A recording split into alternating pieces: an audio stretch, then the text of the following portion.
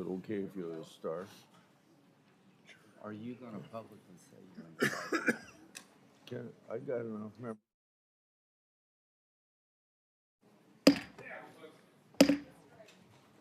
Okay, well, I'll call you later. Bye.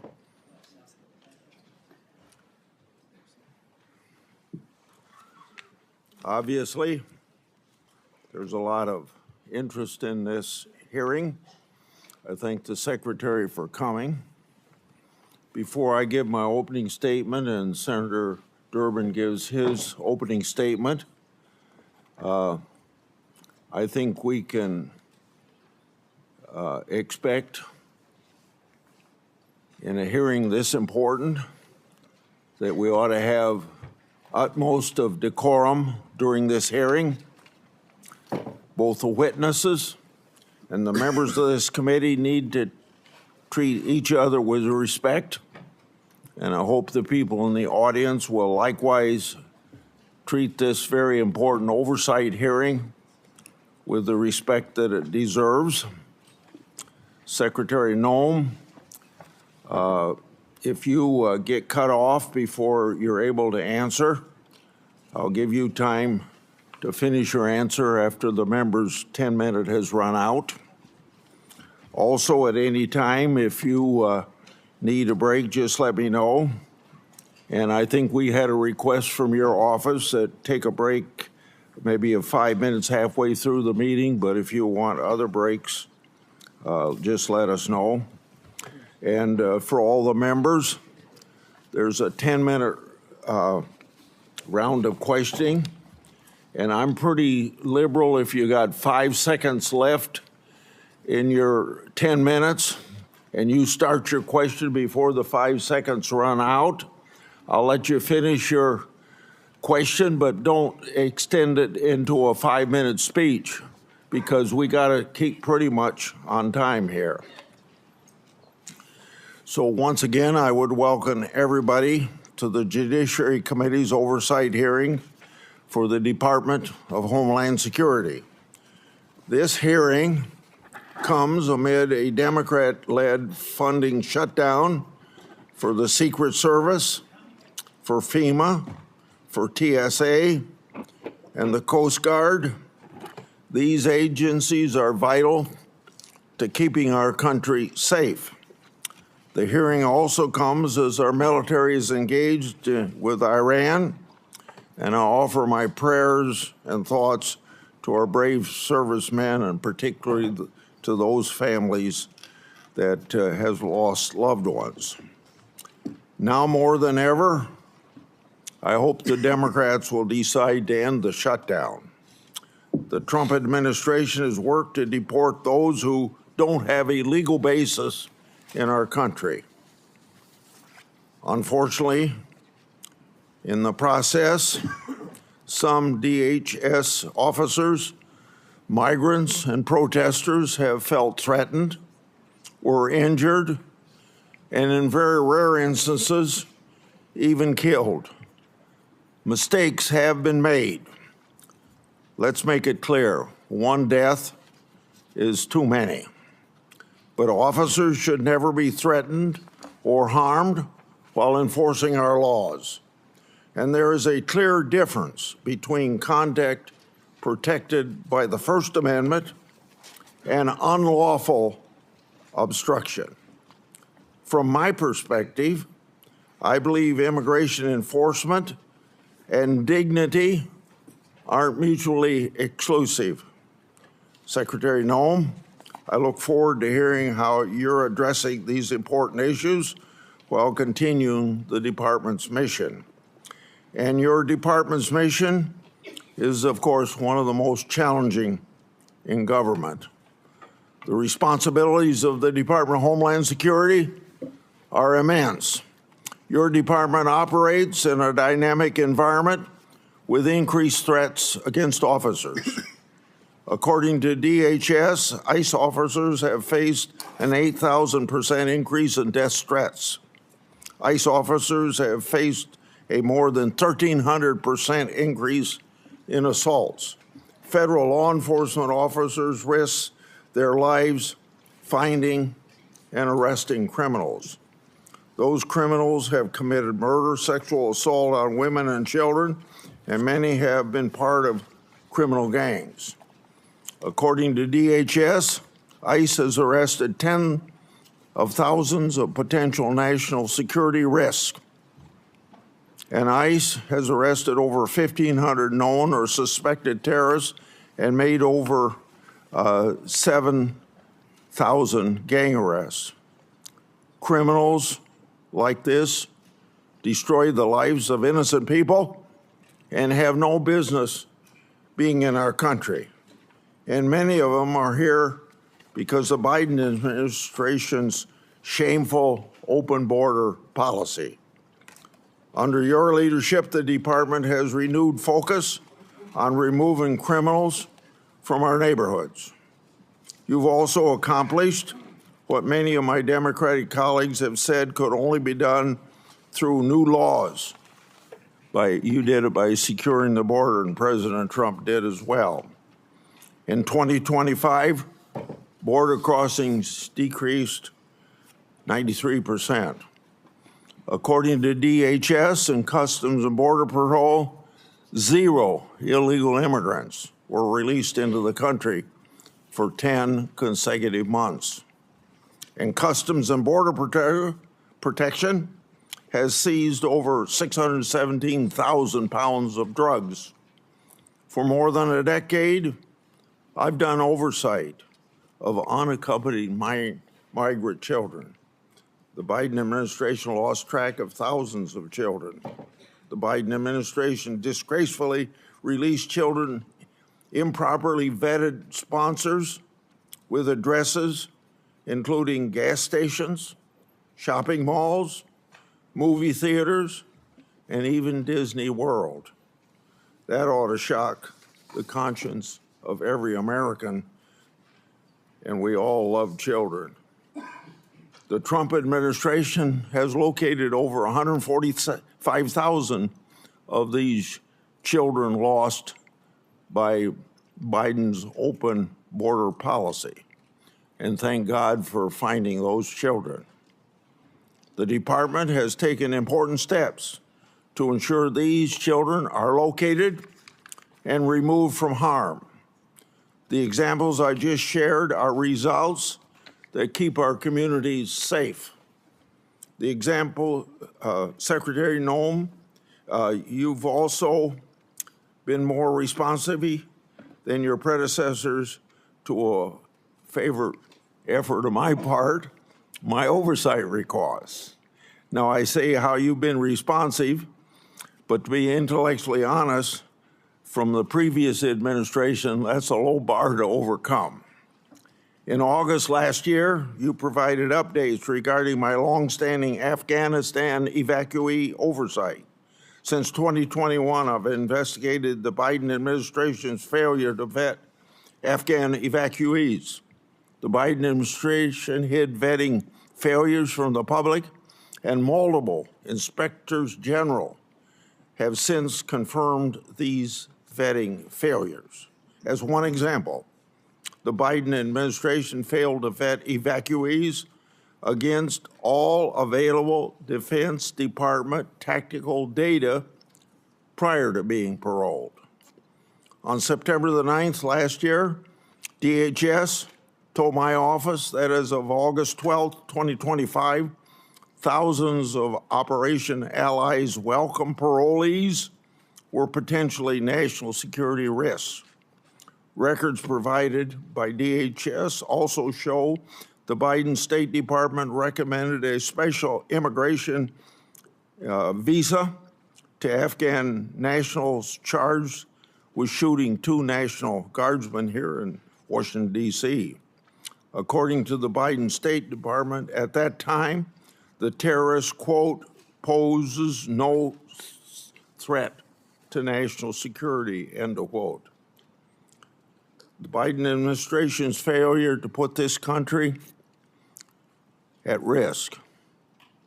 Yet, my Democratic colleagues keep trying to ignore that historical fact. You all know I'm a strong supporter of inspectors generals and oversight.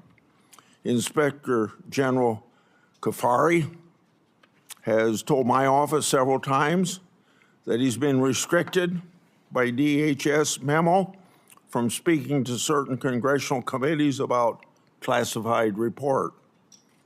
That report is about covert testing of the Transportation Security Administration checkpoint security screening. I hosted last year a bicameral, bipartisan, classified briefing with senior DHS officials on that matter to do what I can to bring about transparency. I asked the Inspector General, Kafari, to attend, but he declined, asserting that there was a memo in the department preventing him from doing so. I've also commissioned the Government Accountability Office to review the matter relating to that classified report. Government Accountability Office has said they've been unable to obtain possession of the report and access to relevant Transportation Security Administration personnel. Inspectors General and the Government Accountability Office help bring about transparency, and we all know transparency brings accountability to government. Secretary Noem, if what my office has been told is accurate, these matters should have been ironed out a long time ago. If that isn't accurate, you can tell me. Lastly, after your confirmation, you worked with me to restore 3 whistleblowers to their jobs. Thank you for helping me, but more importantly, thank you for bringing justice to those people, because those whistleblowers faced tremendous retaliation for just reporting what the government should have been doing.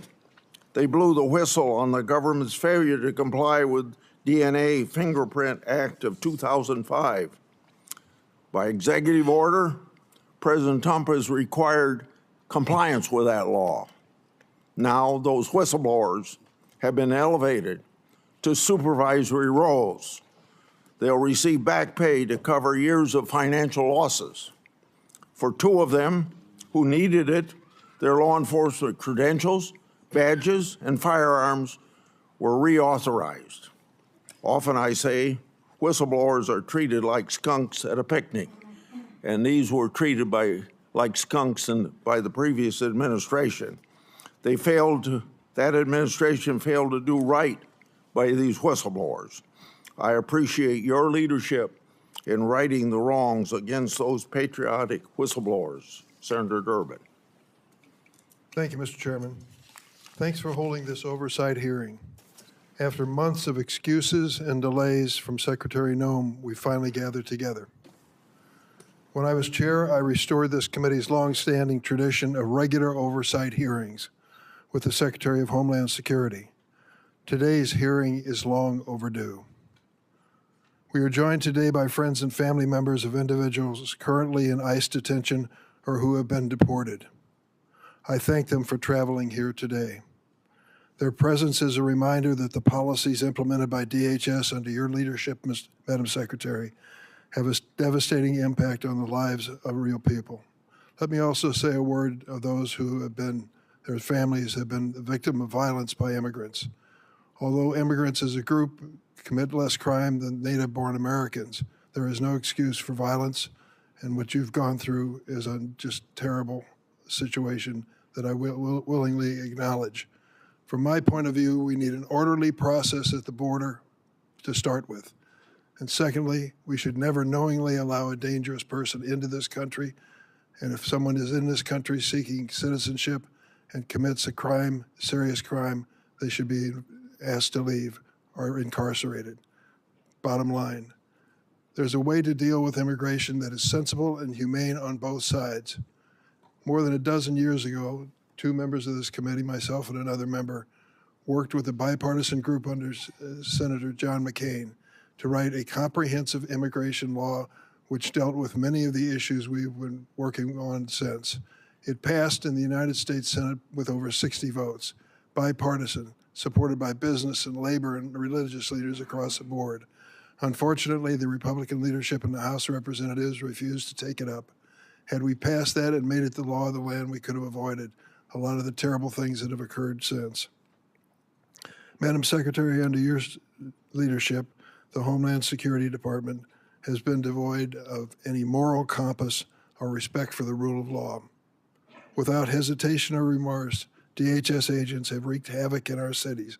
I've seen it in the city of Chicago, and acted with unspeakable cruelty against children, immigrant families, and American citizens. This administration's reckless immigration enforcement campaign is creating fear in communities and eroding the foundational tenets of our democracy. Democrats believe that Congress must do its job and rein in ICE abuses by requiring immigration agents to simply follow the same rules as local police. While Republicans claim the DHS shutdown is putting us at risk, the reality is this administration has engaged in mass layoffs of career national security officials and diverted many others from protecting the homeland of the president's with the president's mass deportation campaign. This is all while Secretary Noem is sitting on an unprecedented amount of appropriated funds, more than the United States Marine Corps. The Republicans in Congress gave her this and gave her virtual decision-making power in terms of the execution of policies. And she is spending nearly $300 million on a fleet of luxury private jets so she can travel in style. Really? Secretary Noem has repeatedly claimed that the department is arresting the, quote, worst of the worst and making American cities safe. In fact, less than 14% of immigrants arrested during Trump's first year back in office had charges or convictions for violent criminal offenses. Less than 14%, 1 out of 7. Immigration agents arrive in cities without consulting local law enforcement. They roam the streets in paramilitary gear and arrest and detain people based on the color of their skin, their accents, and the language they speak, the infamous Kavanaugh stops. That is not a public safety operation. That is a paramilitary occupation. And Secretary Noem has made excessive force the department's default position. In my home state of Illinois, during the so-called Operation Midway Blitz, agents violently attacked, tackled, arrested, and detained immigrants and citizens. They conducted a military-style raid on an apartment complex, kicking down doors and zip-tying children. A Border Patrol agent shot an American citizen, Miramar Martinez, multiple times, 5 times. She miraculously survived. After the incident, the agent bragged on the internet, 5 shots, 7 holes. And this administration didn't just shoot her 5 times. They called her a domestic terrorist, tried to prosecute her on trumped-up charges that were ultimately withdrawn, and fought the public release of evidence in her case. In Minnesota, your agents shot and killed Renee Good and Alex Preddy, 2 American citizens. And as their families struggle with these horrible tragedies, they had to fight baseless accusations of domestic terrorism from Secretary Noem, the head of the agency responsible for their loved one's death. The department has also translated the president's racist attacks into immigration policy. President Trump has repeatedly called Somali immigrants, and I quote, garbage, and said that he doesn't want immigrants from what he calls, and I'm going to clean this up, S-hole countries. I heard him say that in the Oval Office repeatedly. Secretary Noem responded to what she called, quote, a full travel ban on every damn country that's been flooding our nation with killers, leeches, and entitlement junkies. It just so happens that every country covered by the Trump-Noem ban has a majority non-white population. Earlier this month, the Trump administration deployed Border Czar Tom Homan to Minneapolis, supposedly to end Operation Metro Surge. The president is reading his sinking poll numbers and finally recognized the American people are sick and tired and fed up with this heavily armed, masked secret police agents causing chaos in our cities. But the reality is the administration has not backed down from Stephen Miller's 3,000 person a day arrest quota. Meeting this quota is impossible without continuing indiscriminate enforcement. There simply are not enough of the so-called worst of the worst to do it. ICE agents are even arresting trafficking survivors like Luna, who was abused for years. In February 2025, the Trump DHS found Luna's application for a trafficking visa was bona fide. Today, Luna is still in detention. DHS has launched a cruel scheme to purchase massive warehouses for detaining immigrants, some designed to hold 8,000 people. To put that in perspective, our largest federal prison holds 4,000. Listen to what the U.S. Conference of Catholic Bishops said about this. The thought of holding thousands of families in massive warehouses should challenge the conscience of every American. Whatever their immigration status, these are human beings created in the image and likeness of God, and this is a moral inflection point for our country. Even with tens of billions of dollars at your disposal, the administration already cannot meet the basic needs of the 65,000 people currently in immigration detention. Detained individuals, including children and infants, are subject to abusive conditions and inadequate medical care. This includes Liam Ramos, the 5-year-old arrested with his father in Minnesota, who became ill in detention, and Amalia, an 18-month-old baby who became so sick with a respiratory illness she was hospitalized for 10 days, only to be returned to detention and denied medication. We have also seen an unprecedented number of deaths in ICE custody. 7 people died last December alone. 9 have died this year. This includes Geraldo Lunas Campos, who was choked to death by guards. This avoidable tragedy was classified as a homicide by the county medical examiner. The Department of Homeland Security's response? Try and deport the witnesses as quickly as possible. Secretary Noem and her rogue immigration agents seem to believe they are above the law and accountable only to the president and Stephen Miller's evil vision of a hateful America. Chief Judge Patrick Schultz of Minnesota, a Republican appointee, found that ICE violated at least 96 court orders in Minnesota in January, the month of January alone, which he said was, quote, likely more than some federal agencies have violated in their entire existence. And hundreds of federal judges have ruled more than 4,440 times that ICE is detaining immigrants illegally. That is an extraordinary rebuke from the federal bench. It hasn't stopped there. This department has trampled on the Fourth Amendment, forcibly entering private homes and businesses without judicial warrant. The Trump administration has also punished individuals for exercising their rights to free speech and peaceful protest under the First Amendment. They revoked a student's visa for writing an op-ed in America. In America. They have subpoenaed social media companies for information on Americans who have criticized ICE. ICE agents have found the addresses of peaceful protesters and showed up their homes to intimidate them.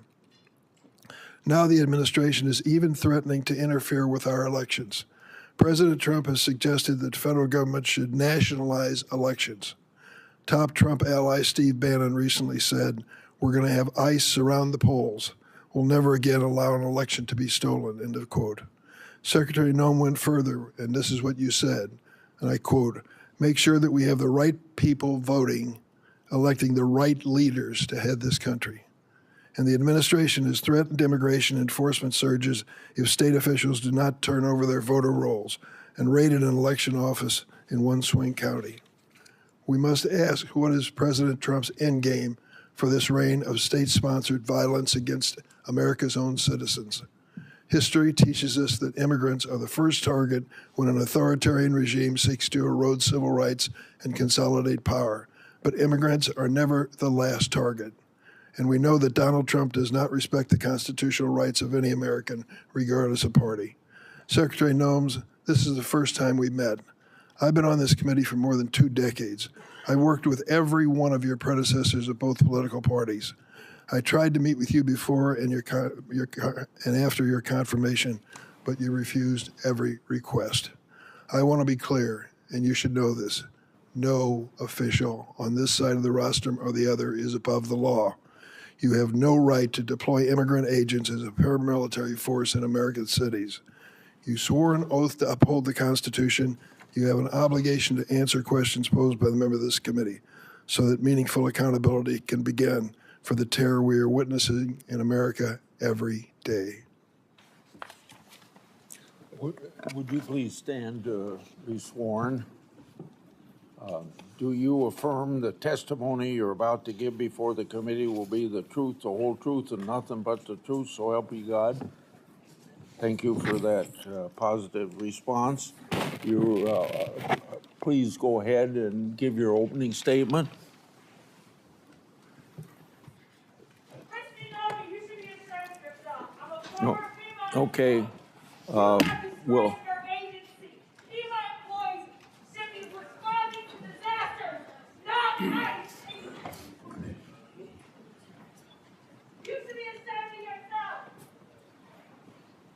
Your staff say abolish ICE. Your staff say abolish ICE. Your staff say abolish. You may proceed.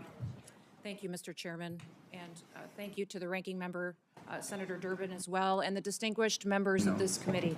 I appreciate the opportunity to be with all of you today and talk about the important matters and work that the Department of Homeland Security your does microphone every on? single day.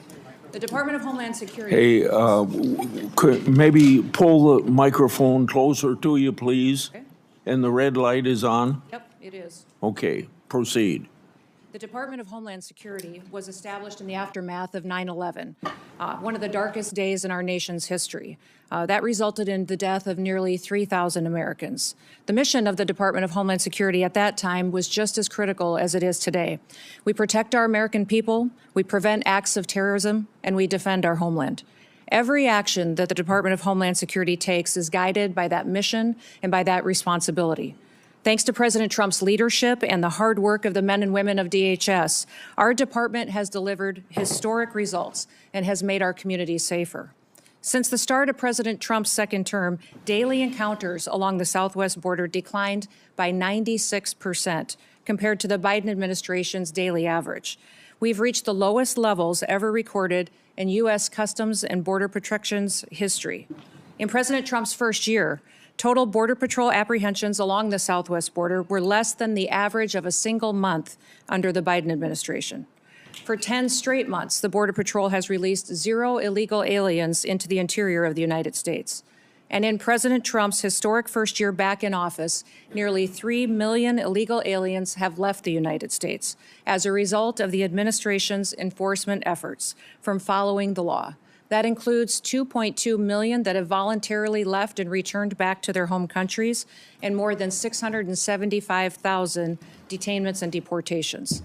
A majority of the aliens that were arrested by Immigration and Customs Enforcement have a criminal record and have been charged with or convicted of secondary crimes in addition to their initial crime of being in the United States illegally. During this period, ICE has arrested over 1,500 known and suspected terrorists, more than 7,700 known gang members, many of them that were allowed to come into this country under the Biden administration. We have also reached the lowest murder rate in the last 125 years since that data was tracked. Under President Biden, more than 450,000 unaccompanied alien children went missing or were lost due to the dangerous open border policies that were embraced. Under President Trump, the Department of Homeland Security and the Department of Health and Human Services have already located over 145,000 of these children and returned them back to their families and back to people who care about them. And we will not stop until every single one of those children is found.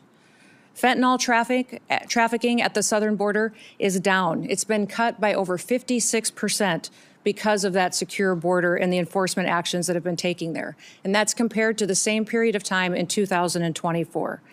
The Coast Guard has seized enough cocaine the past year to prevent quantities capable of killing more than 193 million Americans, and it's kept them off of our streets. In fact, total interdiction efforts under the Trump administration have prevented 1.7 billion lethal doses of drugs from killing our next generation of Americans.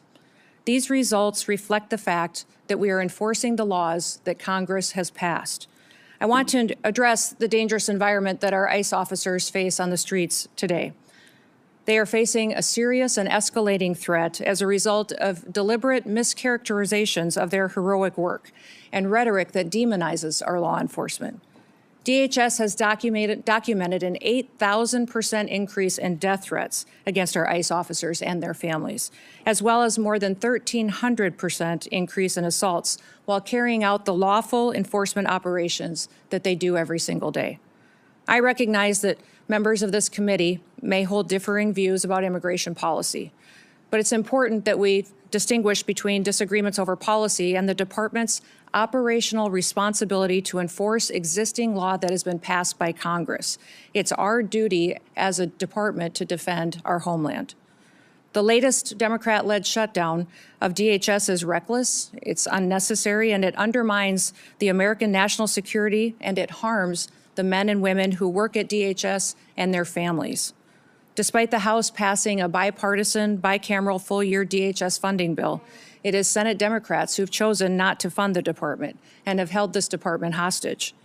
As a result, critical national security missions, including border security, immigration enforcement, aviation security, disaster response, cybersecurity, and the protection of critical infrastructure are all being strained. Our ability to provide for a safe and successful World Cup is being hindered as well.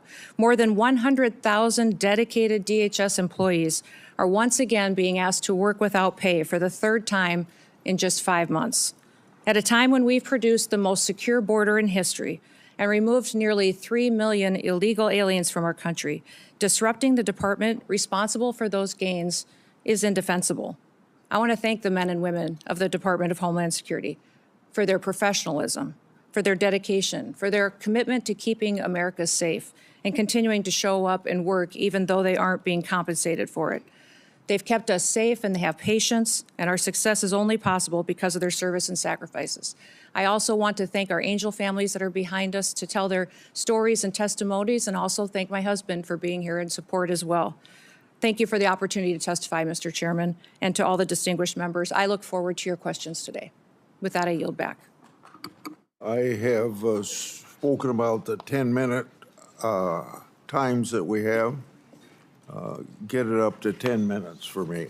It's on 5 minutes. 10 minutes.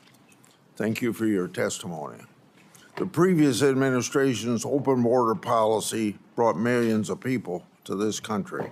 We don't know everyone's background or true intent for entering, but we know many of these had ill intent. Given the Iran conflict, what steps has Homeland Security taken to protect the potential against potential Iranian sleeper cells and related terrorism? Well, thank you, Mr. Chairman. We work every single day with our intelligence agencies and law enforcement partners to make sure that we are investigating and finding any threats to the homeland here within our borders. We work with the FBI often, and Homeland Security Investigations specializes in this kind of work each and every day. Not only that, we go back and we are re-vetting some of the individuals and some of the programs that we may have concerns about, looking at social media, also going through those interviews that are necessary for some of our programs that the Biden administration abused and perverted under their time there as well. We look at the fact, Mr. Chairman, that over the last administration, when millions of people streamed across our border, we don't necessarily know who all came into our country. We know that we have many dangerous individuals that came in unvetted, and we are working every single day to find them and to make sure that we're preventing the next attack and preventing the next crime they may perpetuate against the American people. Yeah. You heard in my opening statement about the Inspector General's report on airport security screening. After Congress had been told of the report, you announced $1 billion in airport security upgrades. Press report have sources attacking you for changing the shoe removal policy. Does the $1 billion investment relate to the issue in the Inspector General's report? And then I have a follow-up to that. Well, sir, I can't speak directly to that report because it is classified. I will tell you that all of the recommendations that the Inspector General had in that report have already been implemented, and that there was flawed data included in it. What I will tell you is the $1 billion investment is necessary at our TSA security checkpoints because it's been over a decade since a significant upgrade has happened. We have new technologies that can be used in X-ray baggage scanners, abilities to use information and new technologies to scan individuals that would be more efficient, allow people to get through the security checkpoint and get to their planes on time and ensure their safety. The number one priority of TSA is security, and we make sure that we are continuing to use all of the options and tools available to us to make sure that they are safe as they travel through our airports and in our airways. Thank you for that report. The follow-up is, was going to ask for those details, but you've given me those details. Have these details been communicated to the Inspector General? Yes, they have, sir. And I wanted to also, in regards to your comments in your opening statement, there's nothing preventing the IG from coming and briefing members of Congress, and he's free to do that. We just need to remember it's a classified document and use those protocols to ensure that it remains classified. Regarding Afghan evacuee oversight of mine, you informed my office that thousands of Afghan parolees were potential national security risk. Nearly 1,000 was reported to me on August 12th last year. What steps have you taken with the interagency partners to investigate these parolees, and what, if any, national security concerns still exist because of the previous administration's failures to vet? Well, Mr. Chairman, some of the things that we have implemented under President Trump's administration is to go back and look at those individuals who came in under Operation Allies Welcome and make sure that we're re-vetting those, especially those that have come in the last 4 years under the Biden administration, recognizing that they weren't tracking necessarily biometrics or their social media present communication, how they were doing since they've come to the United States. And also, sir, there's a requirement under that program to come back every single year and do an interview to discuss with them and have conversations on what they're doing in the United States, how they're transitioning to the United States under that program, and that was not being done. So we're going back and re-vetting all of those individuals and making sure that we know that if someone is here in this country, that they love America, they want to be a part of our way of life, and they don't wish to do us harm. I'd like to have you provide me an update on evacuee, Afghan evacuee data. As I said in my opening, Trump administration has located over 145,000 children that the previous administration lost. Your department is also performing welfare checks on these children. Describe the ongoing efforts that your department is taking to find children who've yet to be located, and how recent welfare checks expose previous vetting failures. Yes, I would say those 450,000 children that came into this country that were unaccompanied alien children were lost by the Biden administration, not tracked. We've located about 145,000 of them, and we've done that through the investigative work of our Homeland Security investigations team. They are phenomenal at the work that they do, and they specialize in child trafficking, sex trafficking, and finding individuals that would perpetuate that harm against our children.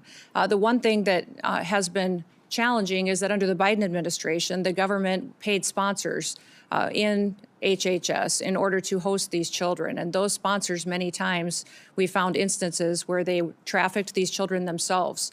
So under that administration, we not only had children that were in this country as a part of a program, the government was paying individuals that were knowingly trafficking them and abusing them.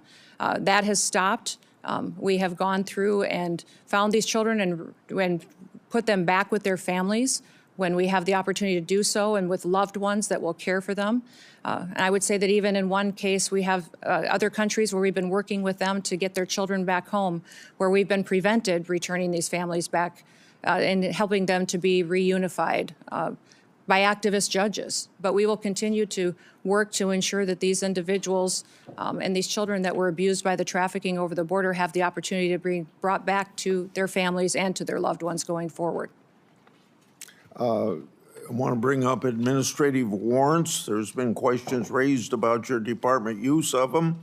Immigration laws include complex and specialized legal processes.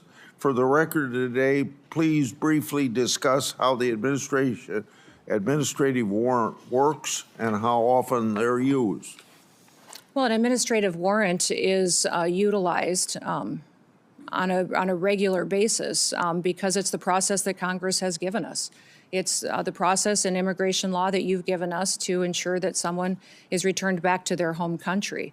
And I would say that most of the time when it gets talked about, it's inaccurate. In the 400,000 cases that ICE has used these administrative warrants, only 28 times have they been used to enter a home.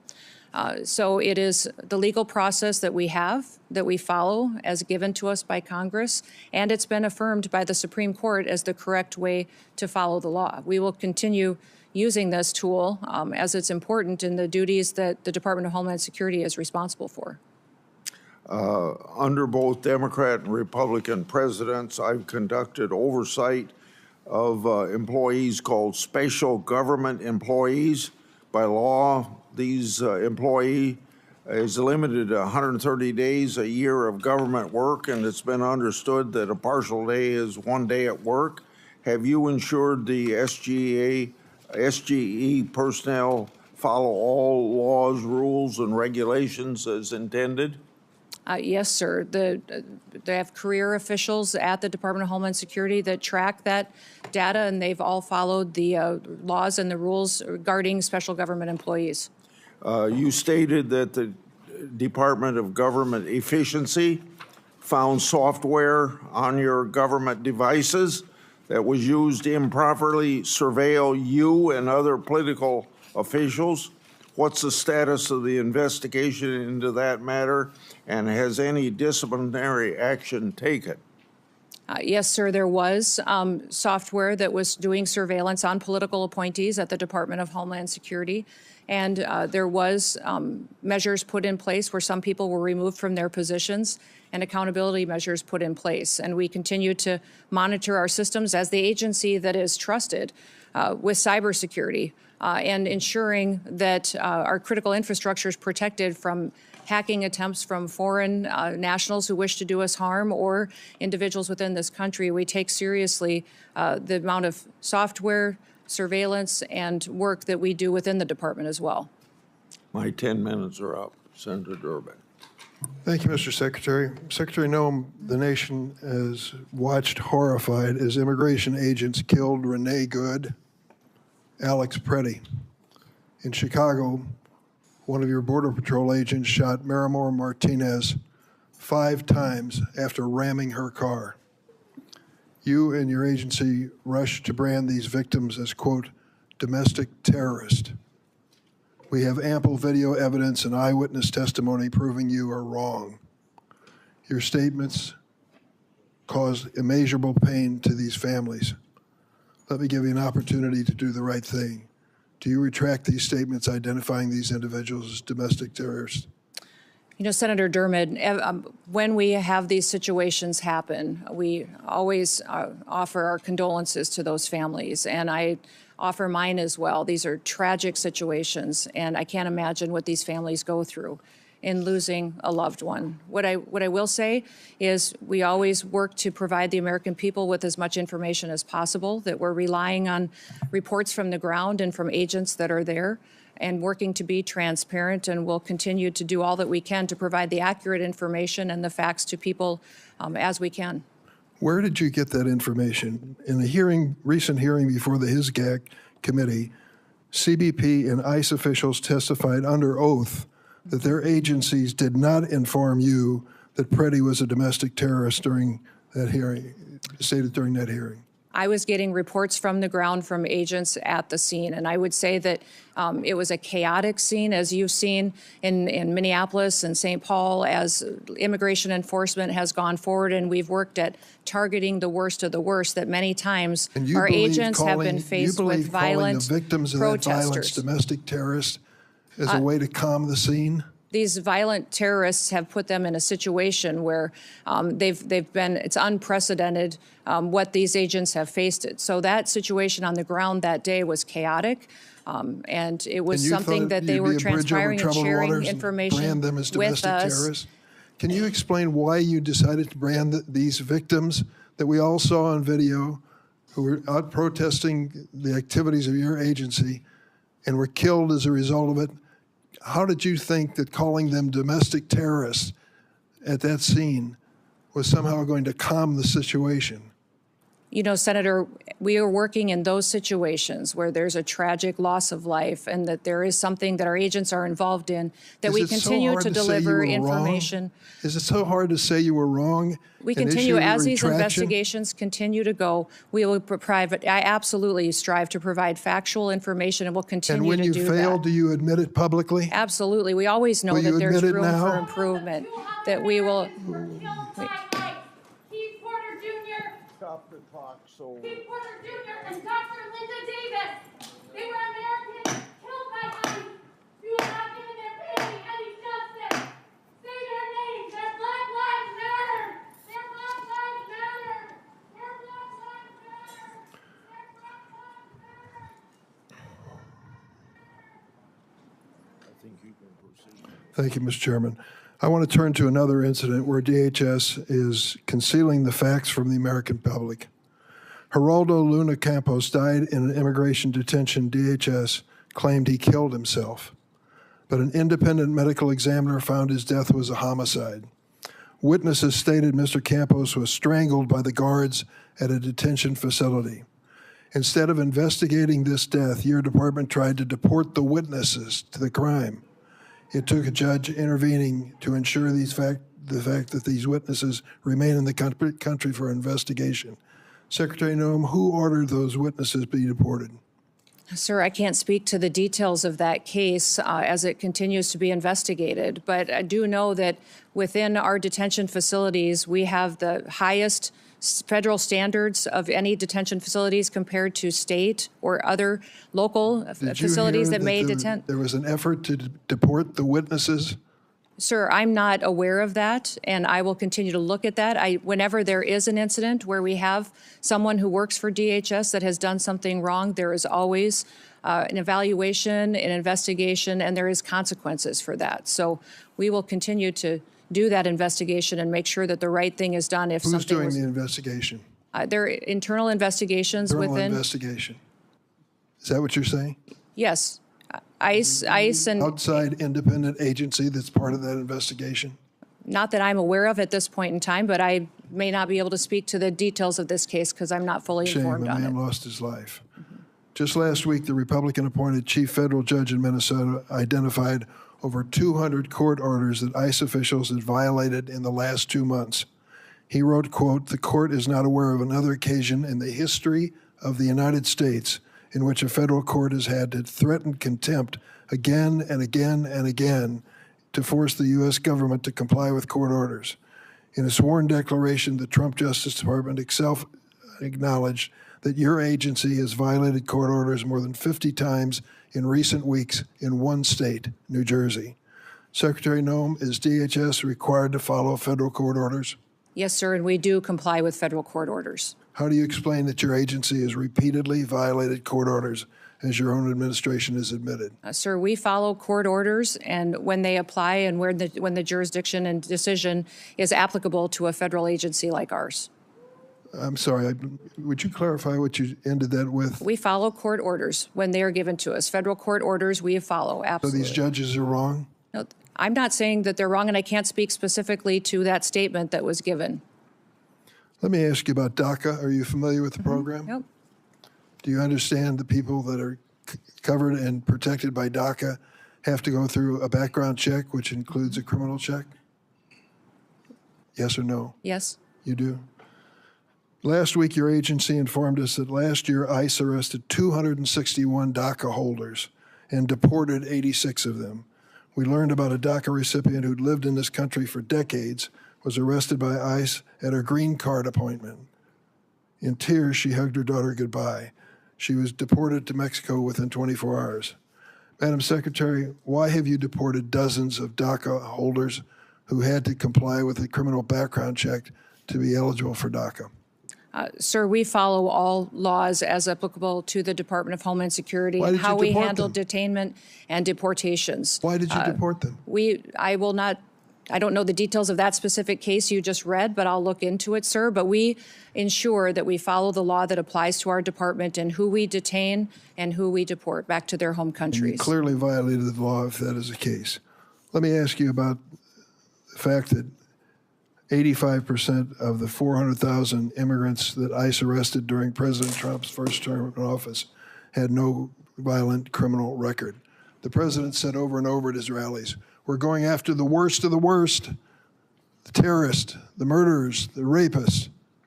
And then it turns out that 85% of the people you've gone after have no criminal history whatsoever. How do you explain that?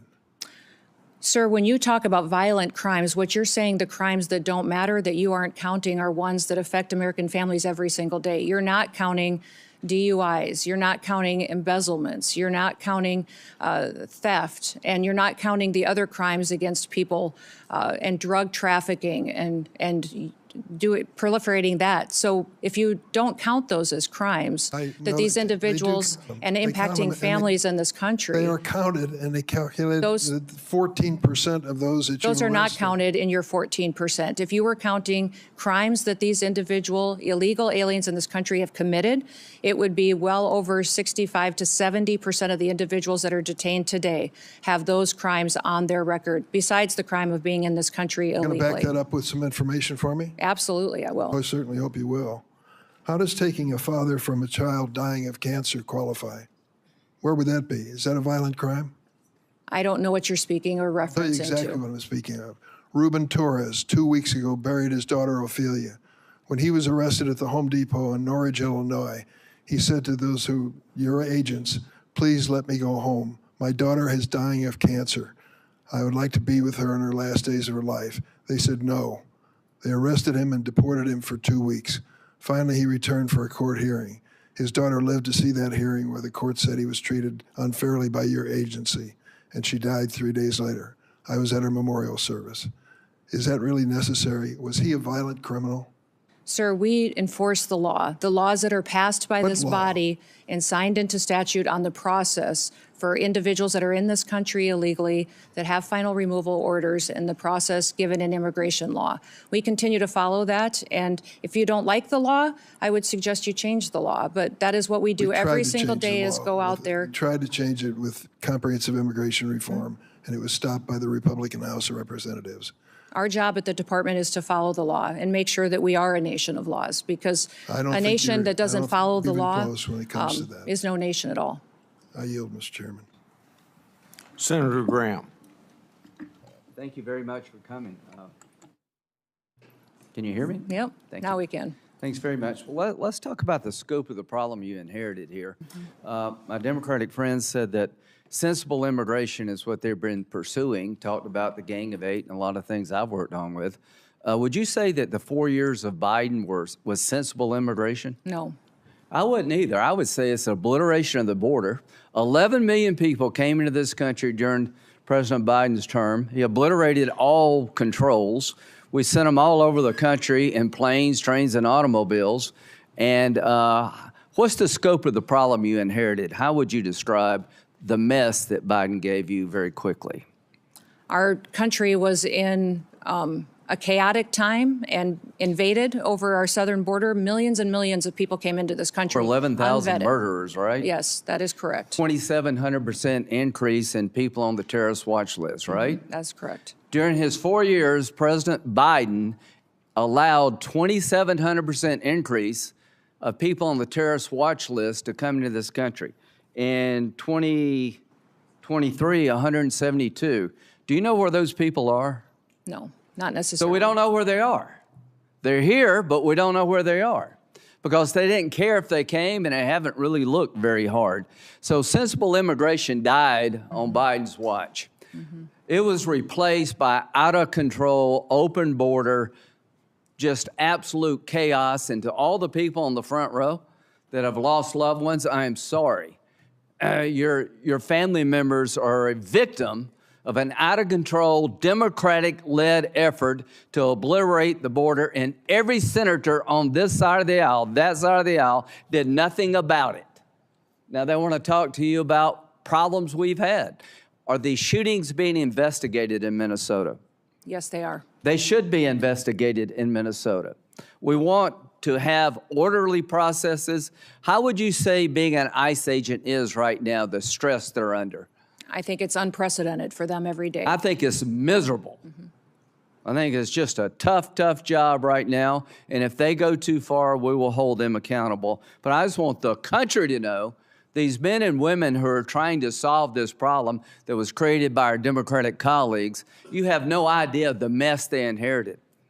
This country was overrun by illegal immigrants, murderers, rapists, and just average, everyday people. How many people did Barack Obama deport when he was president? The total, I 3 don't know, but million. it was more than us. How many of them were violent criminals? So when a Democrat deports somebody who's here illegally, that's good government. When a Republican does it, we're Nazis and fascists.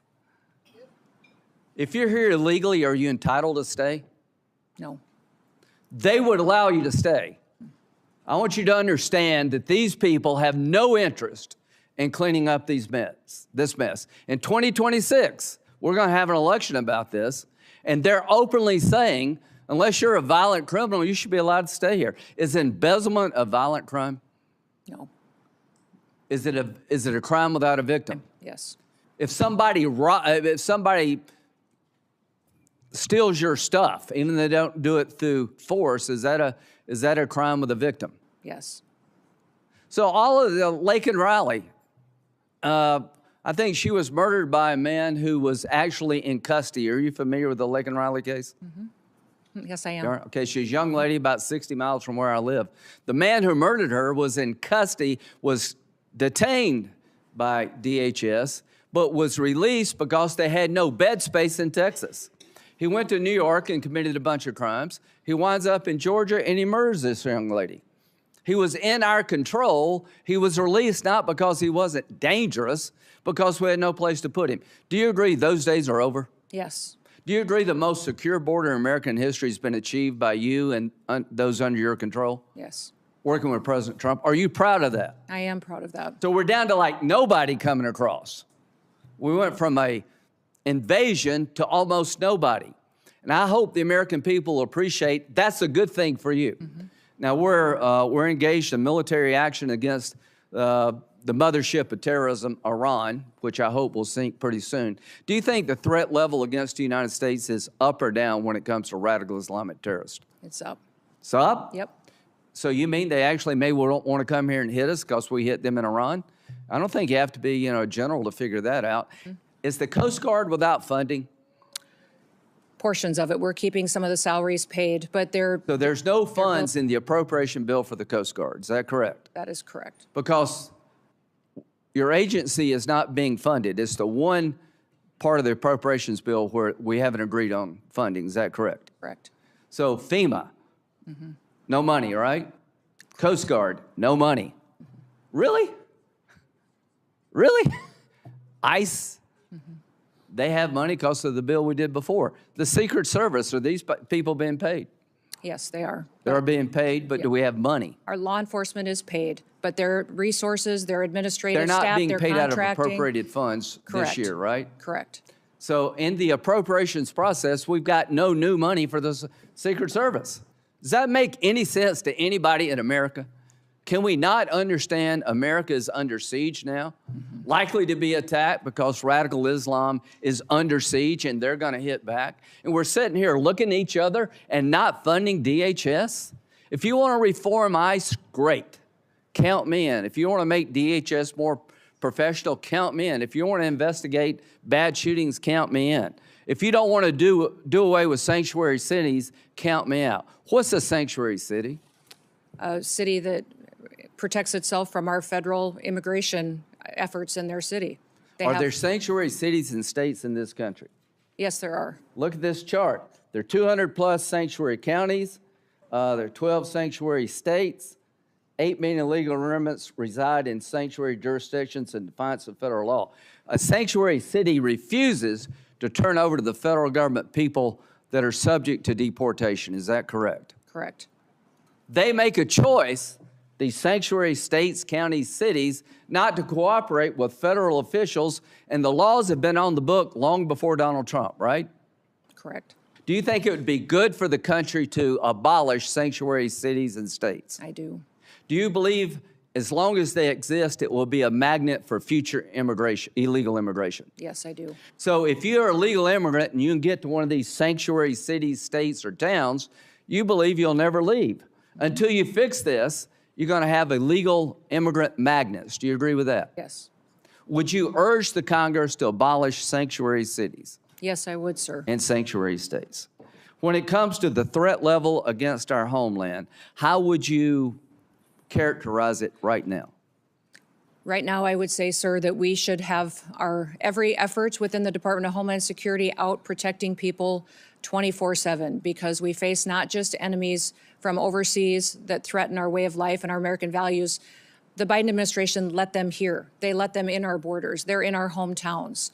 They are unvetted, thousands and thousands of people that are dangerous criminals, gang members, known and Who's this suspected guy? terrorists. Who's this guy? He is the man that conducted the horrific act down in Austin.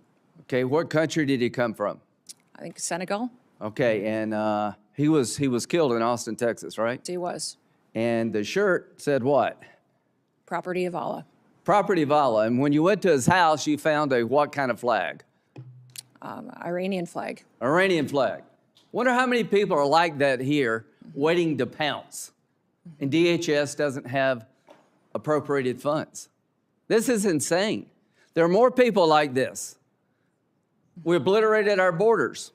1.7 million people came into this country from countries that were designated to be a problem. Special interest aliens. Are you familiar with that? Yes, I am. So 1.7 million came from countries that would make you a special interest alien because of the nature of the country. Libya, Nigeria, North Korea, Afghanistan, China, Cuba. Do you know where those 1.7 million people are? Not all of them. Yeah, I don't know. I don't know where they are either. But they let them in. We don't know where they are. They came from countries that are so dicey. We made you a special interest alien if you came from those countries. So we're having a hearing here. I'd like to make ICE more professional. I'd like to make sure if there was a bad shooting, it's documented as such and people pay a price. But I will not apologize to anybody in this room to try to clean up the mess that Biden started and you empowered. We've got to deal with this. We've been invaded. Only God knows how many people are here and what they're up to, and we're not going to stop. We're going to learn, but we're not going to stop because America is under siege, and the idea we're not defunding DHS is insane, criminally insane. Senator Bayhouse. Thanks very much, Chairman. Let me start by noting that we have repeatedly said, our ranking member on the Senate Appropriations Committee, Senator Murray, has said that we are more than willing to fund TSA, more than willing to fund the Coast Guard, more than willing to fund FEMA, and that it is the administration that is holding those agencies hostage in order to extract additional funding for ICE and CBP. That is our quite clearly stated position, and I just wanted to recognize that now. Ms. Noem, I want to walk you through an incident that took place in Rhode Island. We have a courthouse in Rhode Island, our Superior Court. The court had an agreement with your organization not to conduct operations in that courthouse. Despite that agreement, your officers went in to conduct operations in that courthouse. They went in plain clothes and masked, so maybe they were aware of the agreement, maybe they weren't. Either way, it was unprofessional not to honor the agreement with the court. There is also a court rule against photographing people in the courthouse. They were photographing people in the courthouse. They either didn't know or didn't care about that court rule. Either way, it was unprofessional. They were pursuing an intern and taking photos of this young intern who was not the person supposedly sought. The intern was in high school. The person sought was in his 30s. It shouldn't be too hard to tell the difference. They couldn't. It was unprofessional. A state judge escorted the intern out to his car to take him back to high school. The agents didn't recognize the judge. They operate against the agreement in a courtroom and don't bother to know who the judges are. Again, unprofessional. They followed the judge out to his parked car, which was parked in a spot reserved for judges. Whether or not they already knew he was a judge, it does not take much in terms of powers of deduction to understand that the person getting into a car in a parking spot reserved for judges is probably a judge. Again, unprofessional. Then they threatened to smash his windows and drag him from the car. A judge with a high school intern in the car who's not the guy they're looking for. That kind of escalation seems unprofessional and irresponsible. Then they held the kid for half an hour in another vehicle while they figured out that, in fact, the high school kid was not the 30-plus-year-old person that they were supposedly looking for. Nobody was hurt, but there was nothing professional about that entire exchange. And I would ask you to send a signal down to your folks to stop that kind of dangerous and unprofessional nonsense, particularly in our courthouses. Let me ask you, why don't you deconflict with local enforcement when you operate? Our officers do. We welcome cooperation from local law enforcement and want them at the state level, at the local level, to cooperate with us so that we can continue to conduct our federal operations with the safety of the cooperation that comes from those types of agreements. Deconflicting and cooperating are two different things. They can overlap, but they are two different things. You deconflict when you plan an operation in another law enforcement agency's jurisdiction, like here, the court sheriffs, and let them know what you're going to do. This all could have been headed off if you'd spoken to if your people had spoken to the sheriffs first and said, we're concerned about this guy. Oh no, he's an intern, he's in high school. None of this was necessary if they had bothered to deconflict. So please, send the message down to your people that there's a reason that deconflicting is standard law enforcement practice for, among other things, officer safety. Will you do that? Yes, sir, but I will tell you that our law enforcement are being doxxed at unprecedented levels.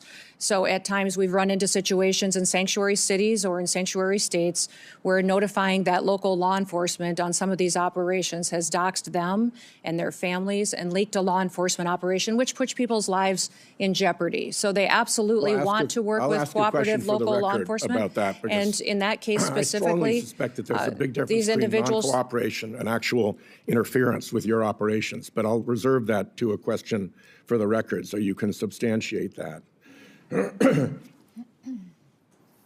Could you explain this? Sir, I'm looking at a picture of an interior, looks like a bedroom. Of an airplane? Yes, sir. You're not familiar with that? These photos are not accurate. If you're referring to the airplanes that the Department of Homeland Security has purchased and are purchasing, we're using them for long-range command and control aircraft that is dictated in statute by Congress for the Department of Homeland Security to have a plane. Luxury jet with a bedroom in it? Yeah, we used a 737. I've been on it once, but it is being used by other administration officials, and it is used for command and control flights for the department. The department has found that in purchasing our aircraft, that we will save the taxpayers hundreds of millions of dollars. Does it have a bedroom in it? In fact, we spent $1.42 billion on ICE deportation flights last year. Does it have a bedroom in it? I believe it's being refurbished and not having a bedroom in it. So it is being refurbished. What kind of deportee justifies being flown out of the country in a luxury jet with a bedroom and accommodations like this? There are aircraft being purchased that will be utilized for executive air travel and for deportations. Well, if you remember in the past, we have used jets of this size and this configuration for deportations in the past. If you remember in this configuration, by this configuration, you mean with a bedroom and luxury accommodations like this you've used for deportations. Is that true? Sir, we have 737s that are being purchased by the department to replace contracts that we have on ICE deportations. That's what they're going to be used for. And in fact, the Coast Guard is the only entity within the Department of Homeland Security that has jets at this point in time. They had two G5s that were 20 to 25 years old that are being replaced so that they can continue to serve our Coast Guard and our military for years to come. About these aircraft. They've been reported as saying, although they don't want to say publicly this, but individuals described as senior administration officials have described these airplane purchases as the world's worst deal and an abuse of federal funds. Can you tell me what the Republicans on this committee who voted for what I call the billionaires bill that gave you the money to buy these jets knew about your plans to acquire luxury jets when they voted for that money? The dollars for these airplanes was appropriated by Congress. In fact, it's mandated from Congress and rules that you've given us that we need to have a long-range command and control aircraft that will seat up to 17 people in the Department of Homeland Security for national security purposes. We are complying with the law. Those planes are being refurbished and will be utilized for that, and they'll be utilized by members of the administration and other components. First, they will also cut our costs, sir, by almost 40%. We are saving the taxpayer 40% by purchasing our own aircraft and operating them rather than being susceptible to the contracts that they have today. We have an extra 2 minutes to fill in the filibuster there. I'll give you 30 seconds beyond the 44 seconds you got now. Truthfully answer a question for the record about your role in stopping the civil rights investigation into the Minnesota shootings? Sir, I don't know what you're talking about. I did not stop any investigations whatsoever. Will you testify truthfully if you get a QFR? Yes, I testify truthfully. I did not And will stop. you testify in the District of Columbia Federal Court contempt proceeding? Sir, I do not know what you're referencing, and I would hope for some context. The Federal District Court contempt proceeding related to the deportation, contrary to a court order, of individuals to Venezuela. Will you testify in that proceeding? Sir, I think that you're referencing something that I have a gag order to, but I can certainly follow up with you. My time's up. Thank you.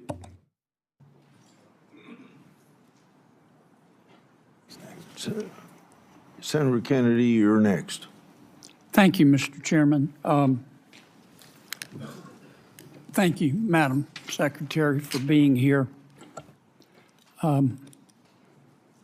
President Trump, ably assisted by Mr. Stephen Miller, quickly in the President's second administration developed policies to secure our southern border, policies that you and the Department of Homeland Security implemented. And I congratulate all of you on your success.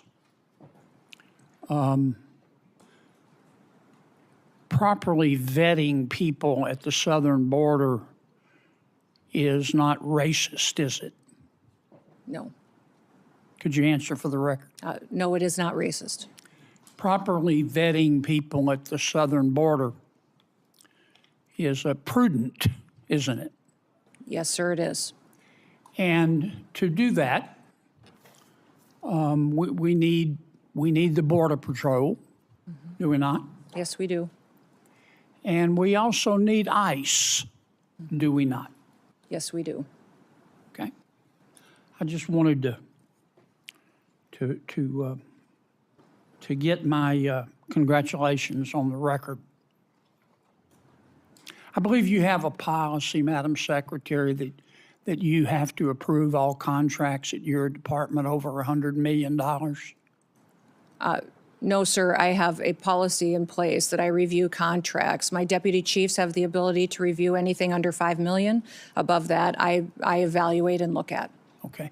And you do that, I understand, to try to curb waste and abuse of taxpayer money. Is that right?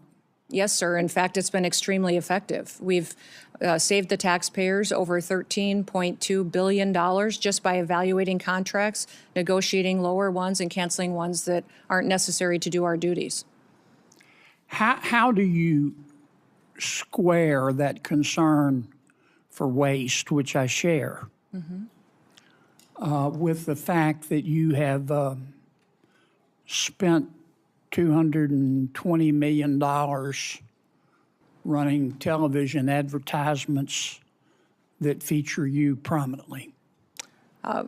Sir, the president tasked me with getting the message out to the country and to other countries where we were seeing the invasion come from, with putting commercials out that told them that if they were in this country illegally, that they needed to leave, or we would detain them and remove them, and they'd not get the chance to come back to America the right way.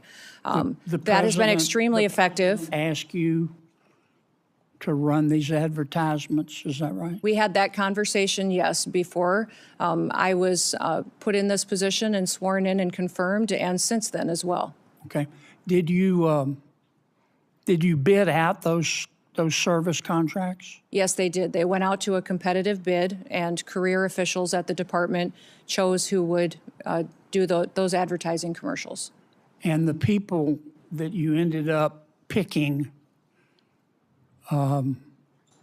were people who had formerly done your political work back in South Dakota, is that right? No, that's not correct, sir. I think it is. No, it's not, sir. The individuals who, I believe the careers who they chose were two different media firms.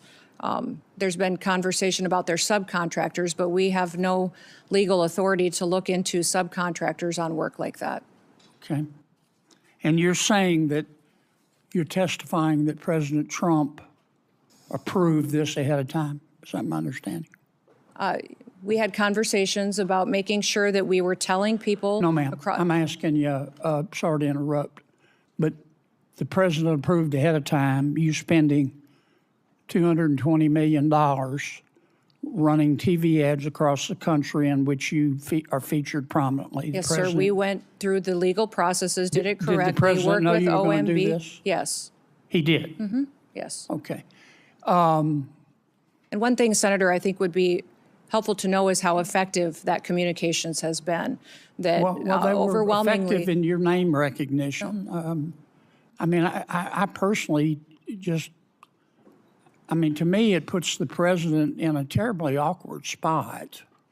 And and I'm not saying you're not telling the truth. It's just hard for me to believe, knowing the president, as I do, that you said, Mr. President, here's some ads I've cut, and I'm going to spend $220 million running them, that he would have agreed to that.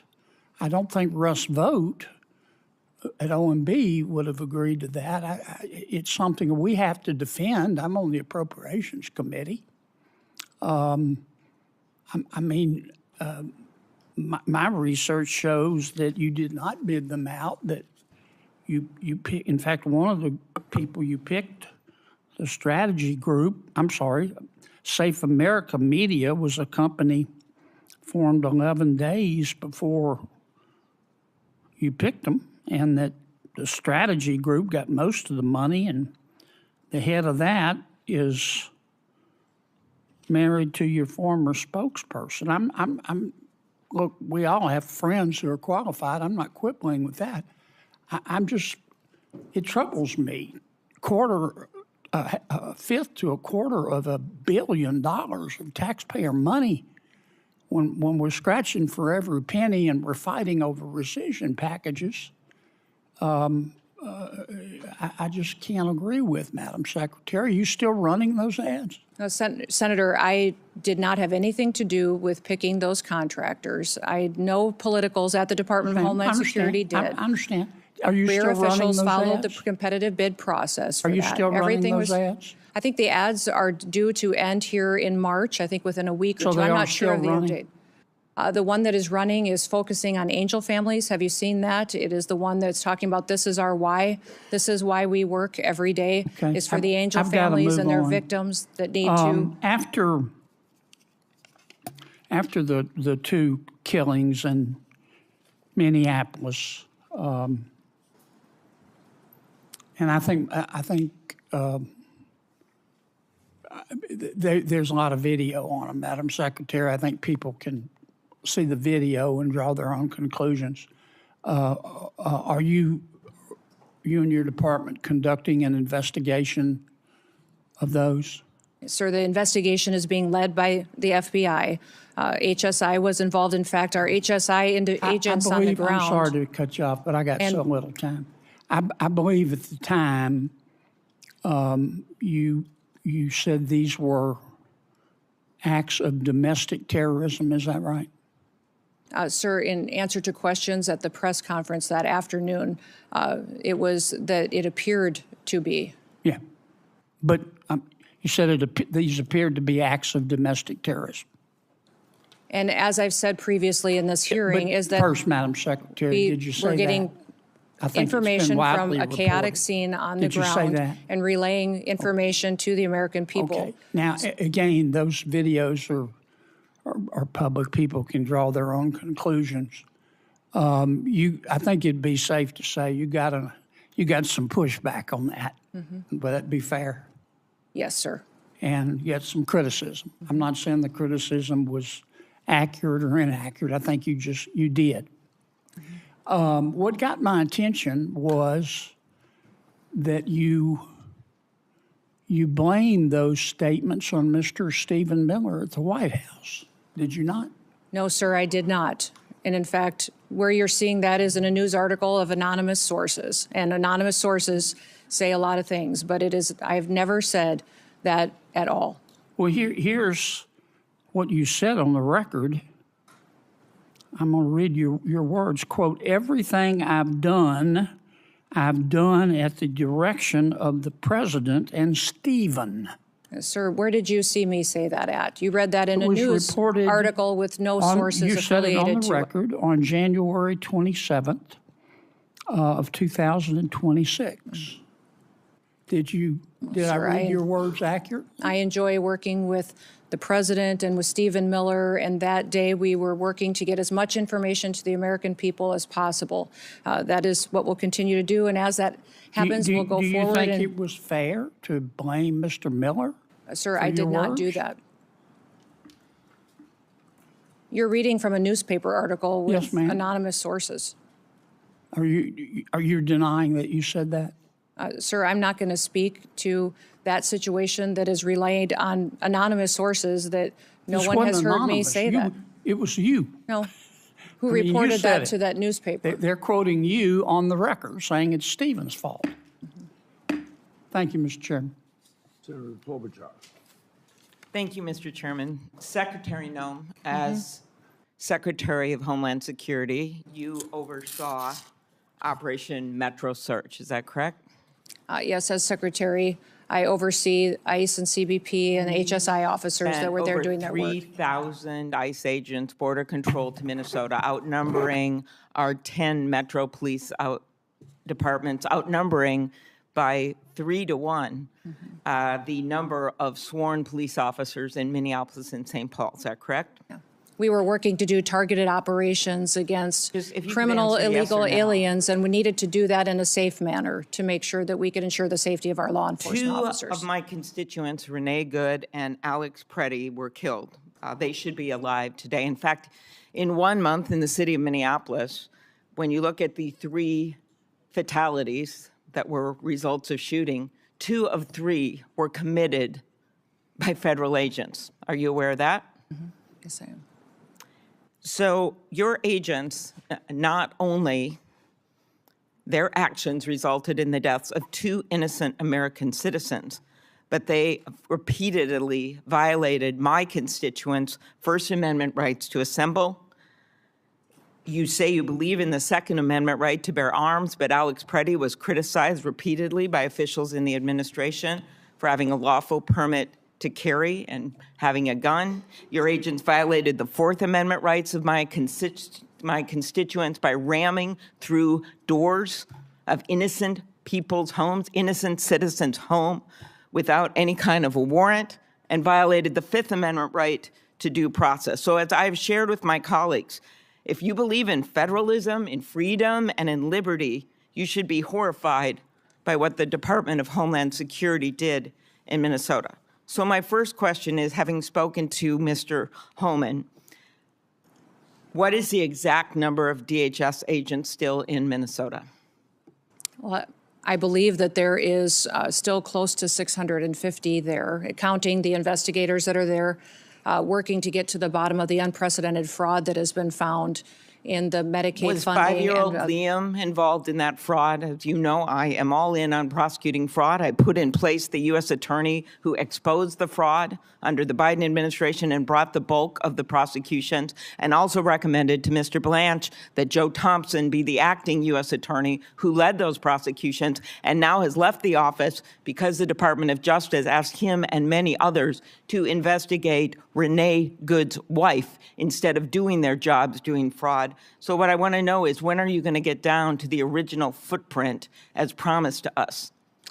We're continuing to work at that, although those investigators will continue to stay there to get to the bottom of that fraud, to make sure that those vulnerable people that rely on those programs actually get services from those federal dollars that are spent, that it's not stolen by criminals and used by individuals to enrich themselves and send it out of the country. Secretary Chung-Li Tao, are you aware that agents bashed in the door of a U.S. citizen, a Hmong elder with no criminal record? I can't speak to the specifics of that case. Did you see the photos of that man being dragged out of his house in Crocs and in his underwear? Yes, I did. Do you believe that he was involved in fraud? Do not know where that status of that investigation is. Are you aware that he is a son of a beloved nurse that treated our soldiers in Vietnam? I believe that we have laws in this country that need to be enforced and need to be applied equally to Your agents, everyone. speaking of enforcing the laws and following the laws, did they have a judicial warrant when they rammed through an American citizen's door? Our law enforcement officers follow the same protocols and procedures that all law enforcement do. Are you aware that he move tried forward. to show his identification to show that he was American citizen and they didn't want to see it? Again, these officers conduct themselves in processes. If something was done inaccurately, then certainly we will make sure that we correct it and rectify it in the future. Are you aware that the person they were looking for was in prison and had been in prison for years? His Yes, name I was am. Lou That's a Muah? target. Yes, we do targeted operations going after and Do looking you for. agree that it is unacceptable for your agents to ram into someone's door and drag someone out in their underwear in below zero temperatures when they have the wrong guy? Our officers conduct targeted operations and utilize the law processes that are given to them and the You will not answer that tools. you think that's wrong. They needed to identify that individual, and They couldn't identify him by looking at his identification. Instead, they had to drag him out, throw him in a car, and drive him around for an hour. How about pulling off off-duty police officers, Madam Secretary, every single one of whom made clear who they were? They were people of color, off-duty police officers. In Brooklyn Park, Minnesota, the chief described how one off-duty officer someone of color, a U.S. citizen, was stopped and confronted by ICE agents with their guns drawn, demanding her proof of citizenship. As Chief Bruley said, I wish I could tell you that this was an isolated incident, but the other chief said it had happened to their own officers. Why were these officers stopped? We have thousands of law enforcement operations that we do every single day. Do you think they were stopped get because they were people of murderers color? and Were they rapists racially and drug profiled? traffickers Ms. off Noem. our streets? When I look at these American families that have been victimized by criminals that we have removed from cities and from communities, I'm grateful for the work that our ICE officers do. And by your only Are you focusing, defending stopping I would like to off-duty hear you police talk about officers some of the of color operations and that we've done dragging a to Hmong bring elder people out of to his justice. home? When you only talk about these situations like this that we are conducting, and you don't talk about the good work that they do to protect people from being victimized by people that are in this country that want to conduct violent crimes against them or take advantage of them. The laws need to apply to everyone, and we're out there enforcing the law. I am a former prosecutor, Context is Ms. Noem, and incredibly important. I have always in every worked with our situation. police well, but that's not what was going. These ICE agents were not following police procedures. After the killings of Renee Good and Alex Preddy, when I spoke to Alex's parents, they told me that you calling him a domestic terrorist, this was directly from them, the day after he was killed. A nurse in our VA, Alex, one of the most hurtful things they could ever imagine was said by you about their son. Do you have anything you want to say to Alex Preddy's parents? We were relying in the hours after that incident that was so horrific on information we were getting from the ground from our I just agents. asked if you had But I anything would you say wanted to say to the but I would parents say or to the family that's of what Renee I'm doing Good right after now, is you that called I them domestic can't terrorists. even imagine what they have gone through in the loss of their son and the loss of their family members. But It's how about absolutely specifically tragic. calling them And I domestic send terrorists them- without any evidence of this. that? Sir, ma'am, I did not call him a domestic terrorist. I said it appeared to be an incident of. I think the parents saw it for what it was. After the killings, the federal government refused to cooperate with state law enforcement. Agents blocked Minnesota investigators from accessing the scene. I know because I got directly calls from the mayor. I tried to call the DOJ. I tried to do everything I could because they were very worried about what was going to happen immediately, especially after Alex Preddy's death. Do you think that blocking local law enforcement from the scene of a shooting makes people safer? Yes or no? Actually, our HSI law enforcement officers risked their lives on that scene, preserving evidence and keeping the violent rioters away from the evidence so it What could be life was preserved lost for the at that investigation. scene, Secretary Noem? Yes, I Was understand that. Alex Preddy's life And that was after it lost. became very I believe it is in the interest of justice to have a full and transparent investigation. Is the investigations being led by FBI and internal investigations as well into this incident? Will you commit to reversing the decision to cooperate with the Minnesota Bureau of Criminal Apprehension, an agency of seasoned professionals that the agents worked with directly, FBI agents worked with directly to investigate after the shooting assassination of Speaker Hortman, after the killing of those two little kids in that church with the bullets going through those stained glass windows? In both incidents, our federal and local law enforcement worked together and are working together in those investigations. But they have been blocked, the locals have, from being part of this. Why is that, Ms. Noem? The FBI is leading this investigation, and I would leave that question for them to answer. Thank you. Before Senator Blackburn, without objection, I'll introduce into the record unaccompanied children case study that the Trump Health and Human Services provided to my office. These records describe horrible cases in which children were forced to work to pay smuggling fees, physical assaulted by sponsors, and denied chance to attend schools. The unaccompanied children case study are further evidence of the previous administration's policies to put children in harm's way. I appreciate the cooperation of the Trump administration. Is there any objection?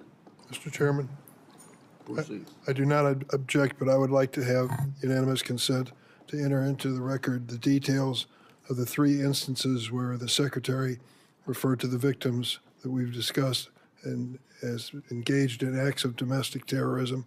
We have the exact statement, the exact date and time that you made those statements. I'd ask unanimous consent to put those on the record. On both requests, any objection? No objection heard. Senator Blackburn. Thank you, Mr. Chairman. Madam Secretary, thank you for being here today. And I want to thank you so much for the work that DHS and FEMA have done in Tennessee with the recent ice storm, but also previously with Hurricane Helene, and the responsiveness we have gotten from FEMA, the difference from the previous administration and your administration has been noted by people in Tennessee, and I just want to express my gratitude to those employees that are working so hard. So we truly are grateful for that. I want to go back to something Senator Durbin said in his opening statement. He referred to the Biden policy, immigration policy, as sensible and humane.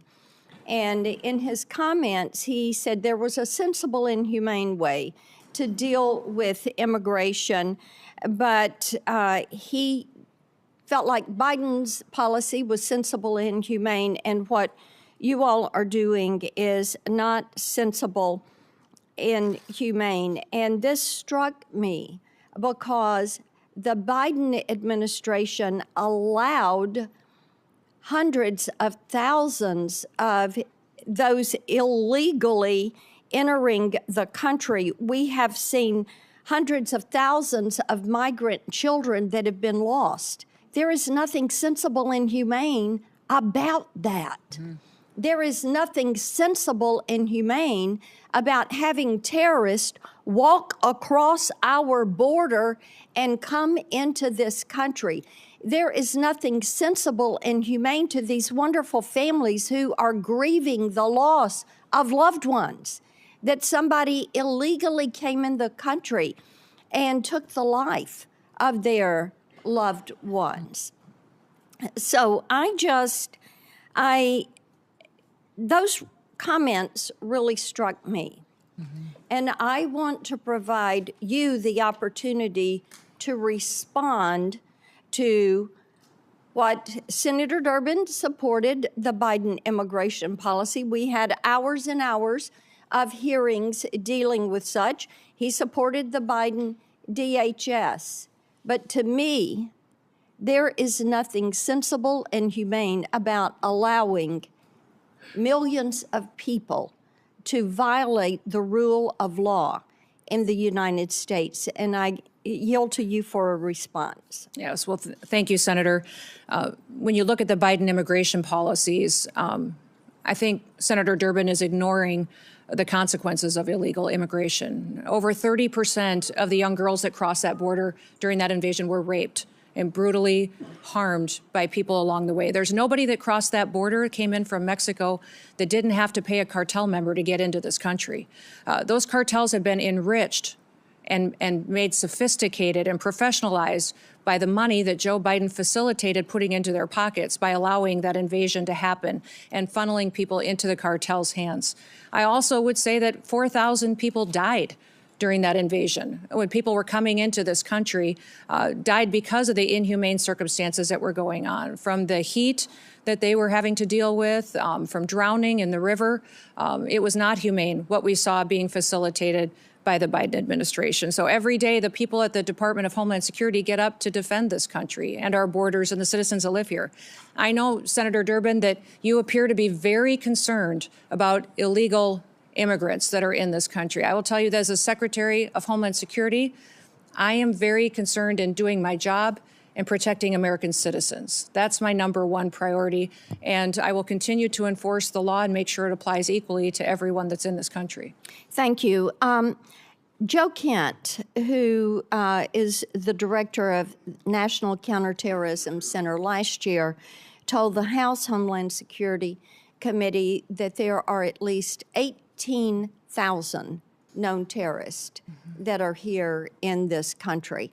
And I've heard from Tennesseans all weekend long about their concerns. The attack in Austin was really quite unsettling. And the awareness that there are these terrorists that are among the citizens here in our country. So would you lay out, not only for this committee, but for the American people, what steps are you and your team taking right now to make certain that we apprehend, detain, and prosecute these terrorists before they have the ability to conduct any act of evil? Well, Senator, when you let millions of people into this country unvetted, you truly don't know how many dangerous, known and suspected terrorists there may be in this country. We continue to do our investigative work. We continue to look at individuals that are here that may be committing crimes and working with local and state law enforcement where possible. What I would say is anybody that we know that the Biden administration has given green cards to or naturalized. We're going back and re-vetting those individuals, those who came in under refugee programs. We are re-vetting those individuals and interviewing them and talking to them to ensure that they are someone who is here appropriately and they didn't come in under a program that was abused by the Biden administration. We continue to use our intelligence and analysis department under the Department of Homeland Security to gather intelligence and cooperate with other intelligence agencies and with the FBI to go after and to prosecute those who would wish to do us harm. We're grateful for the American citizens that work with us, and we understand that people who are in this country illegally and have final removal orders should be detained. Our priority is going to continue to go after those worst of the worst and to make sure that we are getting them out of our country as soon as possible and brought to justice if they've committed crimes here.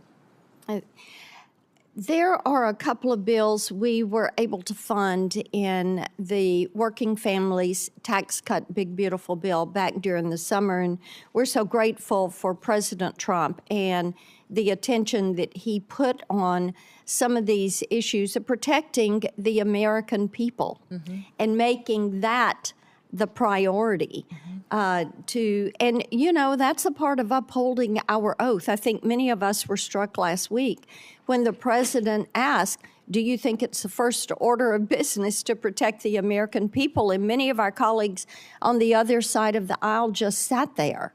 That was stunning. So we're grateful for this focus on protecting our people. There were two bills, the Prince Act and the End Child Trafficking Now Act. These are pieces of legislation I've pushed forward. Now, this helps with protecting these children that are being trafficked, many of them globally trafficked. We're fully aware that Homeland Security investigations, and I think they're defunded right now during this shutdown, are trying to find some of these traffickers, rescue these children, and return them to their families. These two bills allow the collection of DNA and fingerprints so that we can stop this repeat trafficking of children.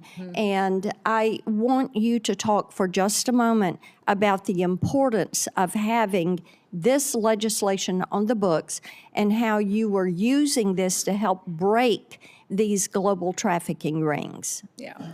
No, I appreciate those bills, and I'm hoping that this body will find them important and get them signed into law as soon as possible. Collecting of DNA is incredibly important to making sure that children aren't being abused or trafficked. But we saw many times during the Biden administration where the same child would be used by cartels to move individuals into this country illegally. And so one of the policies we put it back in place as soon as President Trump came into the White House is DNA testing of those individuals coming into our country. When we interdicted them, that we would ensure that they were the family that they said that they should be, and that those children weren't being moved with strangers or abused and trafficked by them.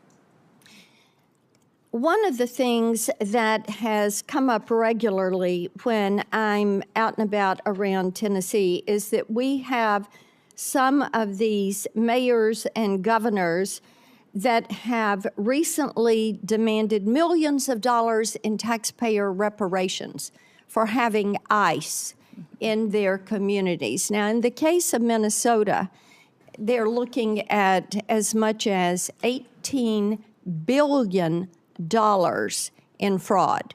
$18 billion. And what they've uncovered there, what they allowed to happen, whether they want to say they knew about it or they didn't know about it, but it appears they knew about it, and we'll let the investigation bear that out. What do you say to these mayors and governors who are defying the law by having a sanctuary city for illegal immigration, that are allowing rampant fraud of taxpayer money? It is not their money, it is taxpayer money. They allow it to happen, and then they are so brazen and calloused and disrespectful of the taxpayer, they stand up and demand reparations. What do you say to them? Yeah, it's impossible to take them seriously. The hypocrisy of saying that you care about your economy and you care about your citizens when you've allowed that kind of fraud to go forward that they have in these programs. And these programs are there to care for individuals and give services to some of our most vulnerable in society. Those individuals that have developmental disabilities, individuals who need special services in order to care for them and to help those families for a period of time with individuals and their family members that need to be that specialized care. They have stolen that from them, allowed individuals to abuse those programs, and have done it to the detriment of not just their families there, but also the businesses there and the educational entities and even their credibility to speak. You know, if those are the same individuals that called our ICE officers the Gestapo and demonized them, and their rhetoric is very detrimental to the environment that we face every day on our law enforcement operations. So my hope is that we'll continue to get to the bottom of those investigations and bring those criminals to justice. Before Senator Coons, Senator Durbin wanted to. Mr. Chairman, the senator from Tennessee invoked my name several times, so I'd just like one moment to respond. What she said is simply inaccurate. I didn't mention the Biden administration at all in my opening statement. What I said, and I still believe, is that if we work together in a positive, good faith, bipartisan effort, we can come up with a sensible, humane immigration law for America. You've heard the witness say repeatedly, we write the laws. She's correct. We need to accept the responsibility of writing a law that is sensible for this country. What I think is happening now in this administration is neither sensible nor humane. I yield. Senator Coons. Thank you, Mr. Chairman. Madam Secretary, thank you for appearing before us. It is your duty and mine, all of ours here, to protect our American homeland and our citizens, but to do so in a way that is legal, that is humane, that is effective, and principally constitutional. So let's get to that. Foundational to the administration's entire immigration agenda and to everything we've seen in the streets of Minneapolis and other cities across our country is your pursuit of higher and higher numbers for deportation, the mass deportations that Stephen Miller designed and President Trump has ordered you to implement. It's why we have roving patrols racially profiling whomever they see and creating a show-me-your-papers state. It's why you go into sensitive locations like churches and hospitals and schools. It's why you have been arresting children, the elderly, refugees, the disabled, including a resident in my own state suffering from severe developmental disabilities. When there's pressure on you to hit high numbers, you don't have the time to focus on targeted effects to find violent criminals on the run. It's easier to simply round up people here breaking no laws and contributing to our communities. It's why you deny people due process and rush them out of the country. And it's why you've put poorly trained ICE recruits on our streets engaging in reckless and dangerous tactics. Does DHS, Madam Secretary, operate on any quotas or numerical targets for immigration arrests every day? No, Senator, we do not. We do targeted law enforcement operations going after those worst of the worst criminals that are here illegally. I would certainly prefer it if you did targeted operations against the worst of the worst. But just last year, Stephen Miller, who's the president's Homeland Security Advisor and Deputy Chief of Staff, went on Fox News and said, we're setting a goal, a minimum of 3,000 arrests for ICE every day. And President Trump is going to keep pushing to get that number higher and higher. He's the Deputy Chief of Staff and Homeland Security Advisor, and he oversees immigration policy for the president. What's your response to his public quote? Sir, there is no quotas at the Department of Homeland Security. When we do law enforcement operations, we do them on targeted enforcement, getting public safety threats off of our streets and out of our communities to protect the American people. Thank you. And you agree that setting quotas would actually put improper pressure on law enforcement to conduct themselves in ways that might not be in the best interest of their safety or the public? Senator, we don't have any quotas on our law enforcement Have you operations ever at the issued any department. guidance rejecting the use of numerical targets or quotas? I usually put out notices on things that are impacting our operations. There's been no discussion or requirement on numerical quota targets. Therefore, there would be no need to reject them in a memo unless I feared that they were being implemented, which they're Ma'am, here's not. why I think there might be real value in your putting out a memo saying, I reject any quotas. It's not just what Stephen Miller said last May. He's reportedly, and I have many press accounts of this I can submit for the record, making conference calls, berating agency officials, threatening to fire them, threatening to fire the leadership of field offices that are in the bottom 10% of arrest numbers. I would suggest that it's this constant drive for higher numbers that has been behind a lot of what we've been seeing in terms of the failure to actually focus on the worst of the worst and targeted enforcement, and to instead do things like roving patrols and profiling. Let's move on. Steve Bannon, long an advisor to the president, one of his earliest public supporters, recently said that ICE should be deployed at the polls in the next election. Will you rule out the deployment of ICE or CBP to polling places this November? There are no plans to have ICE officers at our polling locations. And I'm glad to hear that, but would you rule it out? Would you say it will not happen? Do you plan on illegal aliens voting in our elections, Senator? I do not. In okay, fact, then the there should be Heritage no need to, Foundation, unless you plan on illegal Madam aliens Secretary, voting. the Heritage Foundation recently concluded that over a 20-year period where they reviewed hundreds of millions, billions of voting cases, they found only a small handful of actual cases of illegals voting. So I'm concerned by your rebuttal, which suggests you may be unfamiliar with 18 U.S.C. Section 592. Are you familiar with this federal statute that relates to sending armed men to polling places? There are no plans to send any of our law enforcement officers to But polling Madam Secretary, locations. you're sir. clear it would there be have a been federal illegal crime aliens. for you to do so. There are illegal aliens that have voted, and it's been proven in the past in certain cases in certain states. We provide a program to states. I think we have 27 different states that utilize our SAVE program now to verify individuals that are eligible to vote in their elections. And as states run their election systems, we encourage them to use that to make sure they maintain their election integrity. Madam Secretary, can you understand how when Steve Bannon says publicly, we should have ICE at the polls, and you say there are no plans, that's not enough to rule out the possibility of a violation of this long-standing federal law?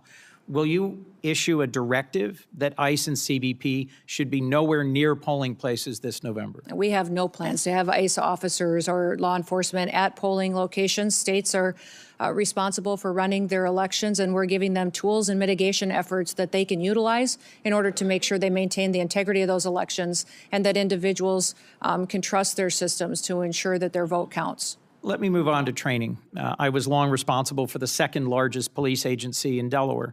I understand and recognize the critical role that training plays in keeping law enforcement officers safe, in making sure that they perform their important duties as effectively as possible, and that they understand the obligations of policing in a democracy. A whistleblower recently testified that ICE's training process is, quote, deficient, defective, and broken, raising concerns about how you cut training time in half, reducing training hours by 240, and cut out key courses on the use of force and constitutional obligations. He also testified to a culture of fear that pervades ICE and a constant effort to churn out more trained officers in order to achieve higher numbers. Your department put out a statement that the training is the same number of hours that officers have always received. So let's be clear. Is it your sworn testimony today, Madam Secretary, that training hours have not been reduced for any recruit compared to where they were, say, a year ago? Senator, our ICE officers are trained when they come on board the department 56 days. We've changed the format of those days. Instead of 5 days a week, 8 hours a day. They now do 6 days a week, 12-hour days. We also give them 28 days of on-the-job training so they can have more hands-on experience with individuals that have served a longer period of time in law enforcement and have that experienced officer supporting them going forward. What I would say about your whistleblower is that your whistleblower came to FLETC, which is the area academy where we train over 130 different federal law enforcement agencies. He came there after we had changed our program and didn't experience how we trained our ICE officers previous to that on those 5 days a week, 8 hours a day. I don't know how he would speak to how ICE used to do that, and this individual was only detailed there for a short period of time, a few months, and was a trial attorney, not an expert in a number of places around the country have faced protests for how they've been conducting their policing.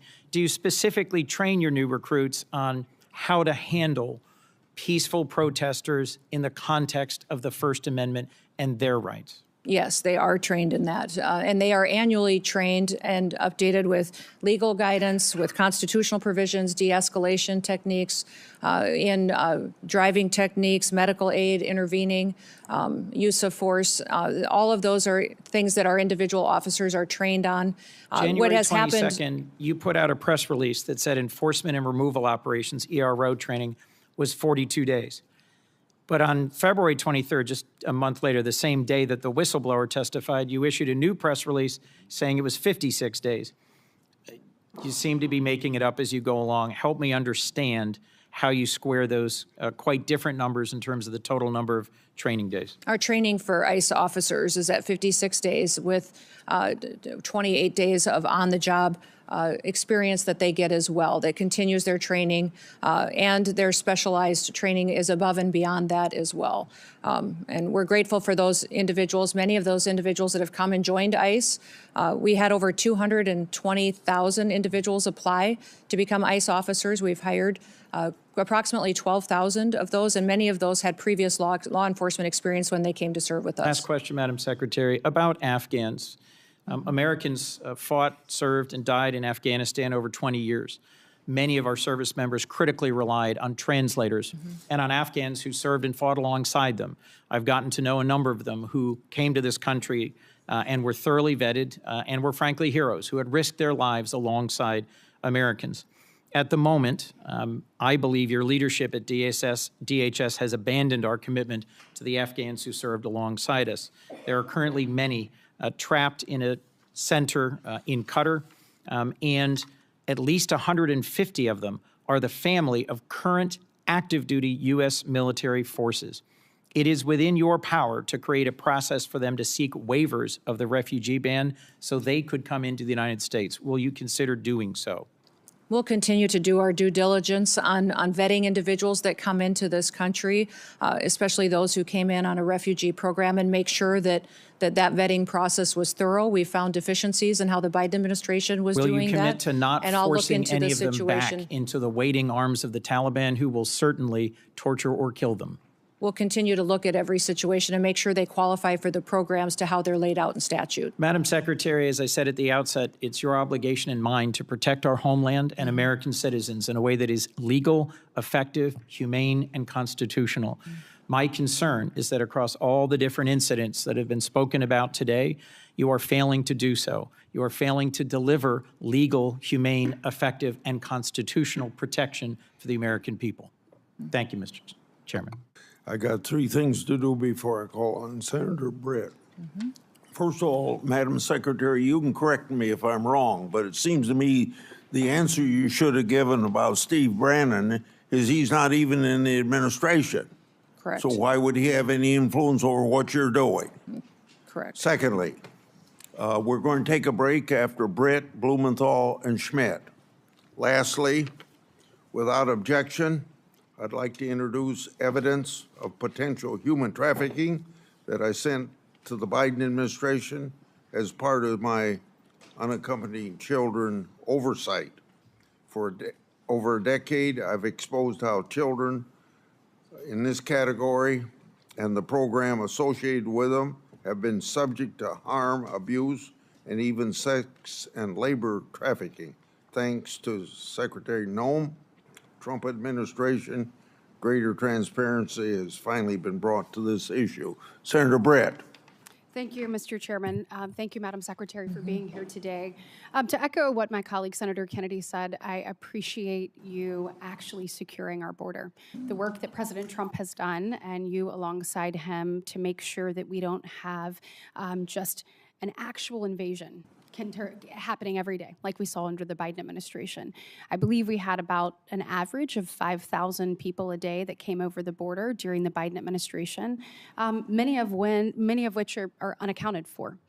When we're looking at kind of what is ahead of us, I've heard Senator Blackburn and others kind of bring this up to you, but I am thinking about the children that we know that came unaccompanied, many of them with a phone number written on their arm or taped to them. Senator Blackburn mentioned that the Biden administration did away with the DNA policies. We know many of these children have been trafficked into our interior. You mentioned the rape, that 30% of women, is that right, that came across our border were most likely raped in the process. The 4,000 people that died, the inhumane circumstances that were created, and the enriched cartels as a result. As a result of 4 years of the Biden administration, the cartels were stronger and more prosperous, and unfortunately had a greater grip on our interior. It is your job to make sure that we unwind that we keep American families safe, that we abide by the law, that we enforce the law. The way we do it matters. We have to do it the right way. But there are countless families sitting behind you who have either had a loved one injured or lost because of the lack of enforcement of the previous administration. Do you commit to me today that you will ensure that no family has to go through this again, that you will use the tools at your disposal the right way to protect American citizens? Yes, I will use every tool I have available to make sure that we're protecting as many Americans from having to go through what these families have had to go through. And Secretary Noem, I want to talk to you about these children. Where are they? Yeah. We didn't have hearings about them under the previous administration. I want to know where they are. How many children do you think are in our interior unaccompanied for? Are they being sex trafficked, labor trafficked? Where are they? Yeah. And how many have you found? And what is your plan to find all of them? Every one of those children deserves to be seen, deserves to be found, and I appreciate the president's commitment to making that happen. I want to know what you're going to do to follow through with it. We're going to continue to do our work. We found 145,000 of those children so far, identified them, returned them back to their loved ones, and taken care of them. We will continue until we find every single one of them. The Homeland Security investigations teams are the most specialized law enforcement officers for getting into these networks, these trafficking networks, and making sure that they're not just finding one child, but finding the network that is trafficking hundreds of children, and make sure that we're bringing them back home and helping them heal. Well, let's actually talk about HSI. We have heard ICE be vilified across the nation, called Nazis, called Gestapos. I want to talk about ICE HSI for a second, because you just mentioned it. When we are looking at finding child predators, when we're looking at finding people who are exploiting children, when we're looking at cyber crimes, human trafficking, when we're looking at drug smuggling, weapon smuggling, HSI does the hard work, do they not? Yes, they do. I want you to see behind me. These are some of our most notorious and high-profile criminals in recent years. Sean P. Diddy Combs, El Chapo, R. Kelly, Jared Fogle, Josh Duggar, the Merchant of Death, Victor Boot. And what do all of these criminals have in common? All of them were brought to justice with the help of ICE, HSI. Does that sound like the work of Nazis or Gestapo, Madam Secretary? No, it does not.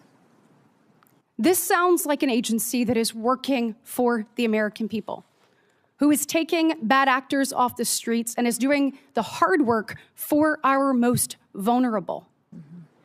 Can you speak a little bit to the work that you've seen HSI do? These HSI officers are, I believe, the most exceptional law enforcement officers that we have at the federal level. They specialize not just in identifying sex traffickers and human traffickers, but also any kind of money laundering, financial investment. They partner with our other intelligence agencies to use that information to build cases that we then win in prosecutions and hold those people accountable. And they all have families. They all have families that they care deeply about, and when you talk to them, they will go on and on about how they do their work to make sure that families in the United States can be safe and that they have a future and they can walk down the streets and continue to be entrusted that their kids won't fall victims like they see so many times in their work when they do these types of cases. Changing gears a little bit, when we're talking about just immigration enforcement in general, I know I've had a number of questions from constituents over the weekend about the number of known and unknown terrorists in our interior. We know the numbers that came through the border, but we also know the countless numbers of known gotaways that we don't know who they are, where they're going, or what their intentions are. Madam Secretary, what we saw in Austin, I think, was chilling to so many people. We want to make sure that we are doing everything possible to locate terrorists in our interior and to obviously capture and get them out. Tell me what you're doing to make sure that that happens and what the American people need to hear from you. Well, first of all, Senator, let me thank you for your work to get the Department of Homeland Security funded so that we can use everything and every tool available to us to go after these threats that we face, both foreign and domestic. These individuals that we've brought to justice already include over 1,500 known and suspected terrorists that we have already found in the last year that President Trump has been in the White House, and we brought them to justice and removed them from our country. We also have thousands and thousands of gang members, MS-13, TDA members that have partnered to victimize people and perpetuate violence upon them. We're continuing to do that work and will every single day, but we need funding to make sure that all of our law enforcement agencies have the tools they do to bring them to justice. Well, let's actually talk about that. So when we are looking at the department having gone unfunded now for 17 days, I'd like to know what are the real implications of that. So I think a lot of people, when you look at the Department of Homeland Security, we've obviously seen in the news, ICE and CBP. We just talked about some of the good work that ICE has done, particularly ICE HSI. We look at the border, customs protections, people coming through, making sure whether it is weapons being smuggled or whether it is drugs, that those things are caught by those men and women there at the border. Then we look at the other missions that fall into the Department of Homeland Security, our courageous men and women in the Coast Guard. You look at those serving in FEMA. We have been ravaged by storms both in the South and up the Northeast, and these people need assistance and they need help. That all comes through your department. You look at the Secret Service and you look at where that is.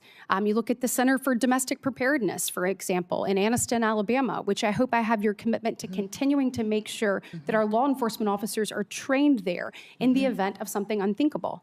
Yes, And absolutely. as we look at all of this and our TSA officers, I was struck by what I saw. Actually, you have put this up here behind me. When you see what's happening with people going without pay, again, so you have people like a TSA officer that went without pay for 43 days in the previous Democrat-led shutdown. And here they go once again. The financial insecurity that comes from that is tremendous. We heard reports of officers sleeping in their cars at airports to save money on gas, selling their blood and plasma, and taking on a second job to make ends meet. Some are just recovering from the financial impact of the 43-day shutdown, and many are still reeling from it. We cannot put them through another such experience. In the last minute left, will you tell us the real implications of this shutdown on men and women that stepped up to serve our country in the highest way to keep our homeland safe and secure? Yes, I'm grateful for our TSA security officers that are still showing up and doing their jobs, running those security checkpoints, even though they're not collecting a paycheck. A couple of the stories that I had heard when I spent time with them just in recent days was one individual whose wife needed cancer treatment, $1,200 treatment that he couldn't afford, and had to go and borrow money so she could get her cancer treatment because he wasn't getting his paycheck. Another individual who had 9 children was raising 2 of his grandchildren as well, that was struggling to pay his bills, took a nighttime job as a welder just to try to keep food on the table for the responsibilities that he had. These people joined TSA because of 9/11, because they want to be a part of keeping people safe in the United States and defending our homeland.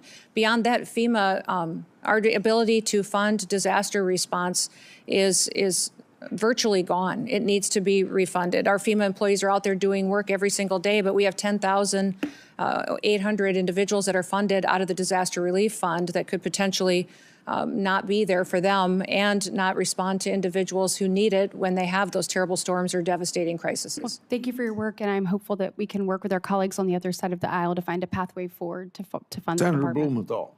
Thanks, Mr. Chairman. Thank you for being here today. Madam Secretary, for a year, you maintained that no U.S. citizens have been arrested or detained by ICE or CBP. After hearings that I conducted in the Permanent Subcommittee on Investigation as the ranking member, you admitted finally in a letter written to me just last month that, in fact, U.S. citizens have been detained and arrested. I'm going to ask, Mr. Chairman, that that letter be entered into the record. Thank you. You put the number as 38. Far more American citizens have been arrested by ICE and CBP, probably in the hundreds, perhaps the thousands. Have you met with any of the American citizens who have been detained or arrested by your agency? The individuals that may have been detained and arrested were individuals that could have been obstructing law enforcement operations haven't met and with committing them, crimes correct? that way, and that we would have I'd like been to individuals introduce you to until their 3 identity of was them. confirmed. Leo, Javier, and Marimar, would you please stand?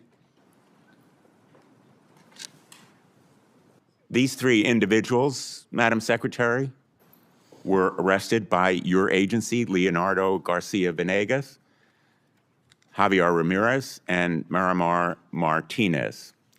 Do you know what your agents did to Leo Venegas? I'll tell you. On May 21 of last year, they entered the private property at a house that he was constructing without consent, without a warrant, illegally. Again, on June 12th, they entered private property, a home where he was doing construction. He is a United States citizen, born in Florida.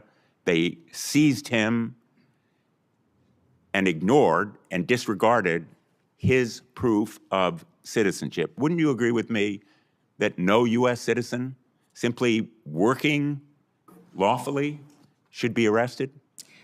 In law enforcement operations across the country, there are times when U.S. It's a citizens simple yes or may no. be arrested or detained until Would their you identity agree is with me, confirmed Madam and that they Secretary, haven't that committed a U.S. crime. citizens should not be arrested when they are obeying the law, they have no criminal record, and they are engaged in a lawful activity?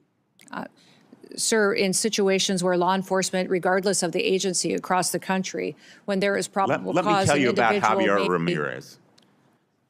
Do you know what your agents did to Javier Ramirez? He was on his own private property when he was assaulted by masked agents, his own property.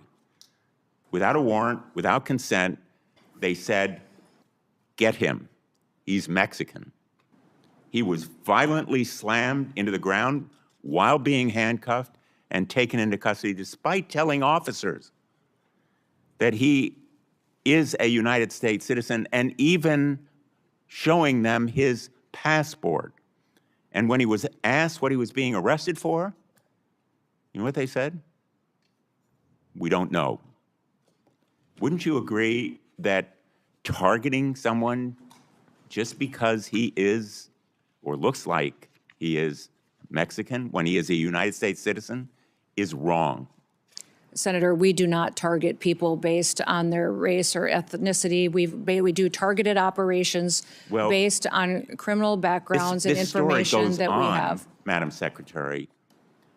Javier was detained for over 4 days. He was denied medicine that he needed for severe diabetes. He lost consciousness. He had severe hypoglycemia. Wouldn't you agree with me that medical treatment should have been provided to him? Senator, Denied. medical treatment is provided to individuals wasn't in for our him. processing and Wouldn't you agree that detention was wrong? centers. Within 12 hours, they have a medical examination. We get them the prescriptions and medication that they need. They also have a full Will you evaluation. commit to take including- action and to look into why he was denied medical treatment? Yes, I will look into that case specifically for you, Senator. Miramar Martinez is with us today as well. She's standing right behind you. She was on her way to donate clothing at her church when she came across an unmarked car. The agents sideswiped her car. 3 masked agents in camouflage stormed out, and one of them pulled out his gun and fired at her moving vehicle, hitting her 5 times. She almost bled to death. Wouldn't you agree that shooting Miramar Martinez on her way to donate clothing at her church, a United States citizen from Chicago, is wrong? Sir, I don't know the situation or the case. I'll look into it to ensure that all Well, the I'm procedures glad you'll were look followed into properly. it. Miramar, by the way, was falsely charged with impeding law enforcement, but the case actually fell apart. The judge dismissed it as being trumped up. He dismissed it with prejudice. And in fact, the agent who shot her, I'm not going to name him, but you know who he is, was quoted on social media the day or so afterward. And he said, quote, "I fired 5 rounds and she had 7 holes. Put that in your book, boys." And quote, "Cool, I'm up for another round of F around and find out." Will you join me in condemning that agent? Sir, that situation, I don't know the details of, but I will look into that. I don't know why you can't join me in saying it was wrong to shoot Miramar, almost cause her death, and then brag about it. Wouldn't you agree with me that it was wrong? Well, sir, the way that you have portrayed it, it appears to be, but let me look into the case so I can speak to the specifics of it. In fact, apparently, contrary to what you just said, you actually supported the agent who shot Ms. Martinez 5 times. He's quoted as saying, when he was asked, everyone has been supportive, including Chief Bovino, Chief Banks, Secretary Noem, and El Jefe himself, referring presumably to President Trump. Is the agent who shot Ms. Martinez still on the job? Sir, our law enforcement officers conduct operations every day according to procedures and to training and the experience that they have. When there is the agent when there is something that who is not shot done Ms. properly, Martinez still on the job carrying a gun? I don't know the details. I will find out and get that information to you. Would you agree with me that he shouldn't be on the job I carrying will a gun? look into this case and get back to you on the details. I'm I not think familiar Americans with it. would find it absolutely terrifying that that agent is still on the job carrying a gun. And the fact that you can't tell me that you will take him off? Sir, do you know who Angel Samanago is? Do you recognize that name? You know, This is I an think individual we're talking about that was murdered an egregious in your illegality state here, by an a illegal violation alien, of rights and trust. duct taped. The answers are It looked very like it was simple, an assassination. And I would have hoped I haven't that heard you say one could give victim's better name answers today from illegal to these immigrants that 3 are here individuals. perpetuating Would you like violence to say against anything people. Ms. Miramar? I'd Ms. like to hear you Ramirez, say the or name Mr. of one of our victims Venegas? of illegal criminal activity and fight for one of those victims so that we can stop as many of them from being created in the future by people who should never be in this country to begin with. Illegal Well, individuals and charges aliens that are against in this country. Ms. Martinez were dismissed with prejudice. Let me ask you about a memo that evidently was written by the acting director of ICE. This memo, have you seen it? I can't tell what it says. I see lots of memos. I see Well, this many, memo many a is day. by Acting Director Todd Lyons. It's been frequently referenced in the hearing that I conducted by the whistleblower who testified, Brian Schwank, as being the basis for instructing ICE agents. It specifically says that ICE agents should violate the Fourth Amendment and break into people's homes without a judicial warrant. Do you agree with it? I will look at that memo, sir. I can't read it from here, but if it's referencing administrative warrants, that is the proper legal tool that this body has given us to utilize on immigration enforcement operations. Those administrative warrants were provided and affirmed by the Supreme Court. Let me ask you one last and question. we'll continue to use those. Madam Secretary, does Corey Lewandowski have a role in approving contracts? And if so, what is that role? His role as a special government employee, special government employees work for the White House and the administration. There's thousands of them. Oh, he does have a role. Senator Schmidt. Thank you, Mr. Chairman.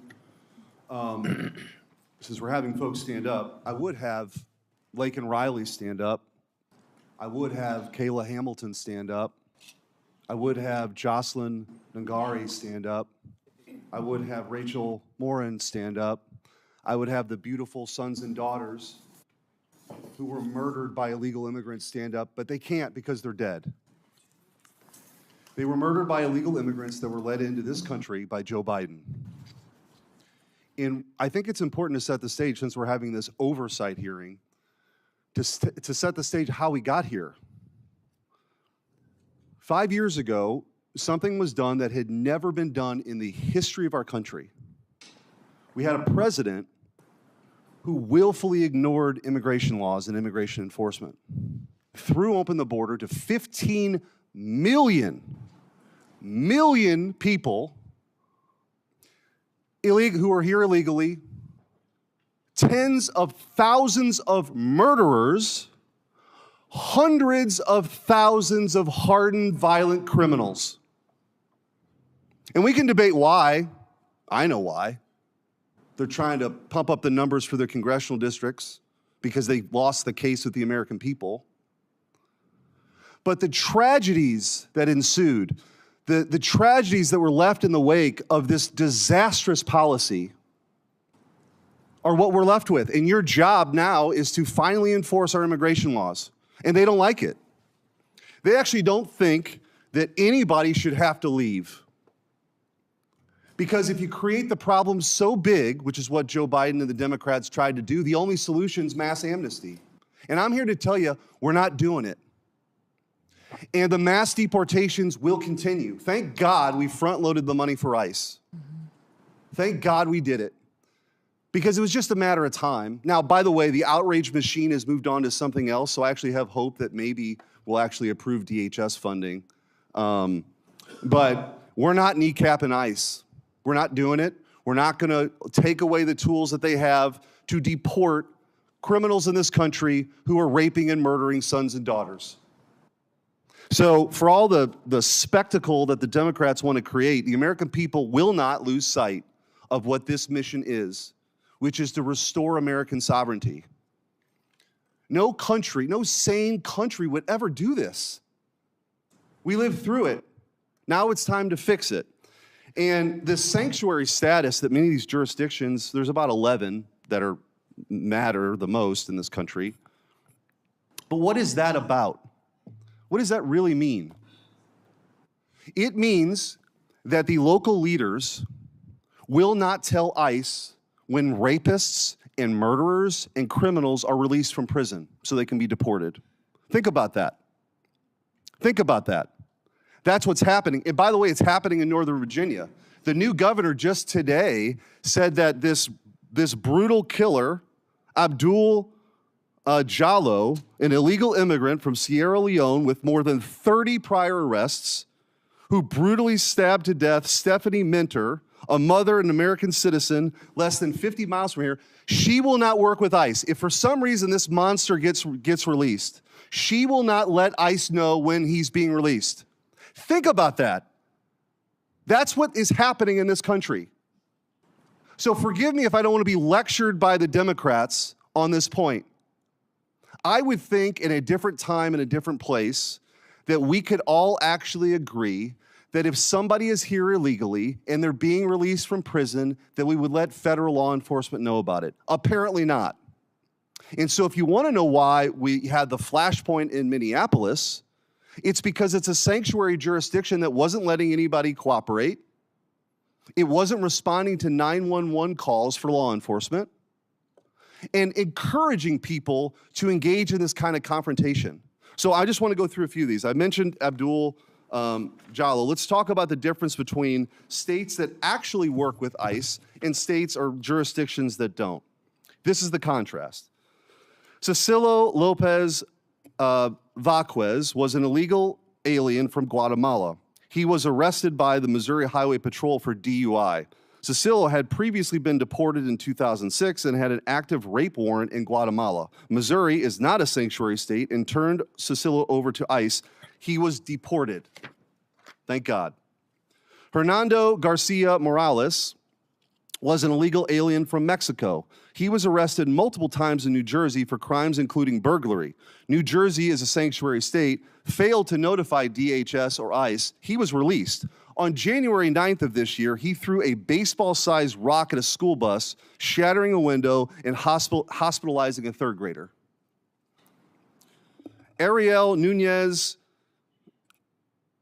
Figueroa was an illegal alien from Mexico with an arrest warrant tied to the murder of 43 students at the Ayotzinapa Teachers College. ICE arrested him in Houston, Texas, not a sanctuary city. DHS deported him on March 6th. Christian Espinozo Sarango was an illegal alien from Ecuador, arrested in New Haven, Connecticut for sexually assaulting a minor. He was charged with multiple serious offenses. Connecticut's sanctuary laws prevented cooperation with ICE, and he was released into the community before being rearrested by ICE. Mayama Sese was an illegal alien from Liberia. She was a former rebel commander linked to war crimes, including recruiting and leading child soldiers. Despite a removal order entered in 2022, she was not taken into custody by ICE until April 19th of 2025. The previous administration refused to deport her. She has now since been deported. Hector Balderas Ahorne was an illegal alien from Mexico arrested in California for a felony hit and run that killed an 11-year-old boy. California, a sanctuary state, rejected DHS's detainer. Hector has a bond of $100,000 that could allow this guy back on the streets. We don't know. If he's released, they're not going to tell ICE. Luis Elias Santos was convicted of statutory rape in Boone County, Missouri. Missouri cooperated with ICE. ICE took him into custody on February 20th, 2026, and assuming he will be deported. Finally, Hugo Rene Hernandez Mendez was arrested in Prince George's County, Maryland, for DUI. The county did not cooperate with ICE and released him. Months later, he murdered Dakara Thompson, a 19-year-old woman. She would be alive today had Maryland cooperated with ICE. I don't know how you explain this away, but I just want to ask you, Madam Secretary, how critical is it for the operations of ICE to deport these monsters to be able to work with local leaders? Oh, it's absolutely critically important. It keeps our officers safe. It allows them to do their operation in an efficient manner to make sure that the public is safe as well. And when you talk about these sanctuary jurisdictions turning murders and rapists loose on the street, I picture every time listening to Rachel Morin's mom telling the story of how she died, how she was brutally raped and murdered, and a mother of 5 children that no longer have a mother. And that individual who raped and murdered her was released 3 different times, back out to perpetuate more crimes. And that's what I don't understand, the argument that these Democrats are making. Do we have to wait until someone who's in this country illegally creates another victim before we hold them accountable and get them out of our country? Why do we have to wait until there's more murder victims? We need it more in sanctuary cities. I want to ask you real quickly, we talked about illegal immigration, the time I have left, legal immigration and the abuses we've seen. I've written to you about H-1B and OPT, and for those listening, the H-1B program was marketed as a program to bring in the best and the brightest for people, for jobs that we don't have people for. That's been patently false. What's happening is this abuse is that American citizens are being displaced by cheaper, more obedient foreign labor. The abuse has been pretty rampant. I've written to you about that. And the OPT program, which has become visa mills for universities, taking away opportunities for American students because they don't have to pay taxes on the foreign labor for at least a year if you have this visa for OPT. Anyway, there's been rampant abuse we've seen. I've written to you about this. I appreciate your response.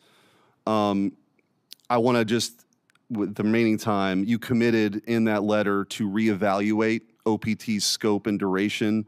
I just want to ask you, what's the timeline for that review, and will you commit to completing that reevaluation this year? Yes, we are. We're continuing to do that review now, and it will be completed here in 2026. Thank you. Thank you, Madam Secretary. Thank you. In 30 seconds, we'll take a break. I want to say law enforcement continues to face a record amount of threats in the course of their duties.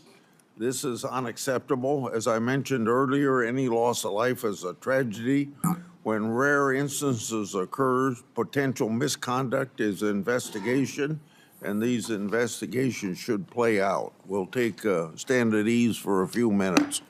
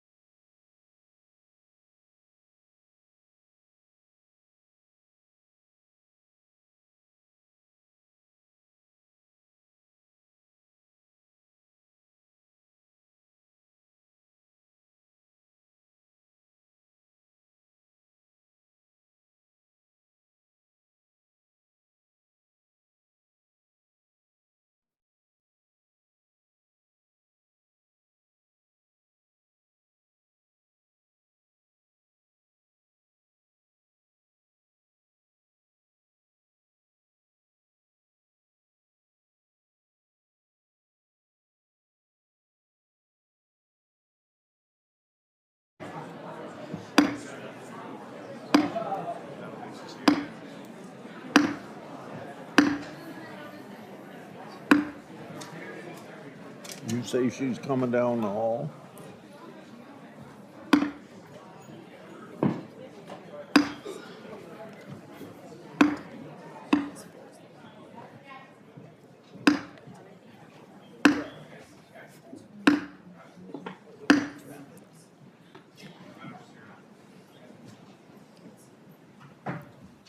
The secretary's just about here, and when she gets here, Senator Ronald will be the first person to question.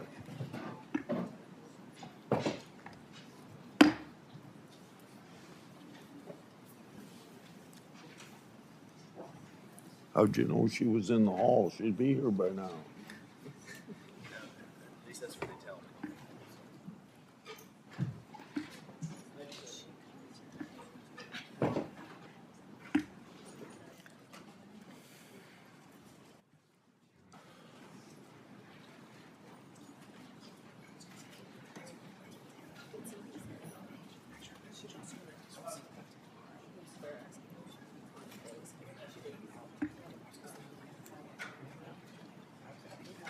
Is she coming through this door? Yes, sir. She'll come through here. Go see if she's coming down the hall. She's down the hallway. She's walking down the hallway now, sir. Yeah. I just checked, the secretary is coming.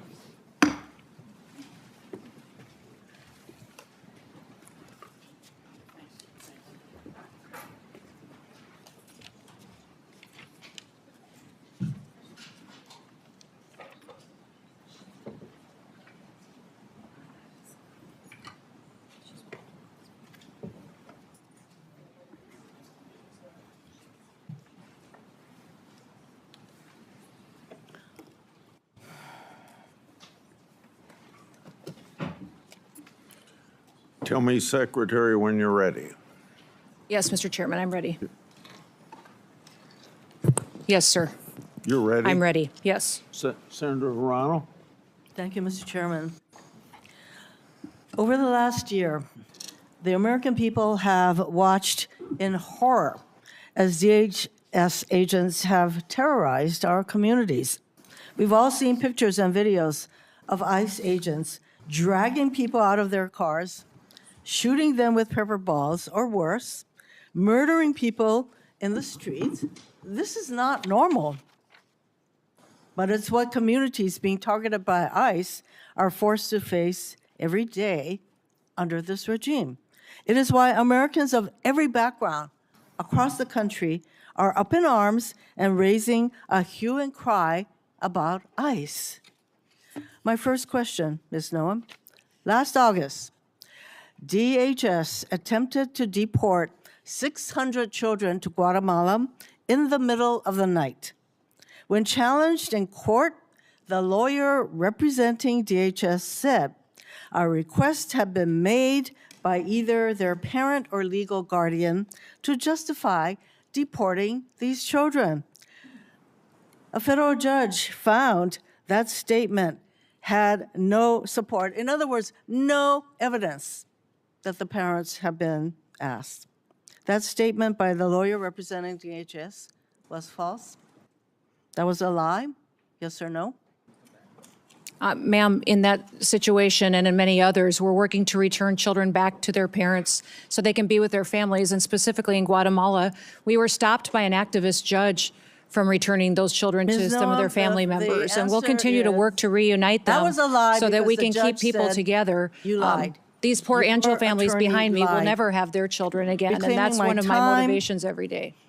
After DHS agents shot Marimar Martinez 5 times, 5 times, your department was quick to label her a domestic terrorist and claim that she ambushed and rammed federal agents with her car.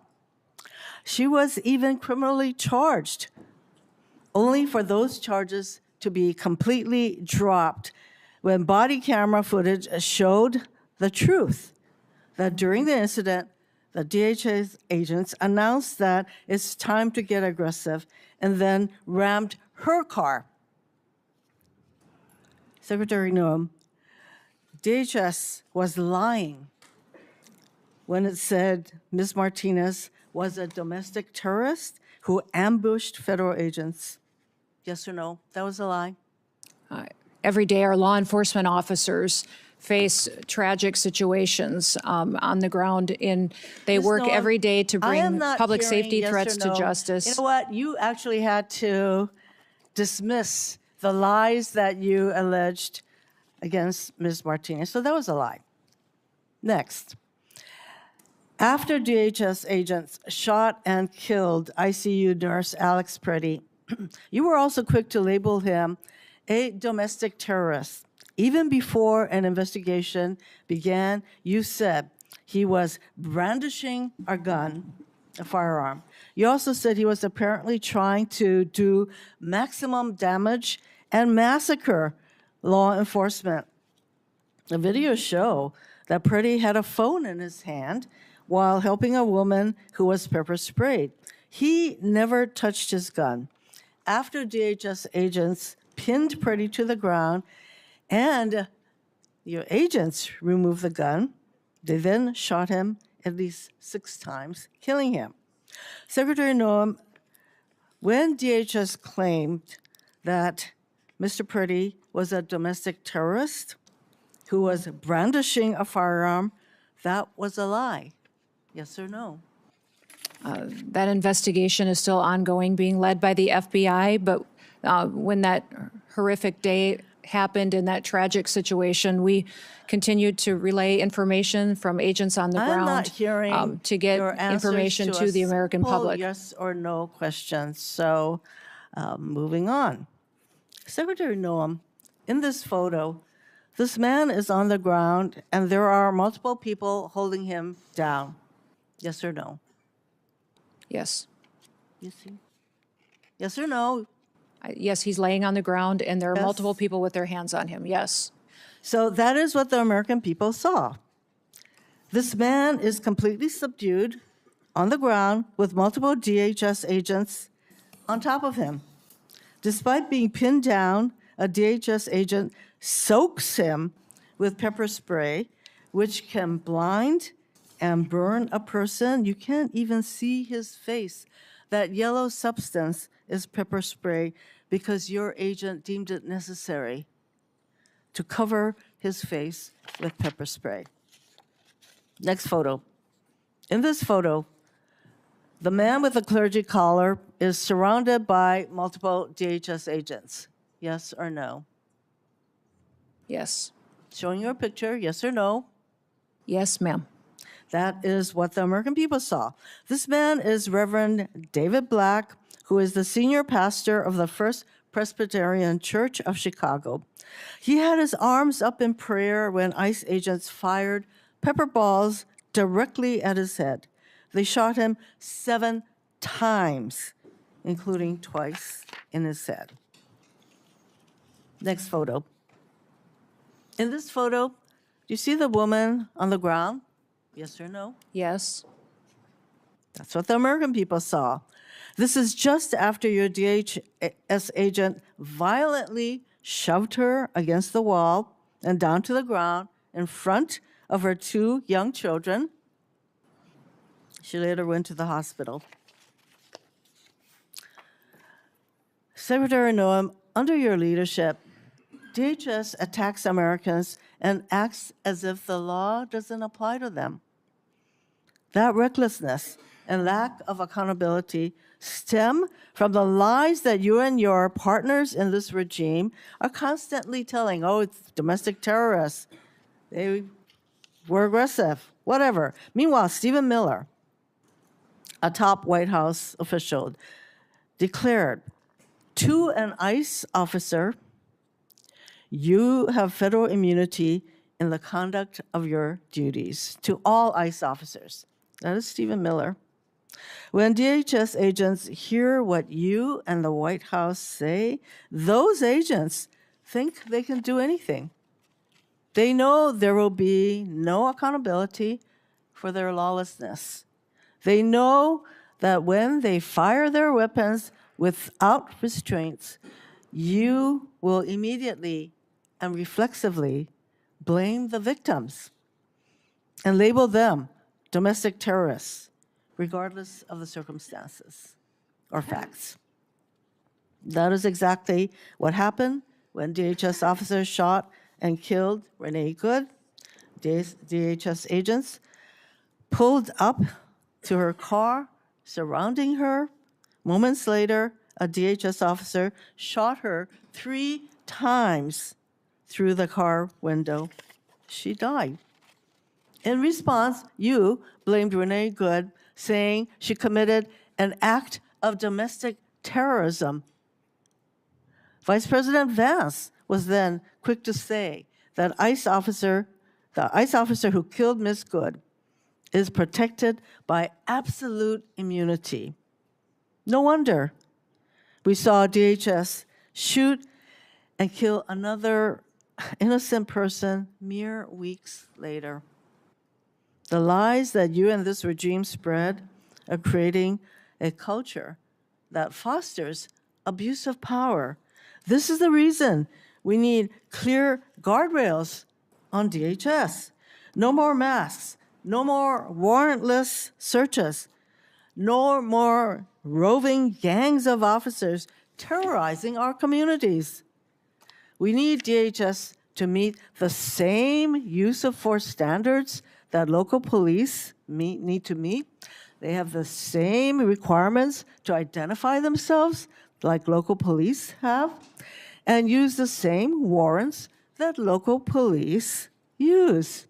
In other words, we need immediate guardrails to rein in the lawlessness that you have unleashed. Mr. Chairman, I am done with this witness.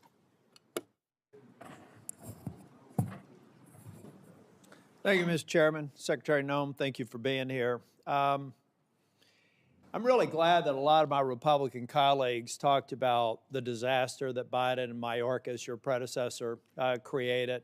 It was absurd. You heard the things from Senator Brett, people that came over here who themselves were traumatized by the very people who then come to this country and traumatize American citizens. You heard Senator Schmidt saying the same thing. A lot of us are very frustrated with the disaster that President Biden left behind and a failed DHS. It's why I'm angry, and it's why I've been critical of you, Secretary Noem, because we're missing an opportunity. Ladies and gentlemen, one of the reasons President Trump won a year and a half ago is because people were sick and tired of a Democratic administration's open border policy and allowing millions of people to come to this country, 1.7 million called gotaways. We don't even know where they are, but we know when you pay a premium to a cartel to get them into this country, they're bad people. Now, why have I been critical of Secretary Noem? Because I don't think we're focusing on, we have limited resources. ICE can't be everywhere at once. There's very few people in Capitol Hill that support law enforcement more than me, including the sworn ICE officers. In fact, I've just been told, fortunately, in about a week and a half, we're going to get a plaque on the wall over the Capitol, thanking the Capitol police officers and all the agencies that responded on January 6th. All those thugs have actually been pardoned, and yet we haven't thanked the Capitol police officers for their work here. So when I say I'm unapologetically pro-law enforcement, you can count in every single sworn officer in Homeland Security. So why am I disappointed with Secretary Noem? Because we're not going after enough people who did this damage at the expense of running numbers that Stephen Miller wants out of the White House. We just want numbers. We want 1,000 a day, 6,000 a day, 9,000 a day, because numbers matter, right? No, they don't matter. Quality matters, not quantity, quality. And what we've seen is a disaster. Under your leadership, Ms. Noem, a disaster. What we've seen is innocent people getting detained that turn out are American citizens. I could talk about the culture that's been created here with Stephen Miller aiding and abetting. I heard first reports that he was the one that said it was a domestic terrorist situation where 2 people lost their lives in Minneapolis. I've heard that report. Maybe you can refute it. I don't know that we'll have time for you to respond because I'm giving you a performance evaluation here. I'm not looking for a response. And I'm saying, Ms. Noem, that time after time after time I've been disappointed. But before I get back to looking at the vicious people that did this damage to these families, I want to talk a minute about FEMA. You have a policy right now that anything over $100,000 has to go through your desk for approval. I asked my staff, because I'm a management consultant, I don't try to do cheap shots in here, but the facts do not lie. This is your administration for FEMA response. This is President Trump's first administration. Which one would you like to have? If you're a state that has a $60 billion disaster, your biggest disaster in South Dakota that I can tell that when you were an elected official was about $500 million. So 1/100th of this single storm where thousands of people are hurting in North Carolina and you're just barely catching up. This is what competent FEMA leadership looks like. This is what incompetent FEMA leadership looks like. And people are hurting in Western North Carolina from the most significant storm they've ever experienced. This is what we need more of. I'm convinced you can't do it. If you're requesting a review of $100,000 and up, then it begs the question, why? Why would you be involved in that? Why would that be a policy? And in a minute, I'll ask about some people that are involved, some special government employees. Why are they involved in it? Thank you. Senator, no, that you can finish that $100,000 only had to do. And I will hold the clock until I finish. Okay. The bottom line is I've done the analysis.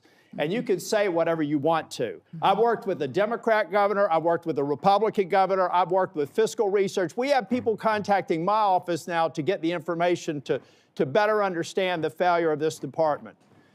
You failed at FEMA. And in fact, if I get to it, actually, why don't I cover this right now? The Homeland Security Act of 2002 expressly prohibits the Secretary of Homeland Security from restricting or diverting FEMA resources from the agency's mission. Based on your disaster response, the chart that I just showed you, I have reason to believe that you're violating the law, either knowingly or unknowingly. So I'll be asking and getting a submission to the record, submitting a question for the record, what the total amount of FEMA reimbursements are currently being held by DHS, awaiting for final approval. Held by DHS, awaiting for final approval for an agency that you should not be obstructing the disbursement on. I'm going to give you time to answer to it under penalty of perjury so that we can get it right. Now, going back to Minneapolis, why can't we just say we made a mistake? I will ask you one question, if you can just give me a quick response. Who does Tom Homan work for? You or the president? The president. Okay. Why is that? Because I believe the president recognized that you weren't getting it done in Minneapolis, and you're putting us further away from pointing to this. We're beginning to get the American people to think that deporting people is wrong. It's the exact opposite. The way you're going about deporting them is wrong. The fact that you can't admit to a mistake, which looks like under investigation, is going to prove that Ms. Good and Mr. Petty probably should not have been shot in the face and in the back. Law enforcement needs to learn from that. You don't protect them by not looking after the facts. Not only should the FBI be investigating it, but every single law enforcement agency in that jurisdiction should be invited to it, so our law enforcement officers do not have this pall cast upon them.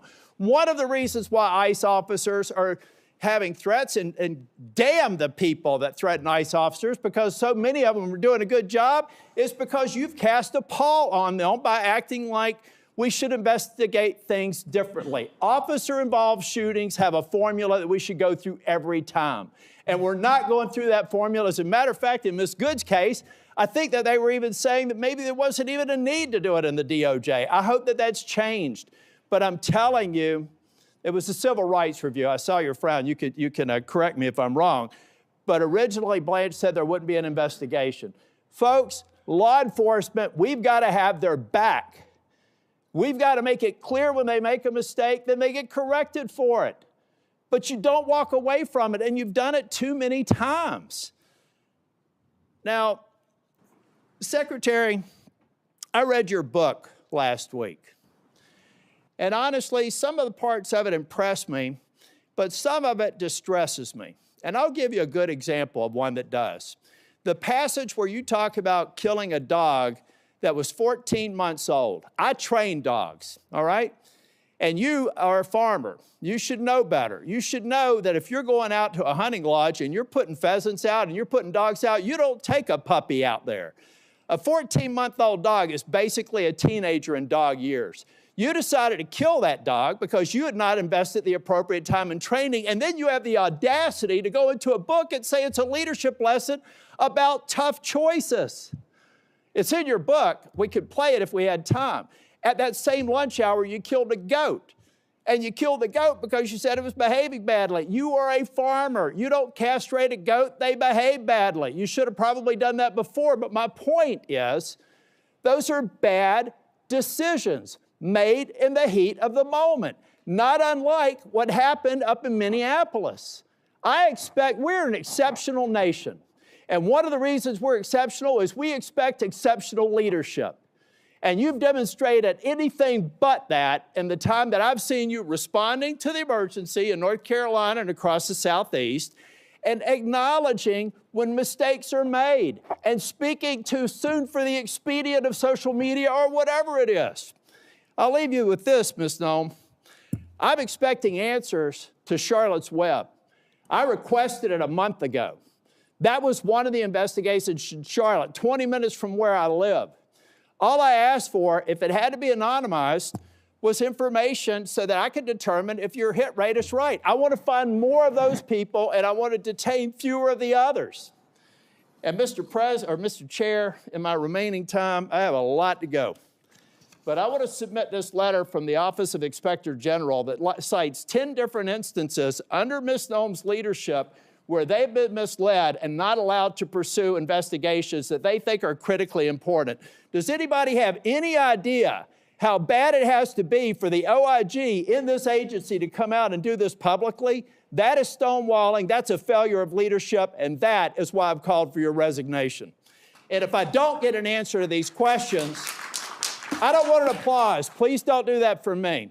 If I don't get an answer to these questions, if I don't get an answer that you've had a month to respond to, and the remaining ones, as of today, I'll be informing leadership that I'm putting a hold on any en bloc nominations until I get a response. And in 2 weeks, if I don't get a response, I'm going to deny quorum and markup in as many committees as I can until I get a response. Thank you, Mr. Chair. Okay. Now it's Senator Booker's turn. Thank you, Mr. Chairman. Secretary Noem, you're in charge of your agency. The buck stops with you, correct? I'm in charge of my agency, what? The buck stops with you, Yes, correct.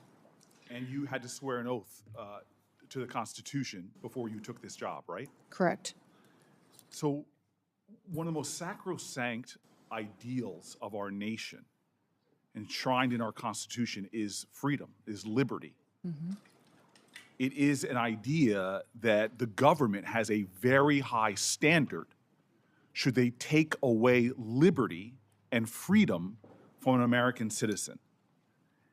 How many U.S. citizens has DHS detained as of last October? Senator, if you're talking about detained and arrested, is that those that have been violating and obstructing our law enforcement operations? Is that what you're referencing? Because it could be hundreds and hundreds. We have faced violent riots across the country, you are specifically in Portland and in the only Minneapolis. people you've detained are committing crimes, but you and I both know No, I that's haven't not true. said that. I didn't so say then that. I how asked many which ones you were people referencing. have you detained? I can't give you an accurate number because we've literally detained and arrested many for those obstruction of law enforcement operations, and So also public others records, that had probable let me tell you what cause, my staff researched. and then released once May I yes. continue? Public records are showing that over 170 incidents of your agency unlawfully taking away the liberties and freedoms of American citizens. This includes 20 children, 20 American kids that your agency detained.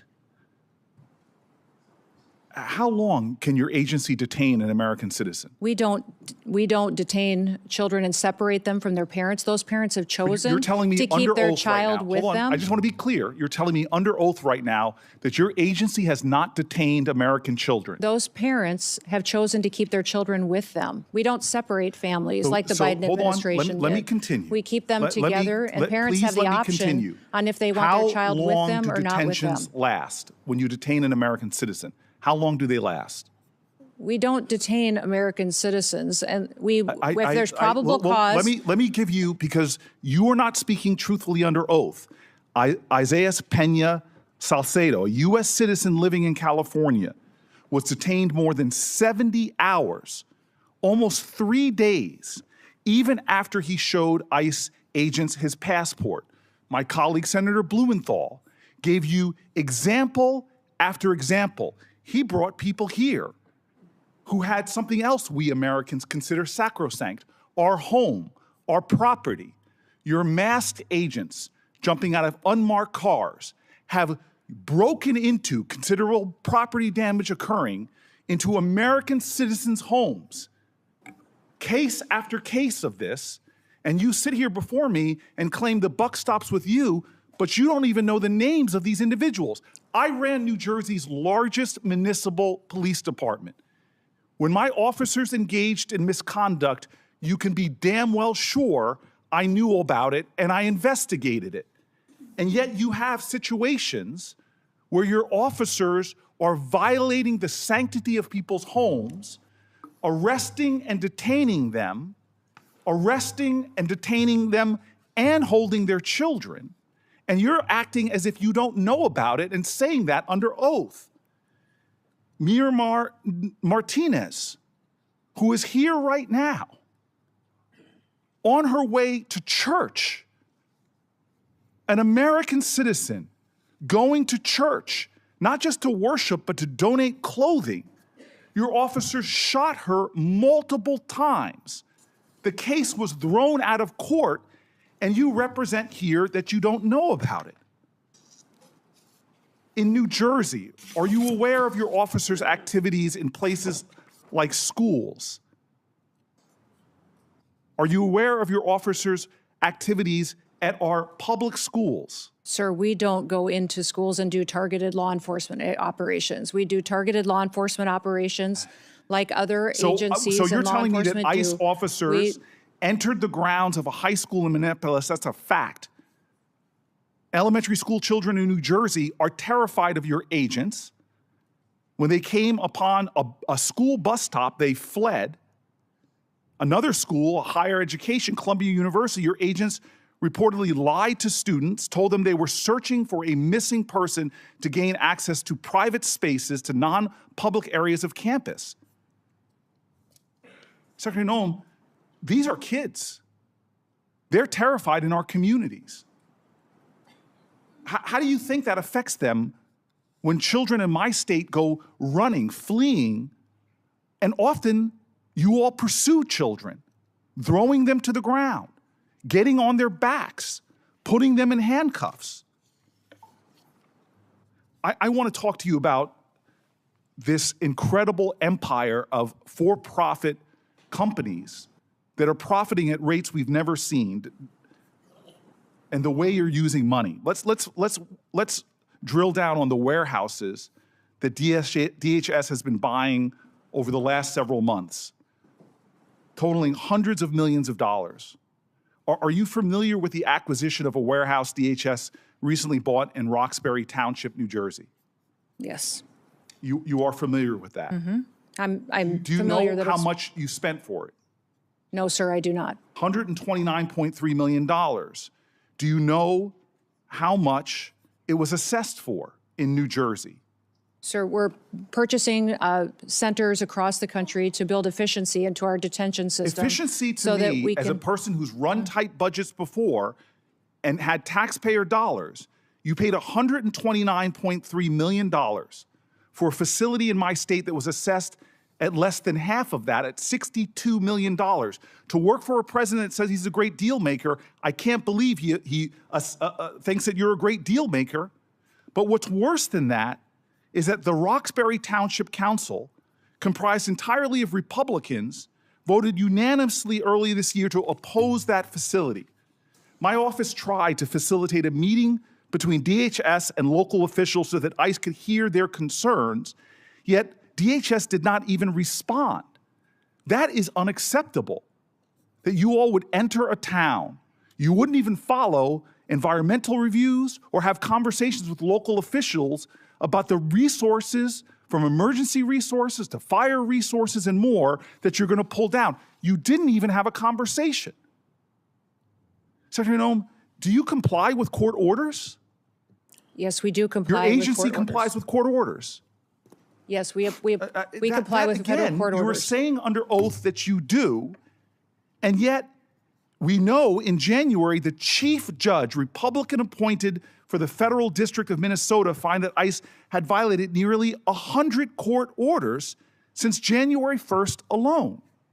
In my state of New Jersey, last month, the chief of staff to Deputy Attorney General admitted in my state that in the New Jersey District Court that the government had violated 52 separate court orders, all involving cases where immigrants successfully challenged the legality of their detention. So this, again, is a constitution that you swore an oath to, and one of the most important ideals is that no one is above the law. You are violating the separation of powers, violating court orders, and routinely violating the civil rights of Americans. This is a reckless and out-of-control agency that you are responsible for. You seem to have no situational awareness whatsoever of some of the most egregious examples of Americans being completely attacked, violated, undermined in accordance with our laws by their own government. And this is what is phenomenal to me, is immigration was your president's #1 issue, overwhelmingly popular with the American people. But now it's overwhelmingly unpopular. And it's not because you are deporting dangerous people that everybody here wants out of our country.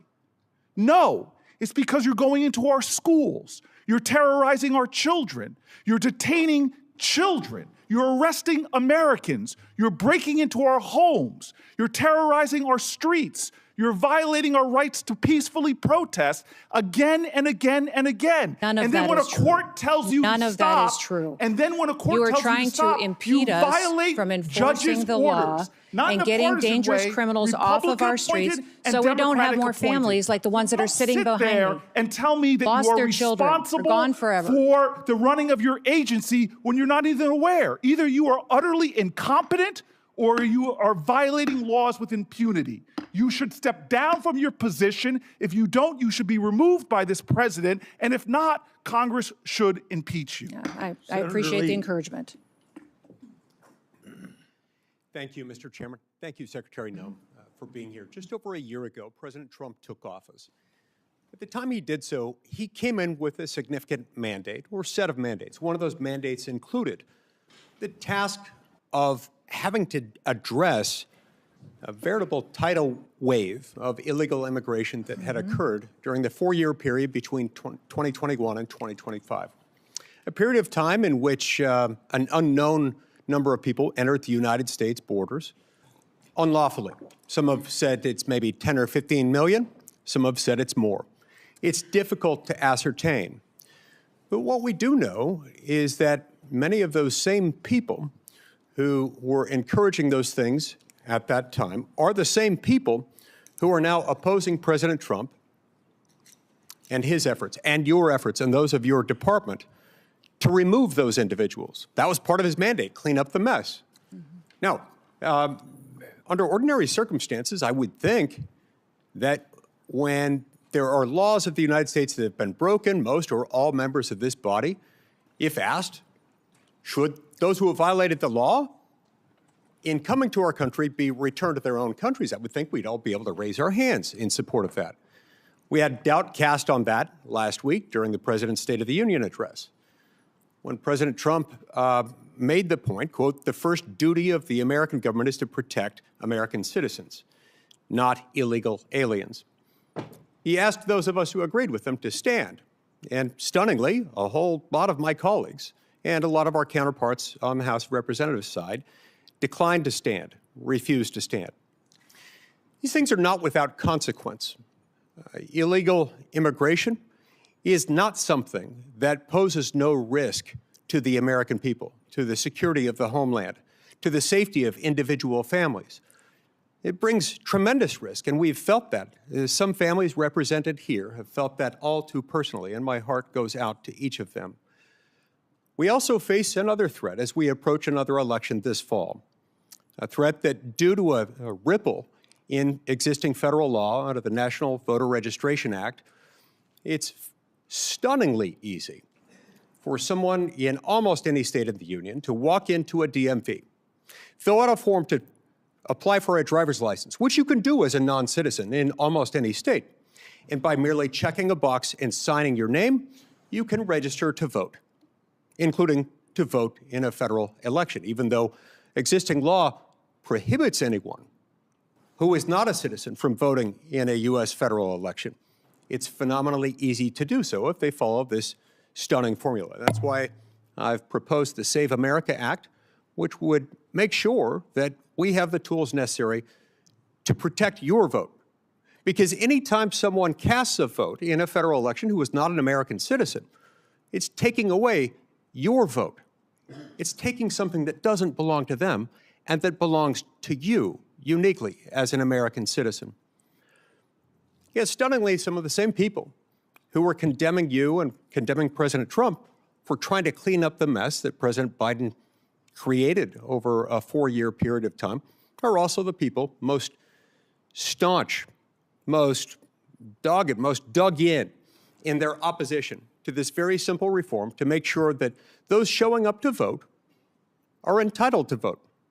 You know, you have to show your credentials in all sorts of circumstances, when boarding a plane, when applying for Social Security benefits, applying for a passport, when starting any new job for a new employer. You have to prove your identity, who you are, and that you're entitled to do that thing. You've got to demonstrate that you are entitled to do the thing that you're going to do. But it's not just government that requires these. When you pick up a prescription at a pharmacy, when you go to the doctor, when you're admitted to a hospital, when you board an airplane, when you pick up airplane tickets, when you go to the Super Bowl, the Emmys, the Grammys, the Oscars, or even the Democratic National Convention, where, yes, photo ID and credentials are required or you can't get in. You see, because the Democratic National Convention understands that when people participate at that event who are not entitled to, they're taking something from someone else who does have that right, and that is wrong. Meanwhile, many of those same individuals who publicly cheered and advocated for President Biden as he was distorting various immigration laws, including the use of immigration parole, which requires an individualized determination in order to admit somebody into this country. President Biden used it categorically to bring in millions of people. With respect to our asylum laws, he just opened the floodgates and started treating people as if they were asylees just for having submitted an asylum application, then let them off into the interior of the United States saying, "We hope one day you will show up to your immigration hearing where you'll have an individualized determination." And by the way, that immigration hearing might be many years or even decades into the future. So the same people who were applauding that are now condemning you and condemning President Trump for just trying to enforce the law. And those very same people today want your department, the entirety of it, to remain shut down, to remain defunded. Secretary Noem, tell me how that is affecting your operations within the department. Either your operations, your ability to protect the American homeland from those who have come here illegally or otherwise. How is that harming the families of those who work in your department? How is that harming the American people and undermining their safety? Well, the patriots that work at the Department of Homeland Security still get up every day and do their jobs and work hard to protect the American people. There's individuals in some of our departments, though, that have been furloughed, that it's not an option for them to come in and they're not getting paychecks. They're not able to pay their rent, put food on the table for their kids. Our cybersecurity agency has lost hundreds of workers that have been furloughed. We've got weapons of mass destruction that does training for detecting bombs and terrorist activities across the country and works with our local law enforcement, has been furloughed and is not on duty today.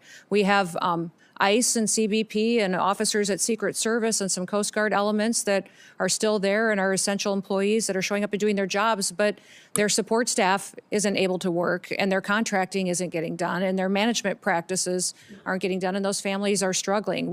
Many of these TSOs at TSA that are running these security checkpoints are borrowing money so that they can get through a short period here without paychecks, but they just got through one of those and they're still in debt from paying the fines and penalties for late bills. So we are damaging families to make a political point, that the Democratic Party is damaging families long-term to make a political point when it has no effect on what we're able to do for immigration enforcement out there every single day because that agency is funded. Now, you've heard from some of those same colleagues of mine today on this stand that they're negotiating, that they've made their offer, that they've made it fairly easy for us to fund your department with their conditions. Tell us about those conditions and how those would affect you. Honestly, I don't understand what their conditions are at this point. One of the discussions that we had was body cameras. I've already instituted body cameras. They're being utilized on our law enforcement officers. They need to be funded. That is something that Congress has not given us the tools to do that. They talk about masks, yet they're the party that in 2020 mandated masks and penalized and put crimes on U.S. citizens if they didn't have a mask on. And now they don't want our law enforcement officers to be protected from doxing and from threats where people have threatened their families and come after them for just doing their jobs. And that, to be sure, is why they don't want them wearing masks, right? They want to be able to dox them? They want to be able to dox them and to dox their identities and have them be bullied, threatened, and potentially victimized by people out there who don't support them upholding the law. Merely for doing their job. Correct. Doing their job, which means enforcing the law. Now, who in this room would not want the U.S. government doing its job enforcing the law and sending people back to their home country if they came here illegally? I can't imagine why somebody would not want that. It's stunning to me that particularly during a time like this, they'd want to carry out that kind of shutdown operation. Now, tell me this. Over the last few days, we've had a few new developments on the world stage and domestically with what happened over the weekend in Austin and with what happened on the other side of the world over the weekend. Tell me how that has uniquely intensified the effects of the now 2.5-week-old shutdown of the Department of Homeland Security, which has been shut down a couple of times now in the last 5 or 6 months. We have known and suspected terrorists in this country that we don't know where they are. We have always faced threats here on our homeland, and that is our department's duty, is to do all that we can to protect the American people. But when we have conflicts overseas, we see that the ramifications are higher threats here at home as well. And more resources are needed to be out there to do due diligence, to try to do everything we can to prevent any kind of attack on our homeland against our American citizens.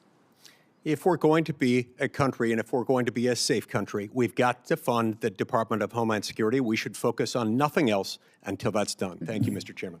Before I call on Senator Padilla, I expect DHS, just like any other executive branch agency, to comply with all lawful court orders. That's why we have an independent judiciary. All local and state law enforcement ought to support their federal law enforcement partners. Our laws need to be followed, even in instances where officials might disagree with them. We have this public safety issue because previous administration refused to enforce our immigration laws. The previous administration let millions of illegal immigrants without proper vetting and creating a humanitarian crisis at the border. President Trump and his administration have acted swiftly to address the crisis and with great success. Senator Padilla. Thank you, Mr. Chairman. Secretary Noem.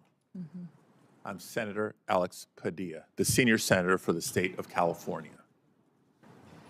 Last June, you were in Los Angeles when you publicly declared that the mission of DHS in Los Angeles was to liberate the people, not just of Los Angeles, but the state of California from its duly elected leaders. The National Guard that was federalized and deployed into Los Angeles to assist DHS in this mission, that whole deployment was deemed unlawful, as I'm sure you are aware. Thankfully, those Guards members and the Marines who were also deployed to assist DHS in Los Angeles have also returned home and to their primary missions. Meanwhile, ICE and CBP are still conducting operations. My first question, the first of several yes or no questions, do you declare mission accomplished? Senator Padilla, our mission is not accomplished until we get every single illegal criminal out of this country and protect American citizens, until we protect all of our children and these families behind me don't ever have to go through what they had to go through. I'm trying to ask a question here. Thank you. Trump advisor Steve Bannon, among others close to President Trump, has called for ICE agents to, quote, surround the polls, unquote. However, your acting ICE director, Todd Lyons, has said, quote, there's no reason for us to deploy to a polling facility, unquote. And just last week, your Deputy Assistant Secretary for Election Integrity, Heather Honey, told a bipartisan group of state election officers on a call that ICE would not be present at polling places. I know this question came up earlier, but I have two specifics. One, which is it? Do you, Secretary Noem, agree with Steve Bannon, or your acting ICE director and your Deputy Assistant Secretary? There are no plans to have ICE officers at polling locations. I'm not certain, Senator, if you're indicating that your party's planning on facilitating illegal aliens voting in our elections. So I respect that you're saying there's no current plans, but obviously plans can change. No plans is the right answer, but not definitive enough. Sending ICE agents to the polls to intimidate voters is illegal. Yeah. And so I want to ask you explicitly, if President Trump or Stephen Miller directed you to do it anyway, with or without a bogus national emergency declaration, would you say no? Sir, there is no plans to send ICE officers to polling locations, and we're not planning on doing that. Are you planning on sending illegal aliens to vote? No, is that that's what already you're planning illegal to do? And extremely rare. But people have done it in the past, amazing, and Mr. that's Chairman, what, that we even have to ask these questions, because just a couple of weeks ago, Secretary Noem, when you visited Arizona, claimed that DHS has authority over certain aspects of elections. So enlighten me here. What statutory authority are you referring to? The Department of Homeland Security has mitigation responsibility over critical infrastructure, and our election system is defined by statute as critical infrastructure. Therefore, it's under our department to put forward and point out vulnerabilities that may be in our election systems, and then recommend mitigation. CISA in elections as a former Secretary of State. Third area that I wanted to ask. I know that states run elections. We just point out vulnerabilities that may exist Mr. Chairman, and offer mitigation. Here.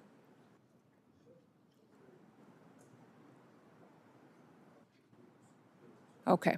So the nation has watched the violent manner in which many immigrants and citizens alike have been taken into custody by your officers and your agents. In addition to that, 32 people died while in ICE custody last year, and at least 8 more have died in the first 7 weeks of this year. The numbers are a big increase from prior years. Secretary Noem, yes or no, do you care enough about the human rights of the men, women, and children in your custody to improve the conditions as required by the courts?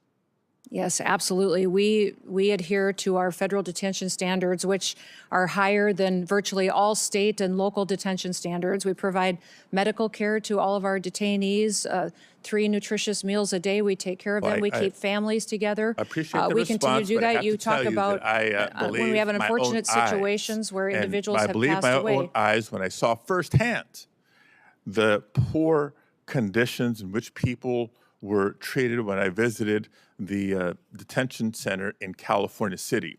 Now, Mr. Chairman, I'd like to enter into the record reports from California-based and national non-governmental organizations, as well as the California Attorney General's office, about the deplorable conditions at the California City detention facility and a recent court order requiring DHS to address these conditions. If I may, without... Thank you very much. Now, maintaining basic standards should not require court orders. The deplorable conditions at facilities across the country are the result of Secretary Noem's failed leadership.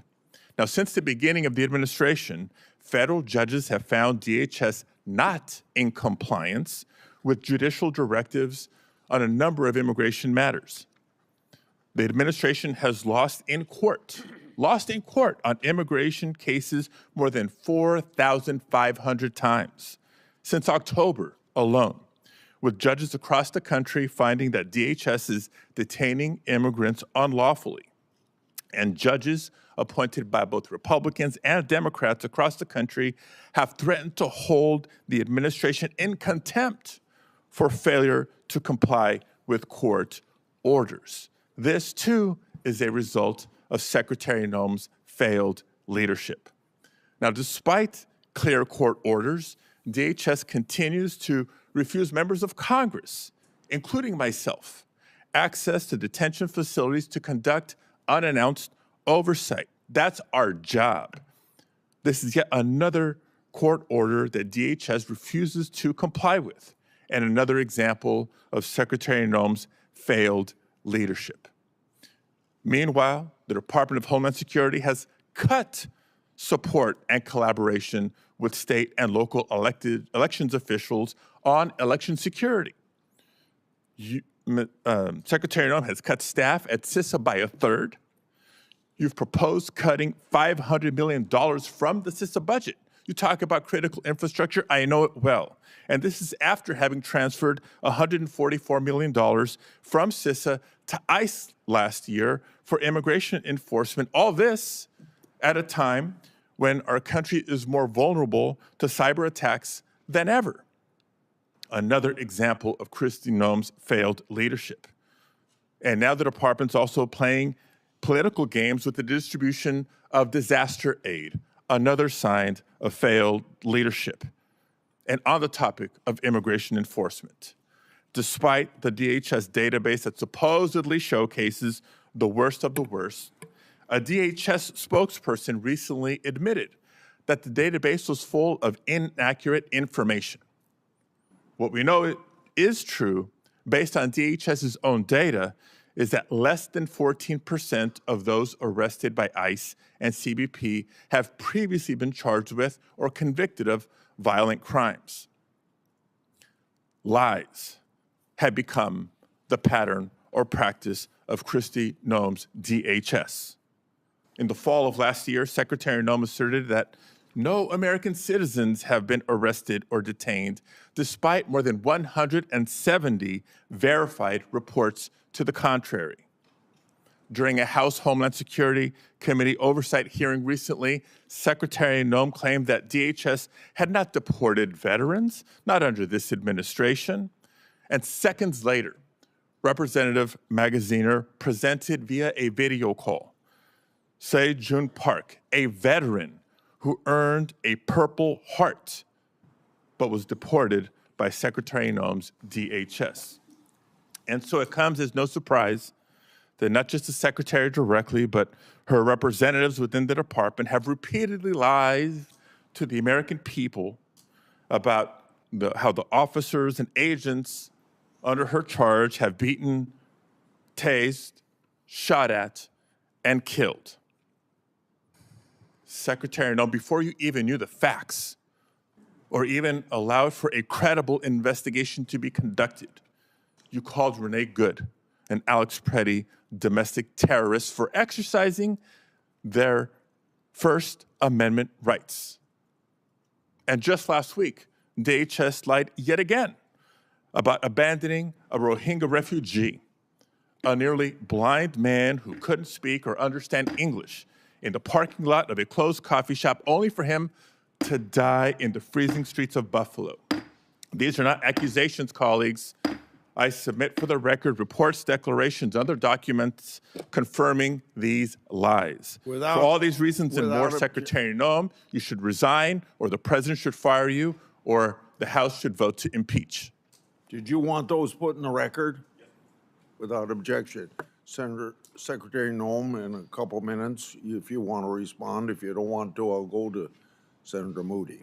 I just wish that Senator Padilla would have used his time to talk about Kate Steinle or other families that lost loved ones that aren't here anymore because of violent, illegal criminals that are in this country that we are charged with removing to protect American citizens. He didn't use any of his time to talk about victims that have been perpetuated by Joe Biden's invasion over the southern border. He didn't talk about the 1.7 billion lives that were saved by the amount of drugs that we've stopped in the last year from coming into our country and killing Americans and many other people. He didn't talk about the fact that we have the lowest murder rate in the last 125 years because of President Trump and the work that he has done to keep Americans safe. He didn't talk about the fact that American citizens should be the priority in this country because they're American citizens. I know he's very concerned about illegal aliens, but my job as a Secretary of Homeland Security is to get up every day and to put American citizens first and keep them safe here in the homeland. And I'll continue to defend the homeland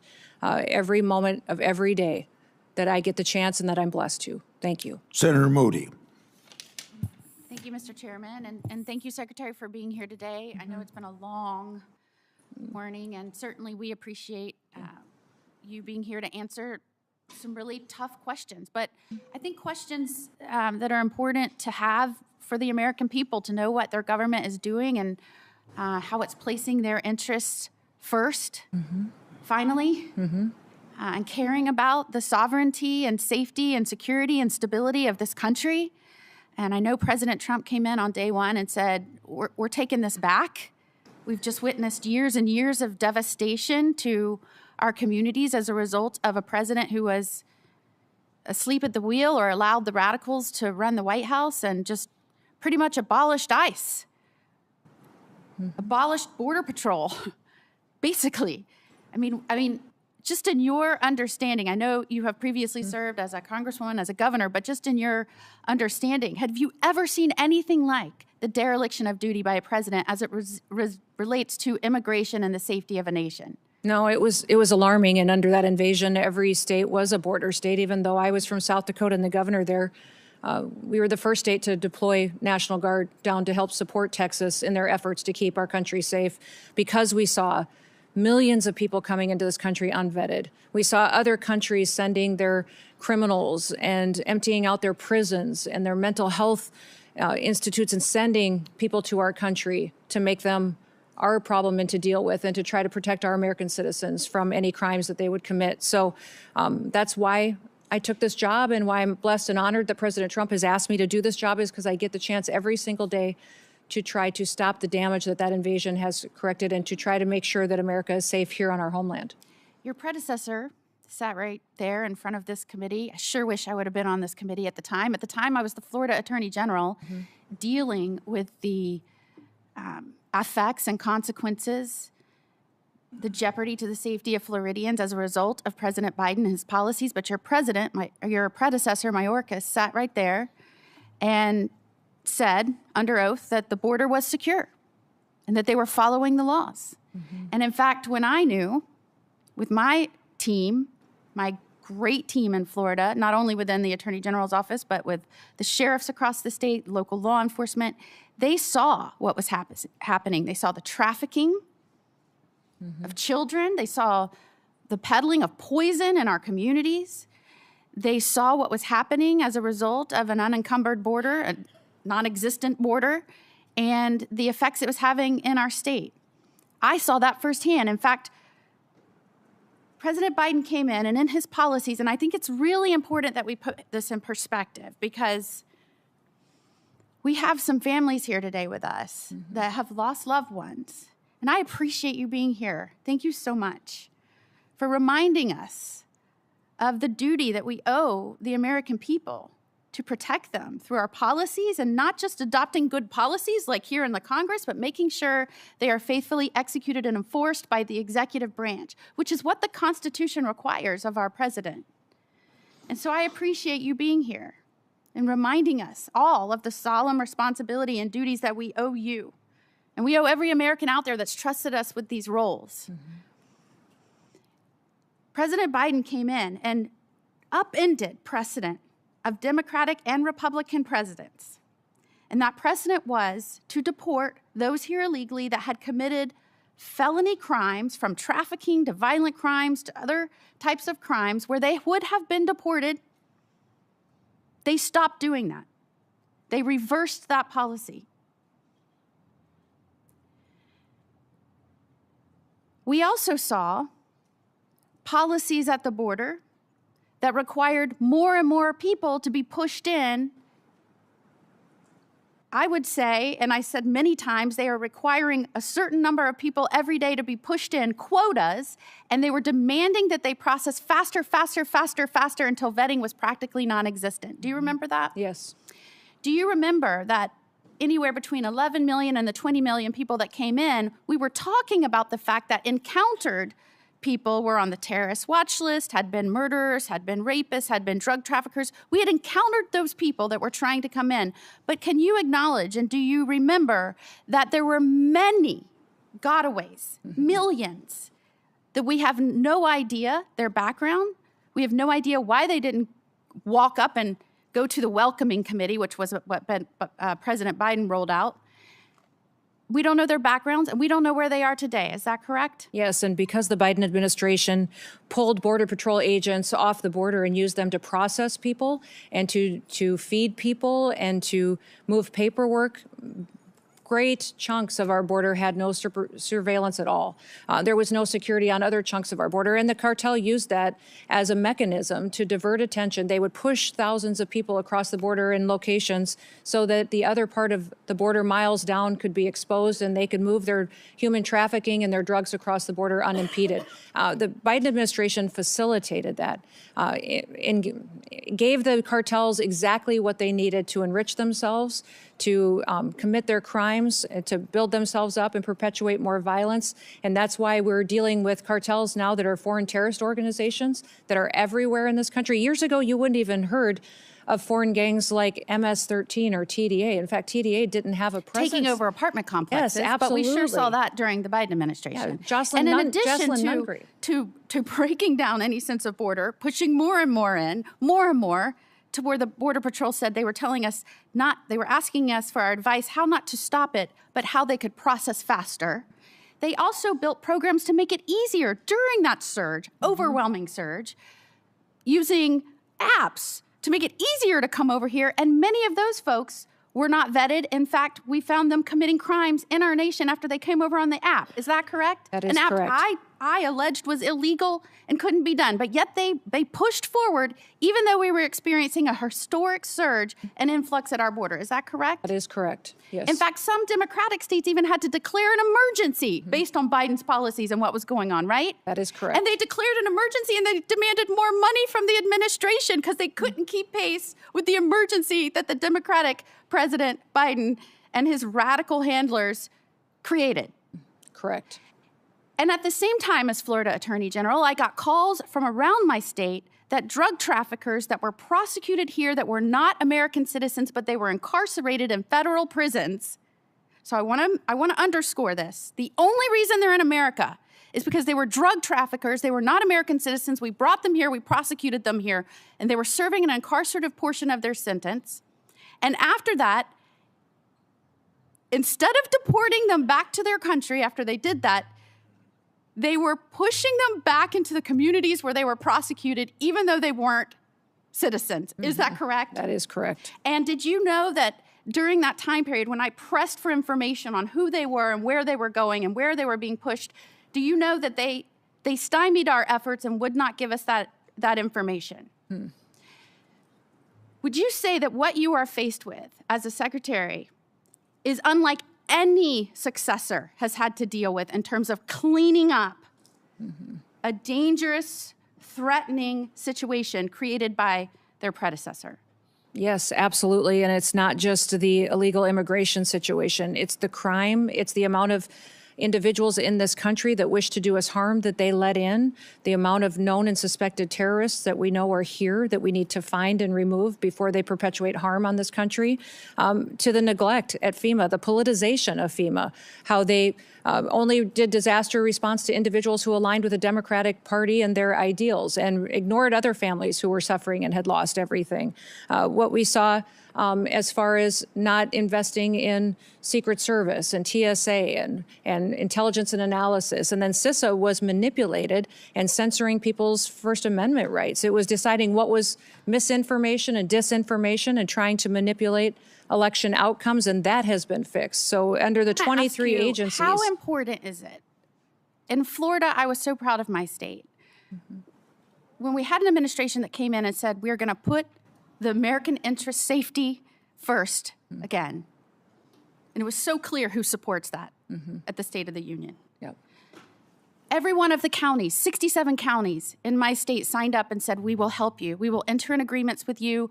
We will help you track these people down that should not be here, that have committed crimes. We will work with you. I, as a senator, said, let's get you money to help reimburse them for those efforts. Does that make a difference? And did you see a difference in the way you engaged with states and the stability and safety of all involved when you didn't have people working with you hand in hand? Oh, absolutely. And we're thrilled. We have over 1,400 law enforcement agreements through the 287G program at the state and local level that have partnered with us to do operations to address public safety threats and to get them out of communities. And those individuals that are local law enforcement are critical partners in the success and safety of the American people. And I would just ask for you to keep engaging with those sheriffs of the local communities, asking how they think best to safely do these operations. I think Just spent yesterday with all of our sheriffs, with all four associations and hundreds of sheriffs, thanking them for the work they do. Thank you for being here. Senator Schiff.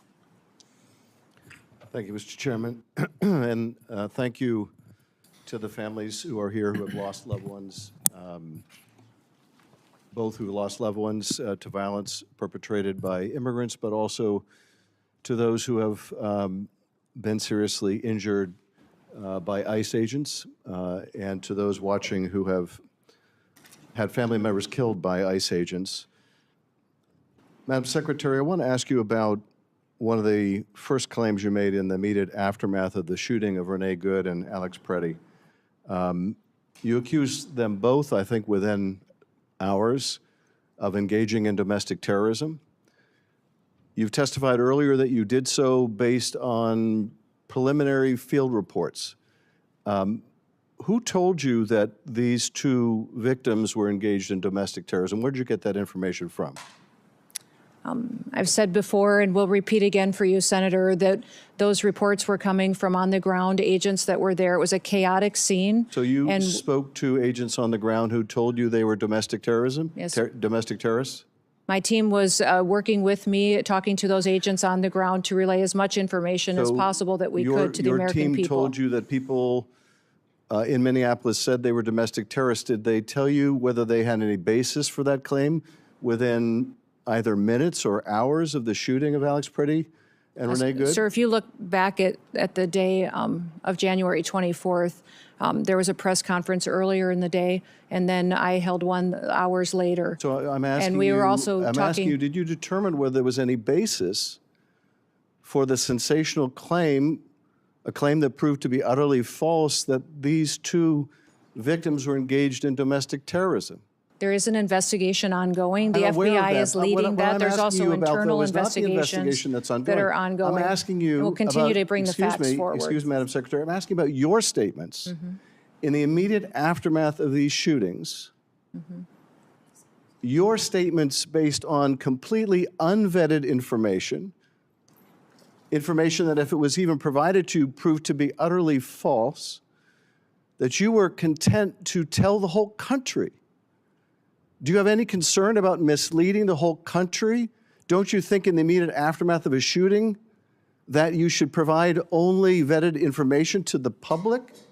How do you imagine you're going to gain the trust of the American people if you're pushing out false information about the shooting of American citizens? I work every day to get factual information to the American well, you people. Didn't on that day. You didn't on the day that Alex Preddy was shot, and you certainly didn't on the day Renee Good was shot. You weren't getting out good information. You were making a spurious claim that has caused endless injury to the victims' families on the basis of God knows what. And then your agency doesn't allow local investigators. They essentially push away independent investigators. How is the public to have any confidence in investigations done of excessive use by ICE agents if, number one, you make immediate and false statements about the victims, and number two, you don't let any independent agency conduct an investigation? How is the public supposed to believe anything your agency says or finds? These investigations are being done in the same way that they always are. And the FBI is leading. There are internal investigations as well. In these situations, ICE has an internal investigation. Excuse me. Well, would you like to hear about the investigations that are ongoing? You're not allowing state and local investigators to participate. That is not my decision. And furthermore, the Department of Justice and the FBI decides how investigations go. They're not being conducted in the way investigations are always done. Are you telling me that in the case of Miramar Martinez, that having an agent involved in shooting her, drive a vehicle that was used to ram into her vehicle, drive that vehicle, that evidence away from the scene and 1,000 miles to Maine, you're telling me that's the way investigations are always done? That you let an agent involved in an officer-involved shooting drive a key piece of evidence 1,000 miles away? Is that how you conduct investigations at DHS? I'm not conducting these investigations into these. The Department of Justice with the FBI is conducting those investigations, and CBP. For how investigations are conducted when agents under your control are engaged in the use of force? The investigations into our officers have not changed under my leadership or the President's leadership than what they were under the previous administration. That's being done by Pam Bondi's Justice Department. I'm not responsible for that. Our internal investigations are following the same policies that they always have. That's the orders of Stephen Miller, so I'm not responsible for that either. But you are responsible. You are responsible. You could insist on independent investigations, but you're not. You could wait until there's good information after a shooting before you go to the press and the public and mislead them. Let me ask you about a different subject, and that is the waste of resources at your agency, the continued allegations of favoritism and contracting, and let me in particular focus on the $220 million ad campaign, many of which feature you very prominently. An ad campaign that is more expensive than the whole budget for One Fight After Another or any Hollywood blockbuster film. So let me ask you, you said that the President approved this vast expenditure on a media campaign that largely profiles you. How do you know that? Did he approve it to you personally? This media campaign was critical in telling the world and this country that we are enforcing the laws in the United States of America. That if you're in your country illegally, then you should leave now, or if you want the chance to come back to the United States someday in the future. If you don't, you will be detained and will be removed and never get the chance to come back.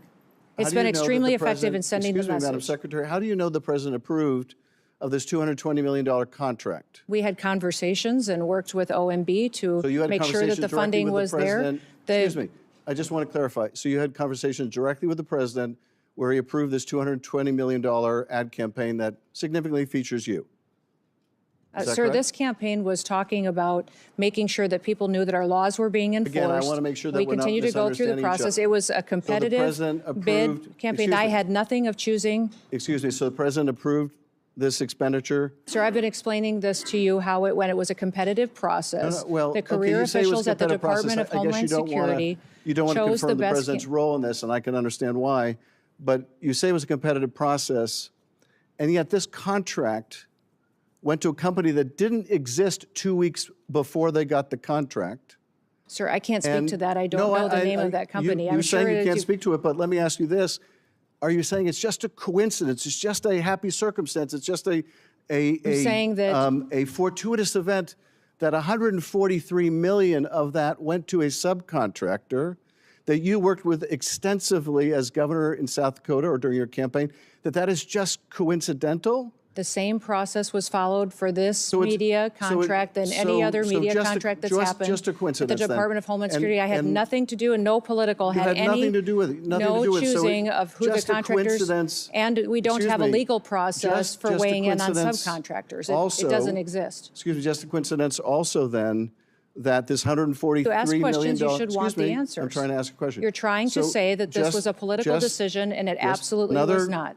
I'm just asking you. So it's just a coincidence that a $143 million subcontract went to the husband of your press person, also someone that Corey Lewandowski, one of your special government employees, worked with extensively. So that was all a coincidence, right? because you had no knowledge of this, no Media involvement. company that and none gets of the the people around you contract, had any involvement. the ability to So choose the taxpayers should just subcontractors. assume We don't this is weigh a in coincidence. on who subcontractors are. There's not a legal process for us to determine what subcontractors are a part of a contract So can that you- goes out can for a you competitive state- bid. can you state and for the only record- career employees at excuse me, DHS were in on the Can you choosing of state those for media the record contracts. then that neither you nor Mr. Lewandowski nor your press secretary married to the husband of the person who got this $143 million We were not contract, a part of the Can you state for the decision-making. record that none of you that I've just described had any role, played any part, made any communication with any government agency that was involved in deciding who would get that contract? To the best of my knowledge, none of us were involved in deciding who got those contracts Not for the media deciding, but campaign. were any of you involved in advocating, communicating, or expressing a Not to preference my knowledge, in any Senator, way not to with my the government? knowledge, Excuse Senator. me. Let me just finish the question.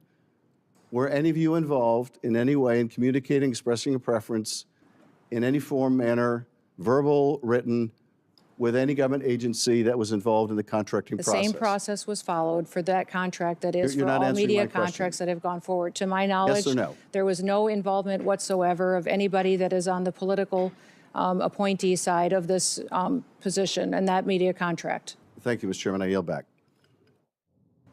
Thank you very much, Mr. Chairman. Secretary Noem, good to see you again. Good to see you, too. If I could just start with a Missouri question. Last time you and I visited over in the Homeland Security Committee, it was shortly following a massive series of tornadoes in the state of Missouri, and you and I talked about that. You pledged your full support and FEMA's support in cleaning up the devastation which has happened. I thank you for that. I just want to follow up on one challenge that has come in the wake of the devastation.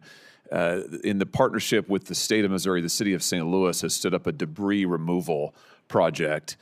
Local officials currently estimate that about 10,000 homes, these were very significant tornadoes, about 10,000 homes in the area will require some assistance, debris removal assistance, by the time that efforts are completed. FEMA has very helpfully helped to fund this debris removal. Thank you for that. My question for you is, some of the conditions that have been placed on the funds by FEMA mean that only 100 or 200 homes out of those 10,000 can actually get access to FEMA debris removal funds. Here's my question for you. Would you be willing to work with me and the state of Missouri to see if we can remove some of this red tape so that more folks, more residents in the city, we're talking about thousands and thousands of people now, can get access to the debris removal and cleanup and get back in their homes if they need to, have their homes appropriately remedied so that folks can get a roof over their head? Yes, I will. Thank you. Thank you again for all of your help on this. It's really been tremendous.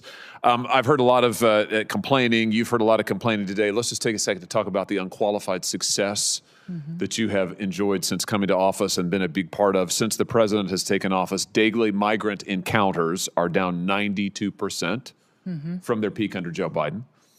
Daily border apprehensions are down 95%. In fact, if I've got my numbers right, you correct me if I'm wrong, last year Southwest border apprehensions came in at the lowest annual total since 1970. So in 55 years, for 7 consecutive months, Border Patrol has released 0 illegal aliens into the country. 0.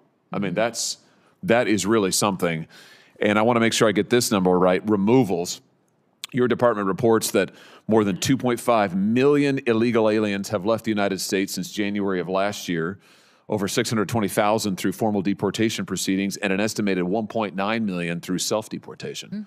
That's just an extraordinary record, a complete turnaround from the utter chaos and disaster we saw at the border under your predecessor. Just give us a sense, I mean, what does this mean, for example, for the flow of illegal drugs into our country? How has what's happened at the border, the effective closing of the border to crime and illegals, how's that affected the flow of drugs into Senator, our states? with President Trump prioritizing having a secure border, that has cut the flow of fentanyl into this country by 56% over that border. Also because of the interdiction efforts that we've had between the Coast Guard being out there on Operation Riverwall, but also on our maritime waters doing interdiction there as well in partnership with CBP, in partnership with ICE and the Department of War, which are fantastic partners for us. We have confiscated and interdicted over 1.7 billion lethal doses of drugs, which means that is 1.7 billion people whose lives were saved because we stopped the cartels and other drug manufacturers from proliferating it on our children and our grandchildren. How about crime? What has it meant for crime in this country? We have historic low crime rates. In fact, since we've been keeping this data for 125 years, we've never had a lower murder rate than what we have right now. Even though we deal with challenges in sanctuary cities and in areas where they don't partner with us to bring and address public safety threats, we still have done fantastic work in getting criminals, murderers, and rapists off of our streets and protecting the American people. How about human trafficking? It's incredible the amount of ability that HSI has brought to the table in partnering with the FBI and going after human traffickers. In fact, of the 450,000 children that Joe Biden lost track of, allowed cartels to manipulate and traffickers to abuse, and even the government paid sponsors to abuse these children.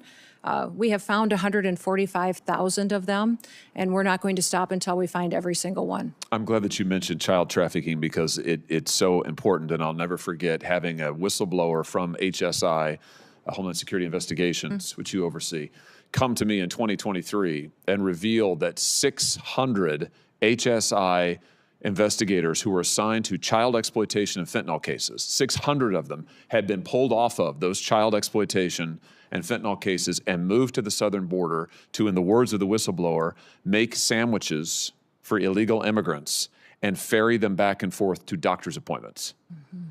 At the same time that the administration in power at the time, the Biden administration, was, as you said, allowing and facilitating the largest child trafficking ring in American history. You have, I'm confident, remedied that problem and reassigned those HSI agents back to child exploitation, back to the interdiction of fentanyl. Let me just ask you about where child trafficking is moving now, which is increasingly online. I want to show you a chart here that is truly shocking, I think. This chart records the number of images and videos of suspected child abuse uploaded just in the United States, just in the year 2023. The far right side records the number just in 2023, 104,370,572 images of exploited children. In that same year, the National Center for Missing and Exploited Children estimated that there were 20,500,000 cases, individual cases of suspected child abuse and child exploitation online. Now, there are many facets of this, but many of these images are being hosted on big tech platforms, social media platforms, and now AI platforms. We've talked about Homeland Security investigations. You have a mandate and a unit to investigate child exploitation, to work with the FBI to prosecute it. My question is, first, are you getting cooperation when it comes to identifying the children in these images? Are you getting cooperation from the social media platforms who frequently are hosting these images to identify and then to take down the images? Are they helping you in your work of going after the abusers? Yes, they are partnering with us. There's always more we can do, but President Trump has done a fantastic job bringing them to the table and getting them to engage with us to go after these criminals and these individuals who abuse our children. You know, my big concern is with all of these data centers, I think there's 3,000 or 4,000 in the United States and another 4,000 that are coming online. If we don't take action soon and keep the pressure up to get rid of these images and to get the trafficking rings that are using these platforms to carry on their exploitation and to feed their trafficking rings, if we don't do that, I'm afraid that these data centers are going to be child porn libraries. You know, we're going to have 4,000 more child porn libraries in the United States of America. I don't want that. I know that you don't want that. And I just want to call on these companies again here today to take down these images and to allow the victims of these images and of this exploitation to be able to get into court and have their day in court. Currently, these companies are completely immune from any accountability in court, as you know, Madam Secretary. This is completely anomalous and totally unjust. And the companies ought to say, we will take down these images, we will work cooperatively with you, we will not support the traffickers, and we will stop this epidemic of child exploitation. Let me ask you one more thing about this. You know, with all of these images of kids online, I was shocked to learn recently that hundreds of thousands of children in these images are unidentified, which means that we don't know who they are, we don't know where they are, and maybe most significantly, we don't know where their abusers are. Now, I know that DHS works very hard on this. You have an entire section that works on victim identification and rescue. My question is to you, is it time for Congress maybe to give you some more resources? Yeah, I know that you've got agents who are working hard, but the truth of the matter is I was looking through your budget, you know, you just don't have that many folks who are able to work on victim identification. I was looking at the Interpol numbers. There's multiple databases of these exploited children. In the Interpol database alone, 90,000 kids are completely unidentified. In the UK's database, it's over 200,000. So here are these kids. There are pictures of them getting abused, exploited. We don't know who they are. We don't know where to send folks. Would it be helpful to you? Here's my question. Would it be helpful to you if Congress said, you know what, we're going to create more analysts, more child abuse expert positions, more forensic analysts, and more prosecutors to give to you to look at these images, figure out who these kids are, and go after their abusers? Would that be helpful in tackling this epidemic? Yes, it'd be incredibly helpful, and especially HSI are experts at this work, and to have more resources to focus on these investigations would free more kids from that life of victimhood. Tremendous. Well, I look forward to working with you on that. I'm going to introduce legislation to do just that. Thank you for the terrific work you're doing to end the epidemic of child exploitation in our country, to find the missing children that were brought in over the border, but also to find these children and to bring their abusers to justice. Thank you, Mr. Chairman. Senator Welch. Thank you very much, Mr. Chairman. First of all, I would like to acknowledge the families that are here, and you have my condolences. We appreciate your participation. I'd also like to acknowledge others who've lost their lives as a result of violence that did occur with ICE agents. Second,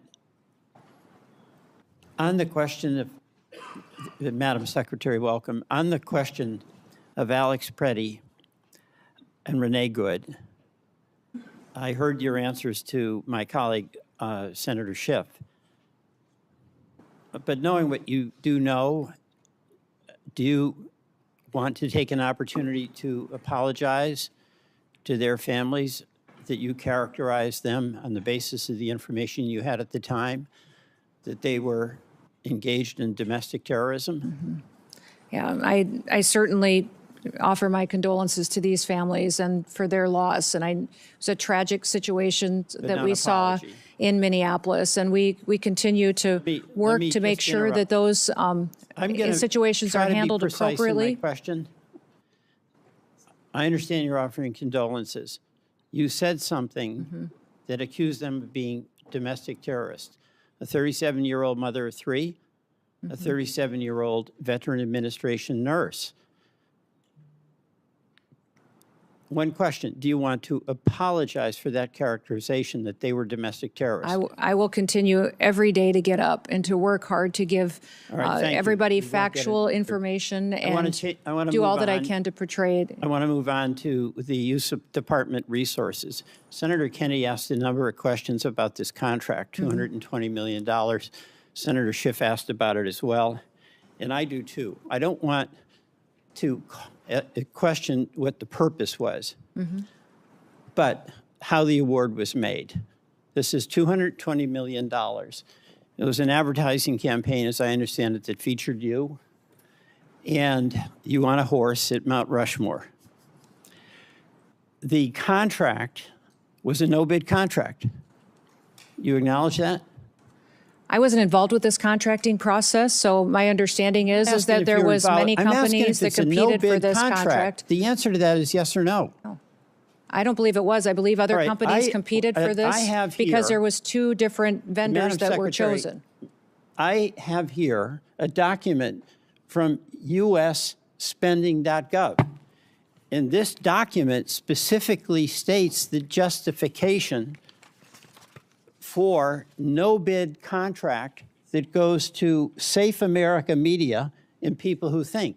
Those are the two entities that did the campaign, correct? I believe it is. I wasn't a part of this All right, contracting process. let's get so- serious here. Yes. Okay. Make the Safe America was incorporated 11 days or 7 days by my count before they got an award of $143 million. You have any dispute with that? Are you talking about the subcontractor on that contract? Because we Safe have, America. Senator, I wasn't a part of this decision. Okay. We followed the same processes Madam that have been Secretary, our policies and I'll how go these through this was this and then you conducted can answer. appropriately. I will go through this and then you can answer. I don't want us to be talking over each other. Safe America was incorporated 11 days or 7 days by my account before they got a $143 million contract. Now, as a administrator who has fiscal responsibility over a huge budget, do you realistically think that a company that was created 11 days before they got $143 million is in a position to execute on a $143 million contract? Senator, I can't speak to their business model. I will tell you that since I've been at the department, I have reviewed over 10,000 contracts. Okay, I let have me keep saved the going through this. taxpayers I don't over want to filibuster. $13 I billion want to go through this, by Madam Secretary. renegotiating contracts and being more efficient. Mr. Chairman, I don't want the filibuster. All right? And I want my time back.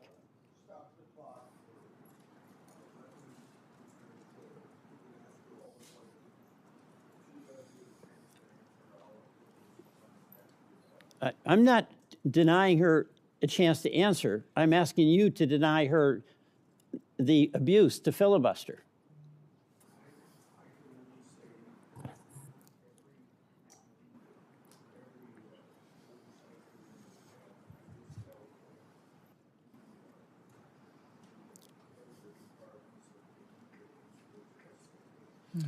Okay.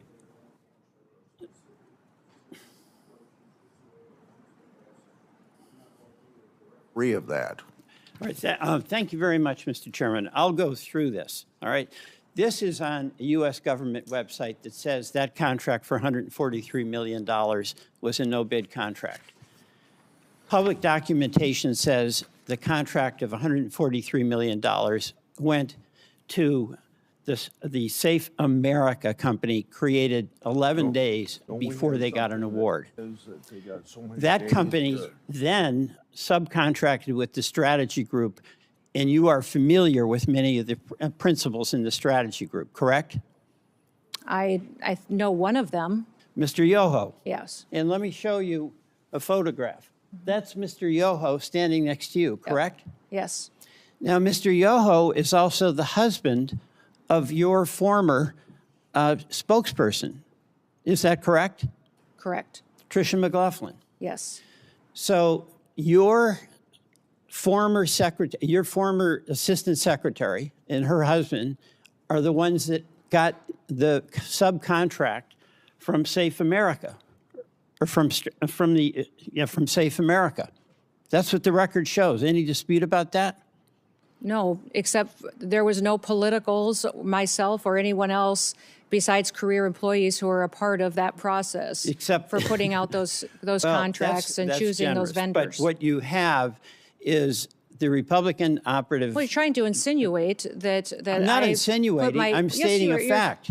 The fact is You're saying that I Mr. weighed in on this Yoho- contracting process, and I did not. Mr. Chairman, the fact is that Mr. Yoho was married to your assistant secretary, is married, correct? Yes, they are still married. All right. And Mr. Yoho also ran an ad campaign for you in your gubernatorial campaign, correct? Yes, And he also attended your inauguration. yes. And Mr. Yoho received $8.5 million, or his company did, from the taxpayers of South Dakota when you ran an ad promotion showing you doing various jobs, like a plumber and a dentist, correct? Again, that was done according to the law and processes at the state of South I Dakota. understand, but Yes, this well, is a person that worked on your campaign. This is a person that worked on your media plan in South Dakota when you were governor, and this is a person who also worked on your memoir. Is that correct? on my memoir. And he worked with Mr. Lewandowski. Is that correct? I don't know, sir. I don't know about the business Mr. arrangements they've had in the Lewandowski past. is your special advisor. Special government employee. Right. For the White and House. Mr. Lewandowski brought Mr. Yoho into your camp. They had worked on the Louisiana governor's campaign, correct? No, I knew Ben Yoho before that. All right. So the person that you knew, Mr. Yoho, the husband of your assistant secretary, is the person in the company that got the subcontract 11 days after this original company, Safe America, was founded. That's the record. So I have a question. Did Mr. Lewandowski receive any compensation directly or indirectly from Safe America or from the strategy group? Senator, I don't have any information to that. I can't speak to that. Would that be of interest think so. for you to find out? Sure. Well, so will you ask Mr. Lewandowski, did he get any compensation directly or indirectly from these contracts? Are you asking me to go ask him? Yes, I am. Ask your special government advisor, I can do that. and you'll get back to us. Get back to you. Yes, All absolutely. right, we will want that. Now, you said at a cabinet meeting on March 24th that we are going to eliminate FEMA. Is that correct? Eliminate FEMA as we know it, that it was no longer going to be a politicized disaster response Madam- agency, that President Trump was Madam going to ensure that Secretary, it was there to respond. We need FEMA reform. The people of Vermont have suffered. We had floods on July 14th of 2023, 2024, and 2025. We need local control. We can't have a FEMA that is abolished or a secretary that promotes abolishing FEMA and not providing services that our citizens in all our states need when they're on the receiving end of a monster storm. FEMA has been responding twice as fast than it ever has in history and empowering as Graph well. that Senator Tillis held up, and that's not what that graph says. We've Mr. had- Chairman, I yield back. Okay. Three things before I call on Senator. Did you have a couple minutes you wanted to address something, or should I go on? No, that's fine. I just would like to say that FEMA has gone forward and done 60 different emergency disasters, 41 major disasters, and that they have overwhelmingly responded and taken care of American citizens and removed the politicization that Joe Biden put into the agency. I'm proud of the work that FEMA has done. They've deployed dollars immediately and responded and partnered with other agencies to save people, such as the Coast Guard and CBP in the flooding situations in Texas, and have continued to make sure that while local emergencies are executed at the local level, that they're managed by states and that the federal government is there to support. The Department of Homeland Security shutdown is now in its third week, It should come as no surprise that the Democrats opposed enforcement of our immigration laws. They did so for 4 years when they controlled the White House. Just last week, they refused to stand and support President Trump's call to protect American people during the State of the Union. But Homeland Security includes other critical entities like Secret Service, FEMA, TSA, Coast Guard that Democrats refuse to fund and whose workers aren't getting paid. The primary responsibility of the federal government is to keep the American people safe, so it's critical that Democrats fund DHS and the end of this reckless political exercise. The hearing record will remain open for 1 week. Members should get their questions to the secretary at the end of the week. My expectation is that the department will answer the committee's questions for the record. Senator Noem, Secretary Noem, Senator Cruz is going to adjourn this meeting. Okay. I'm going to go to another meeting. I thank you for your appearance today. Senator Cruz. Thank you. Thank you, Mr. Chairman. Madam Secretary. Yes, hi, Senator. Congratulations on a grueling morning. I am the last thing between you and returning to work. Let me start by saying thank you. Thank you for your service. Thank you for accepting the charge to protect this nation at a time of enormous peril and at a time, sadly, of far too much politicization and demonization of the Department of Homeland Security. Department of Homeland Security was founded in the wake of the September 11th attacks, after nearly 3,000 Americans were murdered on our soil. It exists because we learned at terrible cost that vigilance is not optional. And the success of vigilance is quiet and often ignored. It is measured not in headlines, but the absence of them. The flights that land safely, the plots that never materialize, the threats that are intercepted before they reach our communities. Like sentinels standing watch at the walls of a city, the men and women of DHS guard the homeland day and night with extraordinary dedication and professionalism. And yet, over the past 18 days, Democrats have shut down the very department tasked with that mission, weaponizing the budget process to advance political disagreements. The same voices that once called to abolish ICE and defund the police have now left the sentinels unsupported and the watchtower dark. That is what the Democrat shutdown has done. Let's get to the truth. For the American people, this oversight hearing is about 3 things: where we were, what has been accomplished, and where we need to go next. Let's start with where we were. Secretary Noem, when you walked into DHS, what was the state of operational control at the southern border that you inherited? There was no operational control. In fact, our Border Patrol agents and federal officers were being forced to help facilitate the invasion of dangerous criminals and aliens into our country. Were daily encounters at or near historic highs? Yes, they absolutely were at historic highs. That's the worst we've ever seen. Between 2021 and 2024, the Biden administration released more than 13 million illegal aliens into this country after encountering them at the southern border. Is that correct? Yes, that we know of. There could be millions more. DHS data reflects during this period of mass releases into the interior, crimes committed by foreign nationals included at least 15,000 homicides and more than 20,000 sexual assaults. Is that correct? That is correct. And I will say, these numbers are not abstractions. And I will say to all the angel families here, thank you for being here. Thank you for holding the photographs of your children, of your spouses, of your parents, of your brothers and sisters who should be with you.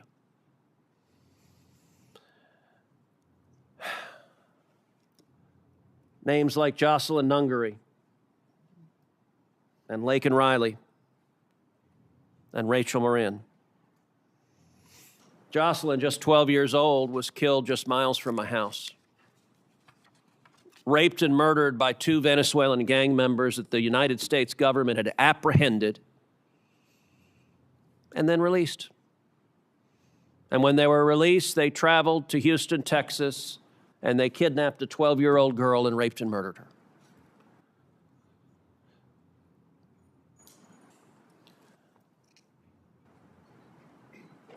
In your time at DHS, has anyone in the leadership of the previous administration explained why the hell they let so many violent criminals free in our country?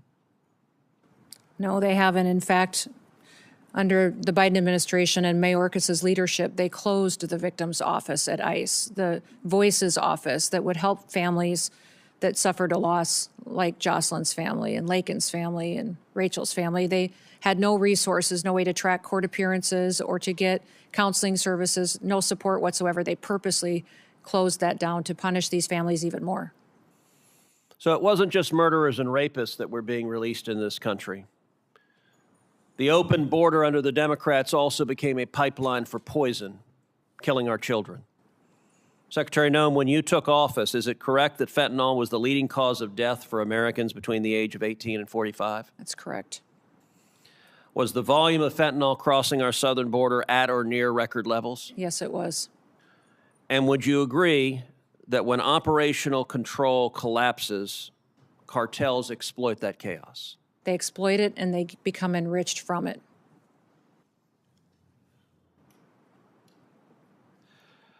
So now let's talk about what has been accomplished under President Trump's leadership.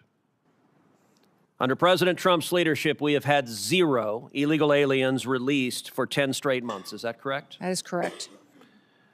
In President Trump's first year back in office, how many illegal aliens have left the United States? 2.5 million have left voluntarily, and we have arrested, detained, and removed close to 700,000 now. And how many known or suspected terrorists have been removed? We have over 1,500 now today that have been apprehended and are being brought to justice. In the first 100 days of the second Trump administration, is it correct that daily border encounters decreased by approximately 93%? Yes, that is correct. That encounters with gotaways, those who are escaping apprehension, decreased by roughly 95%? That is correct. And that illegal crossings overall fell by 99%? That is correct. And how much in illegal drugs are we interdicting at the border? Well, fentanyl has dropped by 56% in just the last year, from 2024, where there was historic highs coming into the country, to historic lows in 2025 under President Trump's leadership. And I would note that securing the border, targeting narco-terrorists, arresting and prosecuting Nicolas Maduro, all of those have had extraordinary effects. Is it correct that nationwide the murder rate has decreased 20% in the last year? It has. It's at a historic low. In the last 125 years, we are at the lowest murder rate that our country's experienced. Is it also correct that the number of drug overdose deaths in America has decreased 20% in the last year? That is correct. That literally means there are thousands of Americans who are alive today, who would not be alive if President Trump had not been reelected and if Republicans had not won control of Congress. Would you agree with that? That is correct. It means, tragically, that had the Democrats' open border policies continued, there would be more and more rows of people, Americans holding pictures of loved ones. We don't know who the loved ones are that weren't murdered this last year. We don't know who the loved ones were that didn't die of fentanyl overdoses, but we know that many more Americans are dead. Is that correct? That is correct. And I will tell you a particularly infuriating illustration. Several weeks ago, the Houston Chronicle had a front page story, top of the fold. Banner headline, murder rate in Houston, Texas decreases by 18%. And Heidi, my wife, handed me the article because she knew it would piss me off. And she was correct. The article says the murder rate has dropped 18%. Experts are baffled as to why, and we can think of no reason whatsoever why the murder rate would drop. It clearly is not connected to anything that is happening anywhere. Madam Secretary, is it a reasonable inference that arresting and deporting murderers and gangbangers results in fewer murders? That is correct. Yes, sir. And that arresting and deporting drug traffickers and stopping narco traffickers results in fewer people dying of drug overdoses? That's correct. It is amazing that that cause and effect is so difficult to figure out. Now, where do we go from here? As we sit here today, are there Border Patrol agents right now working with zero pay? The agents and law enforcement officers are being paid. Some of the support staff and administrative staff is not able to.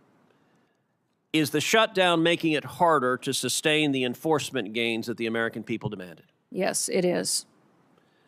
Does the funding instability affect morale within the department?